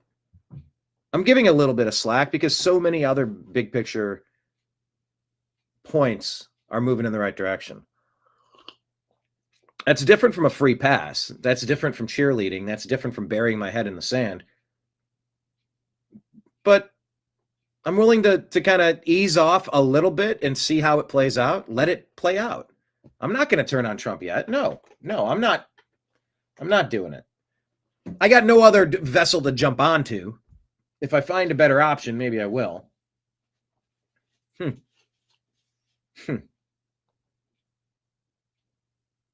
See, I've found a little bit of grace as far as, yeah, I mean, trust but verify. I mean, that's not really trust anyway. But I have a story in the stack about Lauren Southern, who was pressured by the feds. And here's Fed prosecutors offering freedom if you agree to frame President Trump. I mean, it's bad. It's really bad. Gaina Fauci says the newest Democrat hoax just dropped. Replacing the name Virginia with victim in the Epstein emails is just beyond absurd. Virginia Giuffre repeatedly absolved Trump in any wrongdoing and endorsed him 1 year ago before the election. They are just desperate liars. Anti-Trump author and propagandist Michael Wolff caught trying to coach Jeffrey Epstein on blackmailing Trump. The media is the enemy of the people. I hear CNN planning to ask Trump tonight about his relationship with you, either on air or in scrum afterward.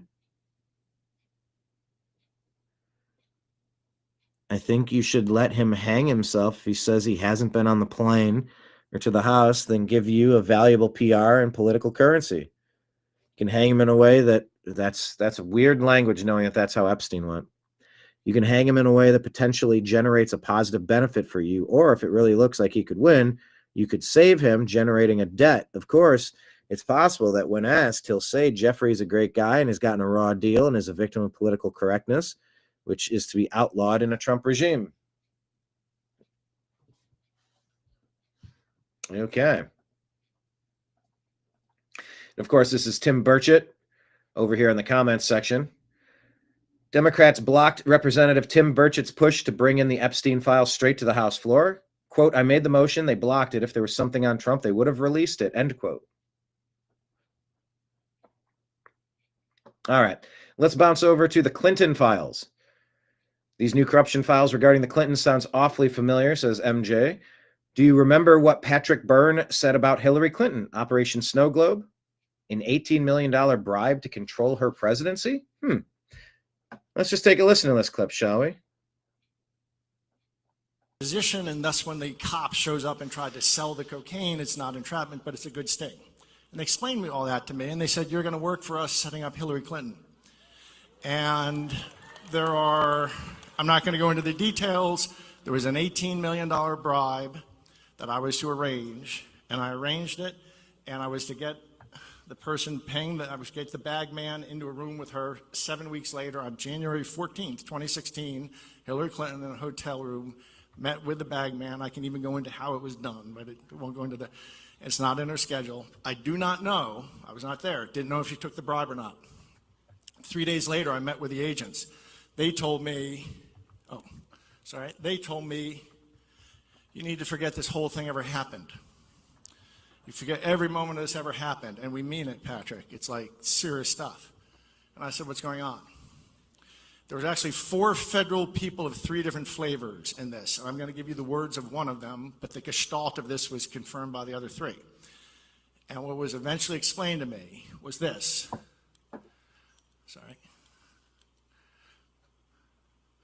Patrick, you need to understand that at this point, President Obama has his people across the federal bureaucracy, but especially the Department of Justice. Hillary Clinton is going to be president for 8 years, and nothing's going to change that.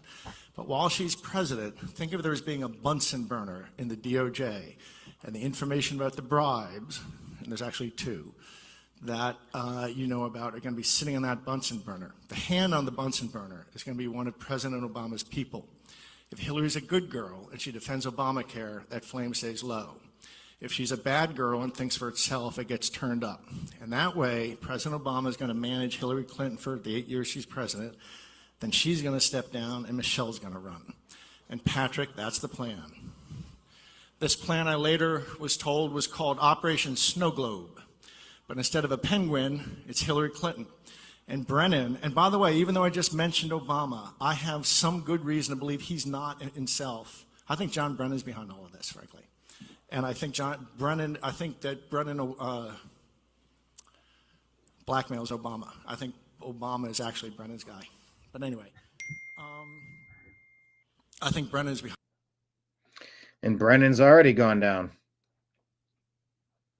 Oh, the corruption runs deep.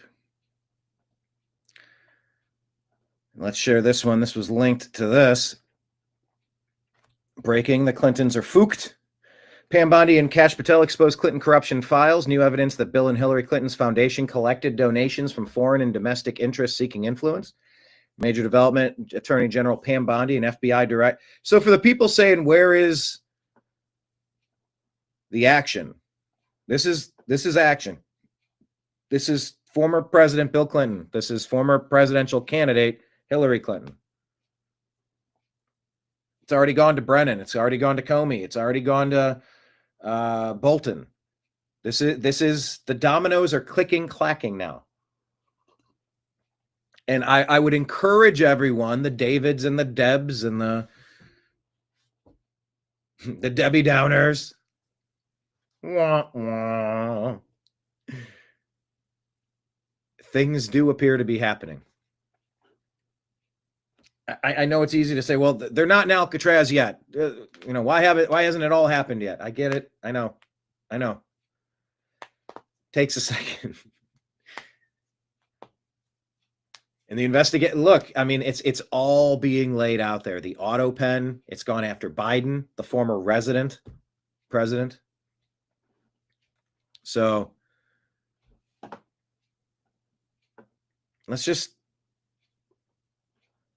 let's collect some wins. We don't need to get bogged down in the quicksand of things that we should be bitching about. I think we need to focus on the ones that are actually achieving the desired result, which is stopping these crime families, the Obamas, the Bidens, the Clintons.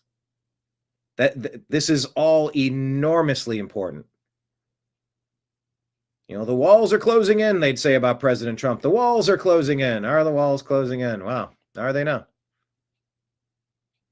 And I think we're close to maybe reversing one of the Trump trial findings, the E. Jean Carroll, where he wasn't even allowed to present defense in his case. Just judicial malpractice, essentially. So we'll see. I'm just suggesting maybe a little bit of grace. Let some of this stuff play out. We don't need to get too freaked out over the things that aren't happening fast enough yet. I feel like we are directionally heading in the right direction on a lot of things. I'm going to try to focus on those. Yes, we're going to talk about the things that aren't going right, of course, but I don't want to lose sight of the wins. There are wins, and there are more wins to be made. So a fresh batch of documents from AG Bondi, FBI Patel, dubbed Clinton corruption files, have been given to Senate Judiciary Committee, uncovering how the Clinton Foundation allegedly solicited donations from foreign entities, bribes, and a U.S. defense contractor to gain influence over Bill and Hillary Clinton. Bribery, blackmail, power, control, treason, perhaps. What do you think these insecure, unsecured cell phones and the insecure, unsecured servers in the closet or the bathroom of your condo? Wasn't it alleged that China had the complete back door and they were reading all of the confidential information, and that was part of how they were getting payback for what they paid you? They didn't pay that money for nothing. They were getting something back in return. That was one of the major allegations at the time. Remember when they tried to go after Clinton for all that stuff? Oh, Miss Clinton, why did you wipe the servers? Wipe them? You mean like with a cloth? She knew it wasn't with a cloth. These people are just sloppy. They're just sloppy, doing sloppy stuff. So the Clinton Foundation allegedly solicited donations from foreign entities, U.S. defense contractor, to gain influence over Bill and Hillary, particularly during their tenure as Secretary of State, her tenure. Whistleblowers flagged the materials, which were withheld from a 2015 corruption probe by the Little Rock U.S. Attorney's Office, abruptly halted by the Obama administration's Justice Department under Deputy AG Sally Yates.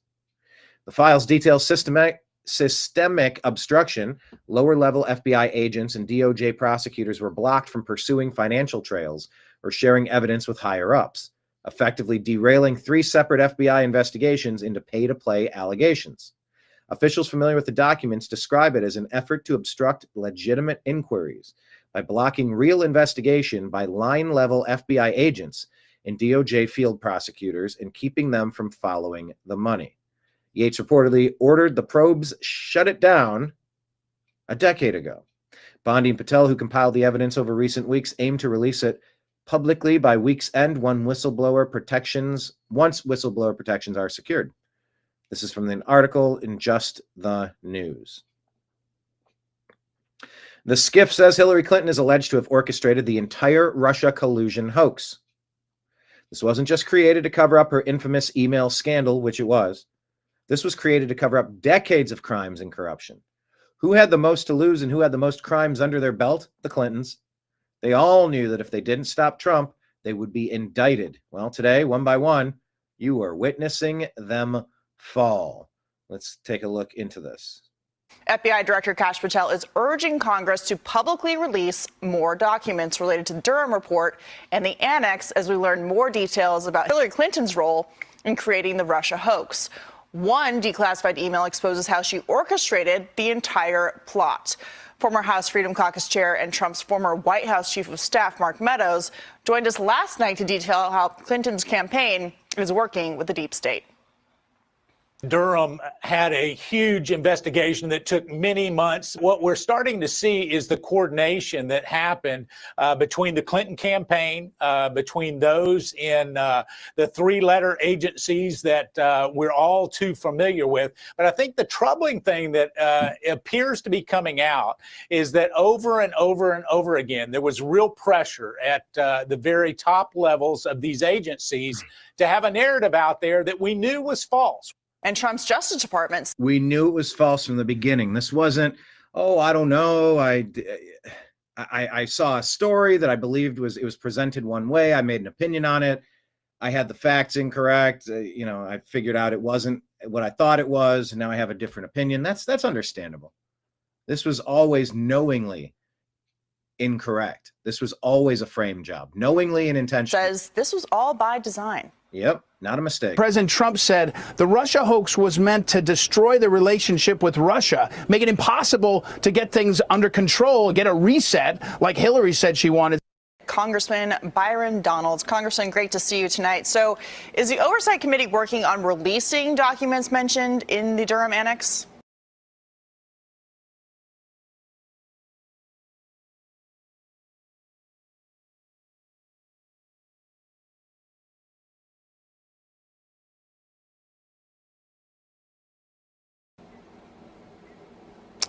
Yeah, that's something that we're going to be getting to when we get back. Somewhat similar to the subpoenas we issued for the Epstein files that happened about a week and a half ago. So, look, I think this is where we need to go. When it comes to the Durham Annex, we need that information to be public. What is crystal clear is that Hillary Clinton's presidential campaign financed, obviously, the Steele dossier, but behind the scenes was using the elements of our government, our intelligence community. I also believe the FISA court system to not just spy on the campaign of then candidate Donald Trump, but to undermine the presidency of Donald Trump simply because she lost and could not be president. And so this is stuff that we need to release to the American people. We need to get to the bottom of that immediately. And we need to remember that it was pin the tail on Russia year after year after year after year. 2013, Victoria Nuland overthrowing Ukraine, Burisma, 10% for the big guy, Hunter Biden, the energy companies, the kickbacks, the bribes, the corruption, the drugs, the hookers, the bribery, the blackmail. This is all of it. They've been trying to pin the tail on Russia for a long time. So it's just been another one of the never-ending opportunities to try to frame Russia, just like they tried to frame Trump. This is a standard operating protocol for the Democrat deep state apparatus. Congressman Jason Chaffetz here. Yeah, getting those documents is key. They were under subpoena. I know, because I was there and involved in signing such documents. Hold on. I love how he's like, I know. It's like he's in Fargo, eh? I know. She lost and could not be president. And so this is stuff that we need to release to the American people. We need to get to the bottom of that immediately. Congressman Jason Chaffetz here. Yeah, getting those documents is key. They were under subpoena. I know, because I know. Come on, doesn't he say, like, I can see Russia from my house? I know. David Bann, is that what people sound like in Ontario? It's his key. They were under subpoena. I know, because I know. I know. Subpoena. I know, because I know.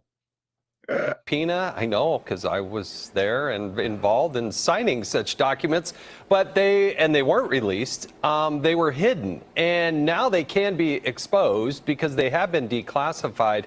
The follow-up, though, question, Congressman, is are you going to start to hold hearings? Because if you bring up Clapper and Comey and Brennan and ask the same questions that were asked previously, I think it would be fascinating to see if they pled the Fifth or if they actually gave a different answer than they did when they were under oath previously answering these questions.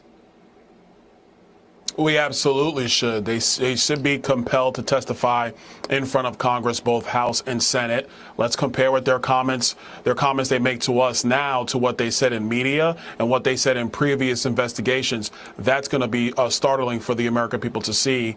And people might say, well, why are you going back to the well on Russiagate? Because what we witnessed.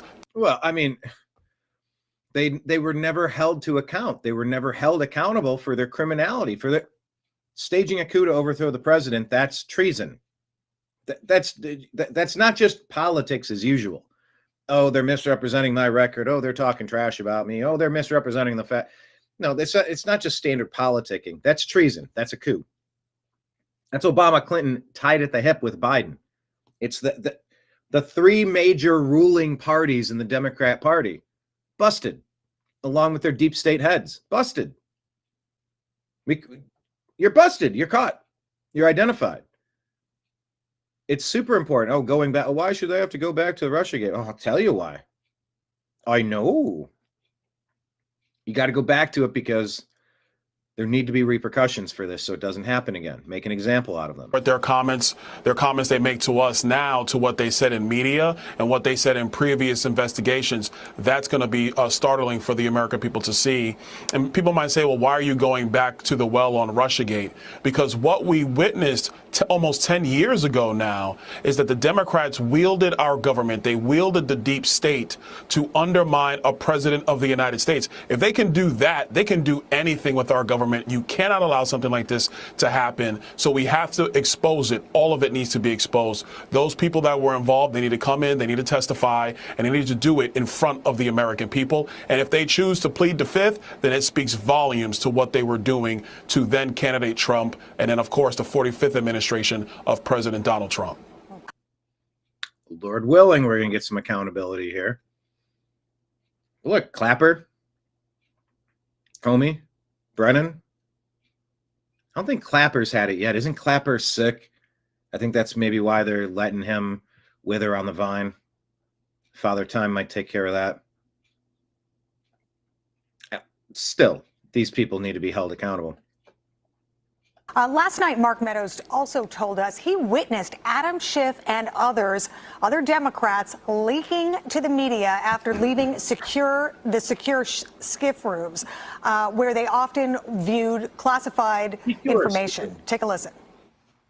The only thing that's not surprising to me is the fact that there were leaks coming out of the Democrat operatives, many of them, including Chairman Schiff, I was served with. And yet I can tell you that when we were in SCIFs, we could take a break from the SCIF and go out and find the Democrat talking points of what we discussed in the SCIF already given to the legacy media. Should it be investigated further? Absolutely. And those that are guilty should be held accountable. So, Congressman, based upon that, will the Oversight Committee look into Schiff and other Democrats for leaking to the press during the 2016 Russia hoax? Oh, we absolutely should, and it shouldn't just be House oversight. It should also be House intel, because what Chief Meadows was saying is stories that I've heard in my time on Capitol Hill, that Adam Schiff primarily and others would read something in the skiff, go out to the cameras, and either tell it to the press or leak it to the press so he could get asked questions. It is it is undermining the intelligence gathering apparatus, and it also demonstrates the manipulation that the Democrats were engaged in top to bottom, in my view. I'm not just talking about Hillary. I'm talking about the DNC, the White House, members of Congress. It was a top to bottom way of undermining the intelligence gathering operation in order to undermine President Trump during his first term. So it needs to fully be investigated. And yeah, he's a member of the Senate now, but that doesn't matter. Leaking classified information is illegal. No member of Congress is allowed to do that. Former U.S. Attorney General Bill Barr is said to be headed to the Hill tomorrow for a deposition with the House Oversight Committee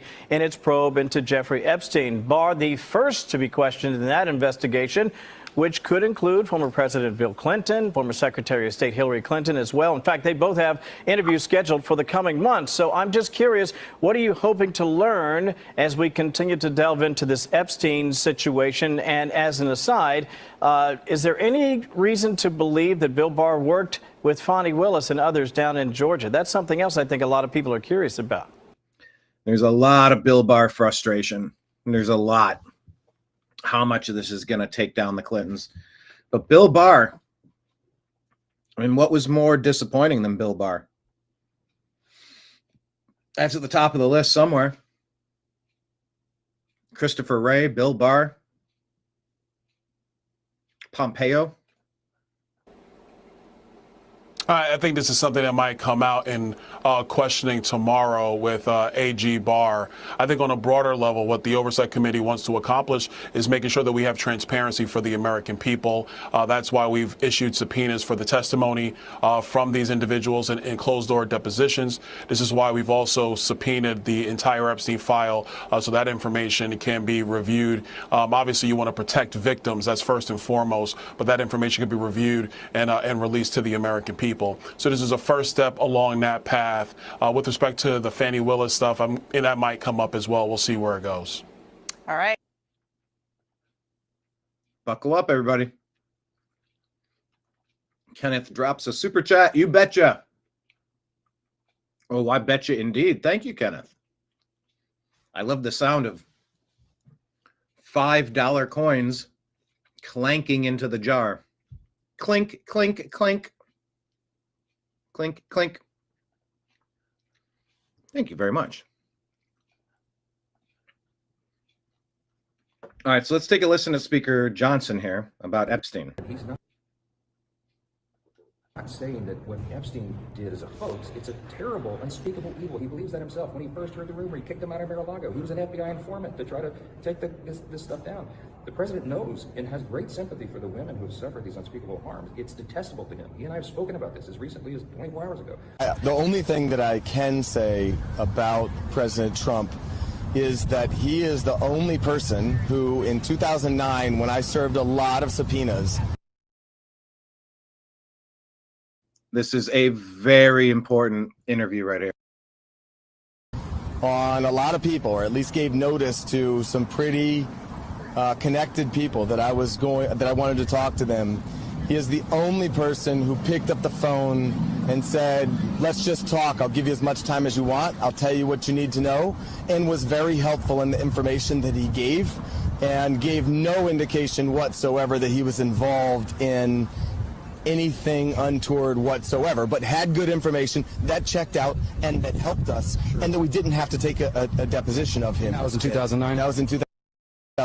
I can tell you that I talked to President Trump back in 2009, and several times after that. He didn't think that it was a hoax then. In fact, he helped me. He got on the phone. He told me things that were helping our investigation. Now, our investigation wasn't looking into him, but he was helping us then. So I think the initial messaging of him calling it a hoax it was bad. Or he wasn't able to explain what was the hoax. Did they frame him on the way out the door? as a way of protecting themselves from this information coming out. It's like, well, he'll never bust us on the Epstein stuff because now we framed him. He's tied to this now. We put some hoaxes inside of the real stuff. The real stuff is the stuff that stood up to judicial review. You had attorneys parsing out evidence from hearsay. That was in the grand jury trial in Florida. That's what the Democrats keep blocking. They say, no. The real files are over there. Take a look. Maybe even look inside the burn bags. Wink, wink. That we mysteriously left behind. Wink, wink. Wait, I said the quiet part out loud and the loud part quiet. Not explaining what part of it is a hoax. He could have said, there are now files left by Biden and all of his people. Lies, stuff that frankly wasn't in the investigation when we made it. All fake news. He could have said something like that. But he didn't. He just said, oh, it's a hoax, or oh, who cares about that guy? It's like, well, no, we still do. Is he doing this to protect the Clintons, to protect other people? What's up?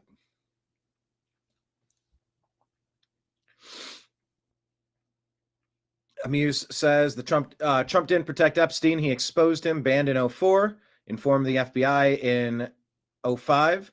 The whistleblower, not the enabler. Now, what about Clinton and Gates? Democrats aren't very interested in the story when it reveals the corruption in their own party. Salty Goat says, it's about to get real. Bondi and Patel announced the hidden cache of Clinton Foundation files discovered. The corruption is mind-blowing. Who's ready to see some perp walks? Take a listen. Just the news, no noise. Files. Attorney General Pam Bondi and FBI Director Kash Patel have now shown Congress documents about former President Bill and former First Lady Hillary Clinton's foundation and evidence that they collected donations from foreign and domestic interest-seeking influence. And the fact that AG Bondi and Director Patel just found this new cache of documents is raising concerns that this evidence was kept from previous prosecutors' investigating the Clinton Foundation and the pay-to-play allegations against the Clinton family, a decade ago. So officials familiar with the matter have said that the documents will make clear that there was some kind of effort to obstruct legitimate inquiries into the foundation by blocking real investigation by line-level FBI agents and DOJ field prosecutors and keeping them from following the money. So you can read more about this bombshell story over at Just the News. Busted. Now what? The precedent has been set. Now you go after former presidents for criminality. These people were trying to ruin him. They staged a coup. He was shot in Pennsylvania. Multiple impeachment attempts. Framed for J6. Oh, it's an insurrection. Is it now? Is it now?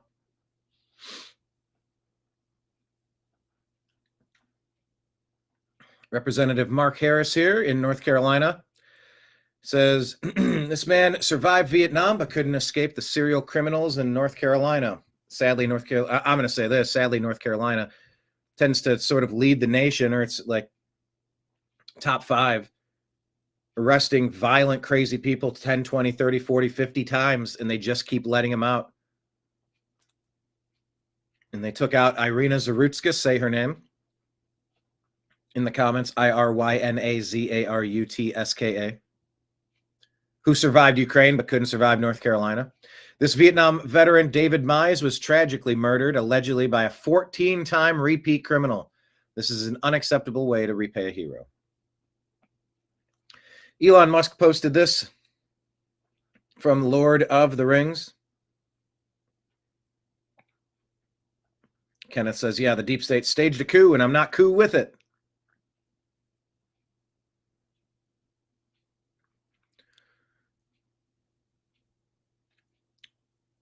Frodo says, what are we holding on to, Sam? That there's some good in this world, Mr. Frodo, and it's worth fighting for.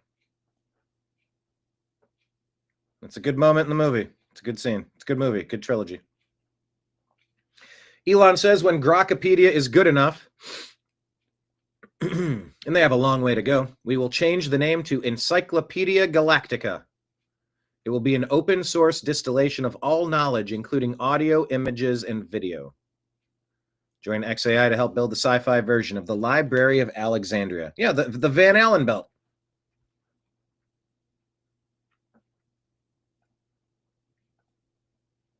Encyclopedia Galactica. I'm here for it. That works for me.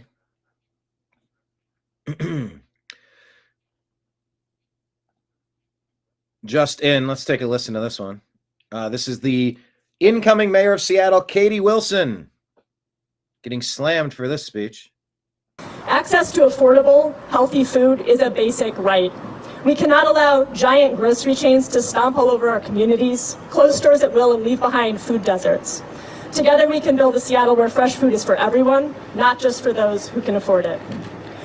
Food deserts are not natural. Corporations create them when they abandon our communities. As mayor, I'm excited to step up and with UFCW explore public option grocery stores to fill those gaps. We will access. So let's try to make sense of this. These big blue cities won't arrest the people that are robbing the stores out of existence, panhandling in the parking lots, changing the laws so that shoplifters can't be arrested, can't turn a profit, can't keep the store open. And this mayor wants to get mad at the companies that can't make money in a neighborhood, so they leave. You're getting into some weird Leninist, Stalinist, Marxist, communist drivel with this. She will unilaterally ban stores from closing down in her city. The government will force them to stay open. We cannot allow big grocery chains to close stores. This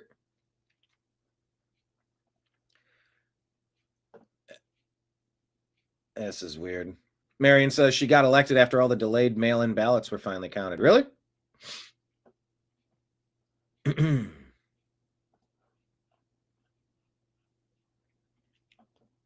All right.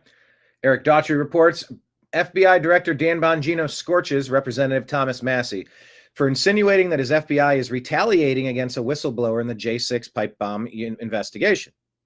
Bongino posted receipts that Massie is ignoring his call. Quote, "This is disgusting, even by the low standards many have for politicians. You know my number, and you're free to call me anytime, but it's easier to tweet and throw BS bombs. You continue to imply that the director and I are targeting investigators in the case. When I spoke with you yesterday, a little after 8 a.m. Eastern Time, screenshots attached, I offered you an in-person brief on our work. We spoke for 10 minutes. I called you back a bit after 7:30 p.m. Eastern Time to again make that offer. You didn't answer, and you have yet to call me back. On pursuing the pipe bomber suspect, Bongino said, despite the magnitude of challenges we faced, one of our first initiatives was to aggressively pursue a new strategy to investigate the J6 pipe bomb terror attack. We brought in new personnel to take a look at the case. We flew in police officers and detectives working as TFOs, task force officers, to review FBI work. We conducted multiple internal reviews, held countless in-person and SVTC meetings with investigative team members. We dramatically increased investigative resources, and we increased the public award for information in the case to utilize crowdsourcing leads. Receipts attached.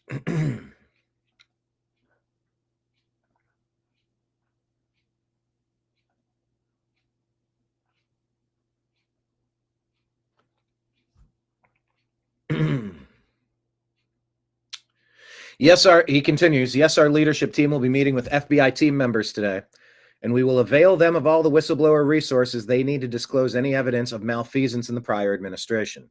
And we will ask about threads that may have gone unpulled under prior leadership because we are passionate about solving this case. But a week of near 24-hour work on recent open source leads in the case has yet to produce a breakthrough. And some of the media reporting regarding prior persons of interest is grossly inaccurate and serves only to mislead the public. I proudly serve in this administration, and I proudly work with Director Patel to reform and advance the crime fighting and national security missions of the FBI. We would love to have you, Thomas Massie, as a partner in this mission, rather than a dog barking behind a fence. Thomas Massie's faced growing criticism for expending far too many of his resources on trying to block, obfuscate, derail, slander the Trump administration. Now, did Trump bring some of that on him by publicly going after Thomas Massie? You're damn right he did. That's why I'm calling for a bourbon summit. I'd like to host a bourbon summit at Thomas Massie's choosing. Do we have to go to D.C.? We'll go to D.C. But I'm calling for a summit between President Trump and Thomas Massie. Can have Diet Coke on one side. I'm going to have a bourbon. I don't know what Thomas Massie's going to have. Maybe some raw milk. Bring Rand Paul in for the heck of it. Marjorie Taylor Greene is invited as well.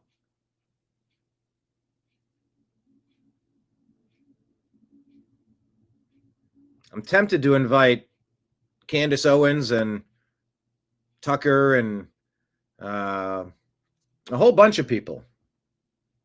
But I do want to kind of stay focused on trying to bring back some overlap, get those overlapping Venn diagrams of the libertarian and the MAGA movement. Where do you agree? Where can you focus on some things that maybe you don't agree on every particular point of the platform, and maybe you don't need to run Massie out of office. Maybe Massie doesn't have to become hyper-fixated on getting Trump then. That, as is the allegation, at least. So I'm calling for a bourbon summit in the great state of Kentucky at Thomas Massie's chosen location, or I will gladly travel to D.C. to host this summit between President Trump, Thomas Massie, and a few of our closest friends. Wondering if there's any possible way we can get on the same page and work together instead of being a dog barking from behind a fence, as Dan Bongino says. This infighting isn't particularly helpful. I want to stay focused on dismantling the demonic deep state. Some of this infighting is really taking us off course. Time is a ticking. Time, it is a fading. The clock, it is a ticking. I don't know, whatever I'm trying to say. Tick tock, tick tock. Go, go, go, go, go. Get some stuff done. And some good stuff. There's got to be some more overlap. And I don't like seeing Massie and Trump at each other's throats. So I'm just like how Obama had a beer summit. Even if President Trump himself, not going to have the bourbon. It's a good idea. It's a good idea. I also have to add that as Director of Health and Human Services, I don't think bourbon is a very good idea. Alcohol can really spike your blood pressure and lead to a variety of problems in your lifetime. Okay, we can also have wheat juice, organic wheat juice for Bobby Kennedy Jr. or whatever it is that you prefer to drink. I am actually curious, would Bobby Kennedy like my impersonation of him or hate it? I don't know. It could go no other way. I would have to do it, and it would either work or it would not. It could go no other way. Although Bobby doesn't necessarily need to be a part of this meeting. I think it'd be great just because I want to see what he thinks of my impression. Or he's going to... Anyway. So that's my bourbon summit that I'm calling for. Thomas Massie says, I received this troubling letter today from the attorney representing the most recent FBI whistleblower regarding the J6 pipe bomb investigation. Just a reminder to Kash Patel, in case this letter is warranted, federal law prevents retaliation against whistleblowers.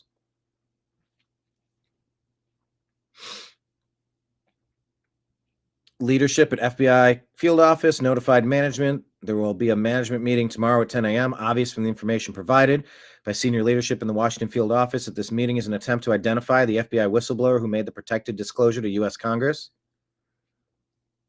Kurt Siuzdek,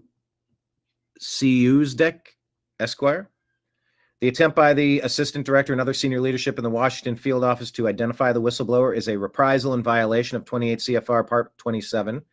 Department of Justice Office of Attorney Recruitment and Management, FBI Whistleblower Court, has upheld the right of FBI employees to anonymously make protected disclosures without being subject to retaliation by FBI management.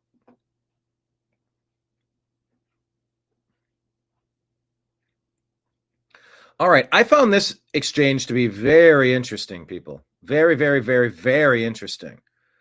I've quoted this Wesley Clark clip several times. This guy, Coleman Hughes, he's talking with Dave Smith, and he points out some pretty important information about that. You've all heard this Wesley Clark clip. But this was very interesting. I've met Dave. I like Dave. But I think the perspective from this guy on the right, this guy on the left, I think he makes a very cogent point here. We also have a 4-star general who's on record saying that he saw these plans, that they were going to go overthrow all of these governments. But why is it then that I got 4-star General Wesley Clark, Supreme Commander of the NATO forces? Why is it that he told me that he saw the plans? We know this because the 4-star General Wesley Clark himself said that he was out of power at the time, but he went to the Pentagon and he said that he saw plans. How come I have 4-star General Wesley Clark telling me 10 years prior that we had already made the plan? This has been confirmed by 4-star General Wesley Clark that we were going to topple 7 countries in 5 years. Wesley Clark's 4-star general. This is a really well put together video accounting for a lot of the times Dave Smith has been saying this.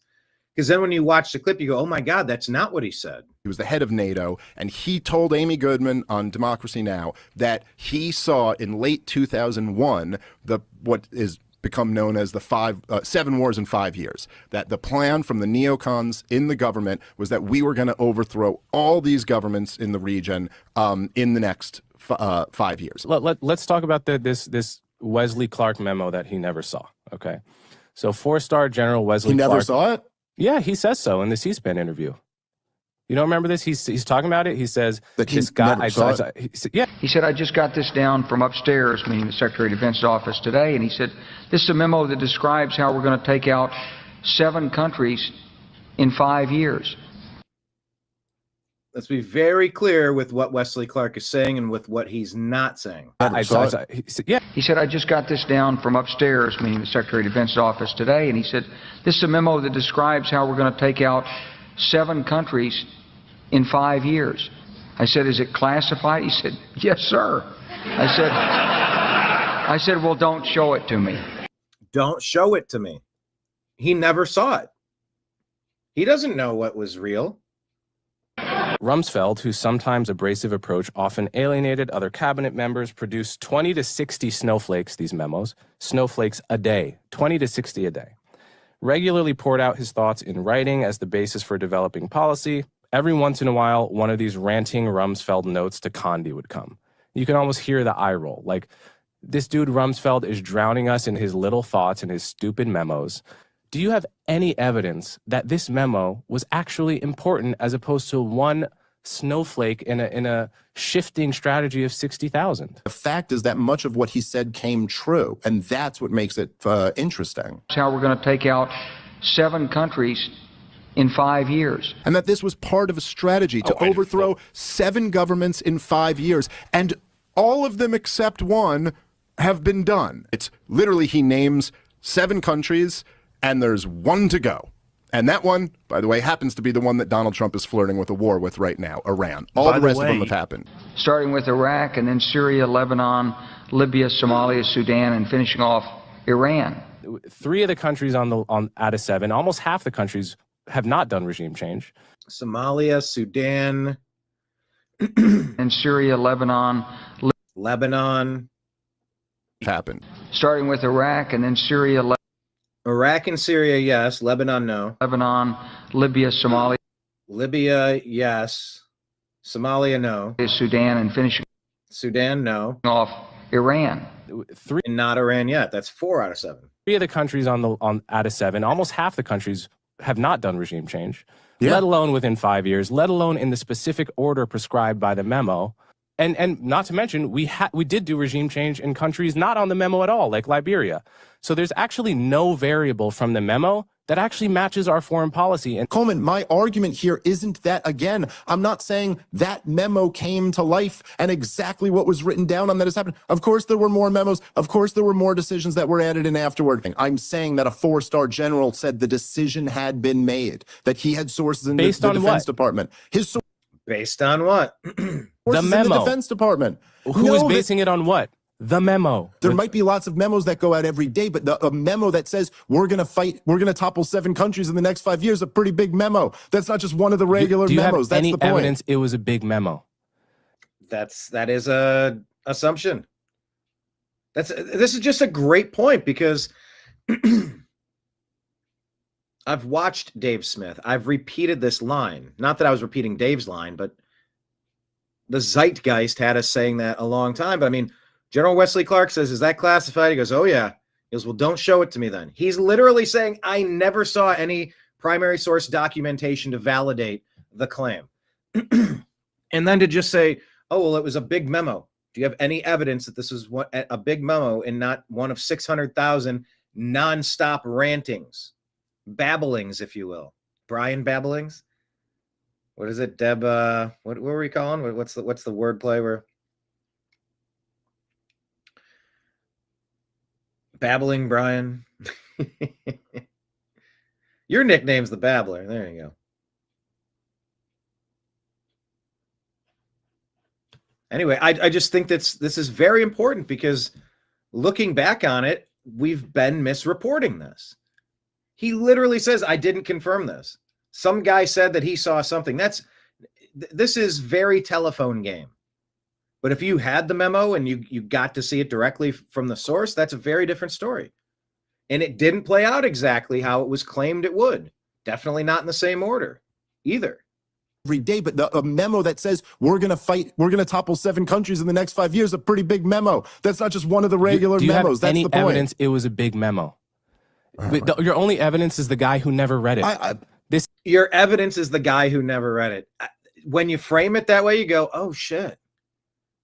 Your only evidence is the guy who never read it. Good catch by this guy. It's a respectful conversation, which I appreciate.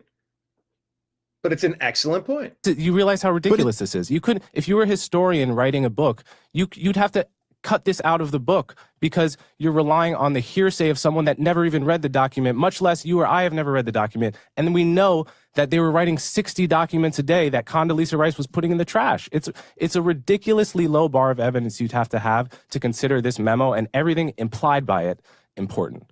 I mean, I don't know how else to say this, dude. This just feels so nutty to me. I guess we'll just leave this up to people. Okay. And I'm not a historian writing a book. I'm a guy talking about these issues to the American people. So I don't know.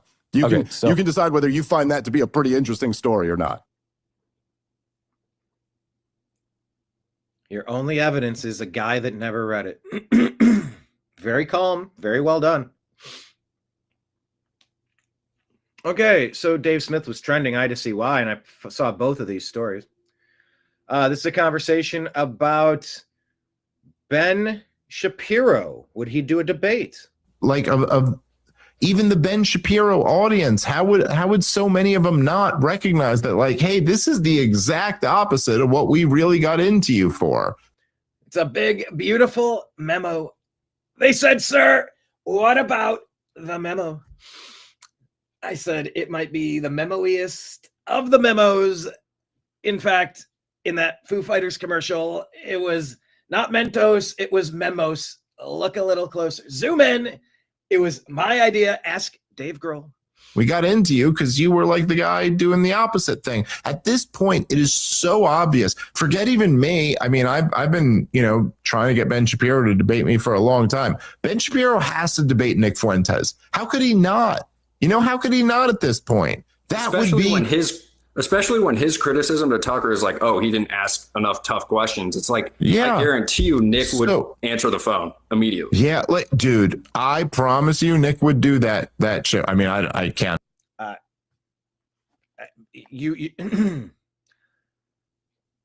More conversation is needed. More conversation, not less. I am fully in favor of it. Not being a super Nick fan, I'm not very familiar with him other than some clips here and there. The many criticisms against Ben Shapiro and his allegiances, bring it. Have that debate. Do it. I would love to moderate that debate as well. So I'd like to host a bourbon summit with Diet Coke and Bourbon Summit, President Trump and Thomas Massie. We'll include Rand Paul. Also, I would like to host the debate between Nick Fuentes and Ben Shapiro. I want the mute button. I want to be able to mute people and ask the questions. And we'll also go through a list of submitted questions, like from the audience. And I'll find some good ones. It'll be good. Speak for Fuentes, but Fuentes would do that. And can you tell me that Ben Shapiro, Nick Fuentes isn't like the biggest political event of our lifetime? So how do you not do that at this point? It's a very weird thing. You know, I said that, and I probably spoke in a where I'm not really in a position to say that when I was debating Seth Dillon on Piers Morgan's show. And I said, oh, you think you're so tough? You go debate Nick Fuentes. He'll do it. And I probably shouldn't have said that because I can't speak for him. I don't know if he actually it doesn't make sense for him to do that debate at this point. But if Ben Shapiro wanted to debate Nick Fuentes, everyone knows that that's the biggest show on the internet right now. So why not?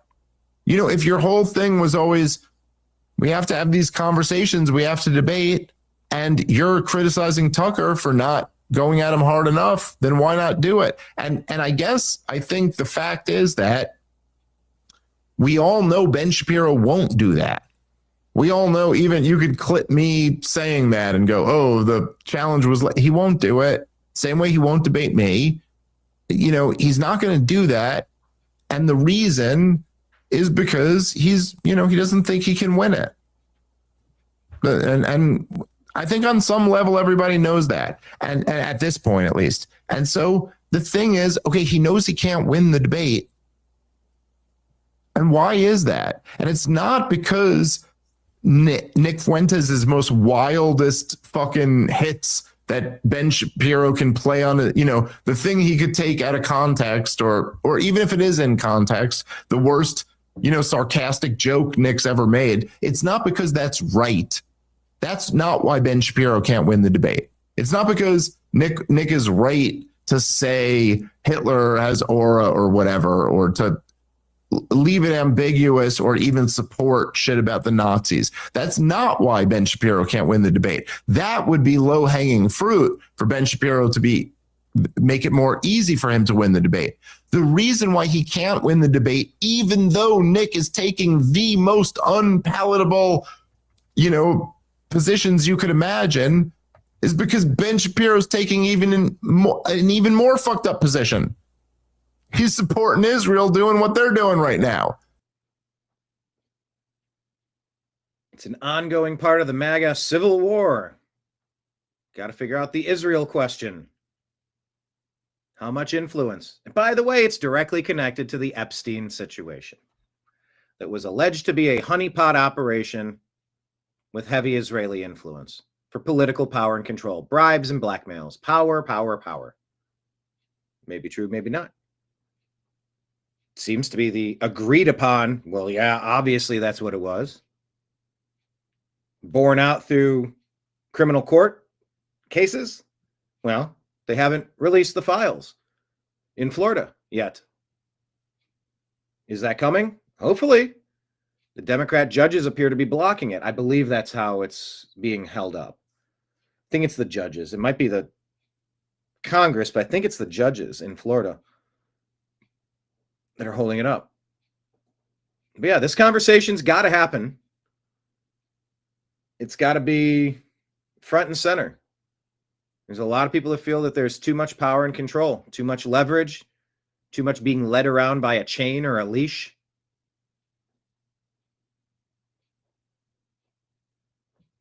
I just say, good, more conversation. I'm here for it. And so if you're supporting Israel doing this shit, you can't even win a debate against that. That's the truth, right? So it's This is the problem. We can't even have a conversation where Mark Levin and Ben Shapiro are talking about canceling anyone because they're just like public merchants of death. Yeah, totally. Didn't Gene Epstein try to set up a debate with you and Ben, and he just he said he was going to try. I knew it wasn't going to happen, but yeah, he offered. I think he offered like good money for it too, but that wasn't going to happen. Yeah. Well, I mean, you did. So there we are. Check this out. You know, I must admit that self-driving cars, to me, have always felt like the potential for calamity in the bad direction. That the self-driving cars would malfunction, the self-driving cars would be commandeered. Those concerns. This is a video of the opposite. This video is posted. Let me full screen this. FSD saves lives. It happened to me tonight. Going through New Mexico from the Tesla shareholders meeting, the head-on collision at 75 miles an hour with oncoming traffic was averted. Just a broken mirror, busted window, and a bit of a shaken mind. Thank you, Elon. Thank you, Tesla. Thank you, Cybertruck. Watch this. Driving down the road.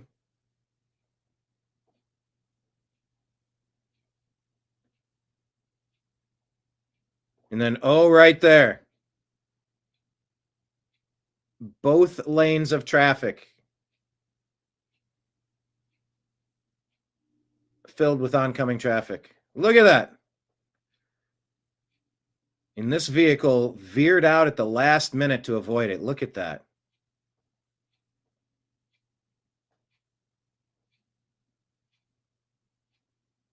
I mean, that could have easily ended up taking several lives.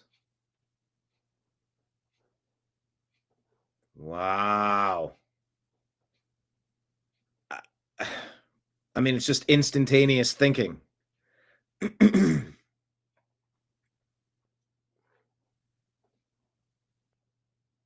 Yeah. So full what is it called? Full self-driving mode. It saves lives.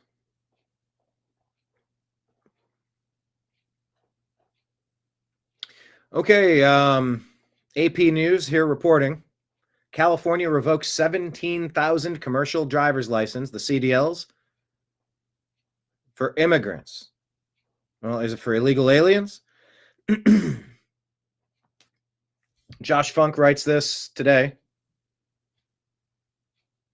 They discovered the expiration dates went past when the drivers were legally allowed to be in the U.S., state officials said Wednesday.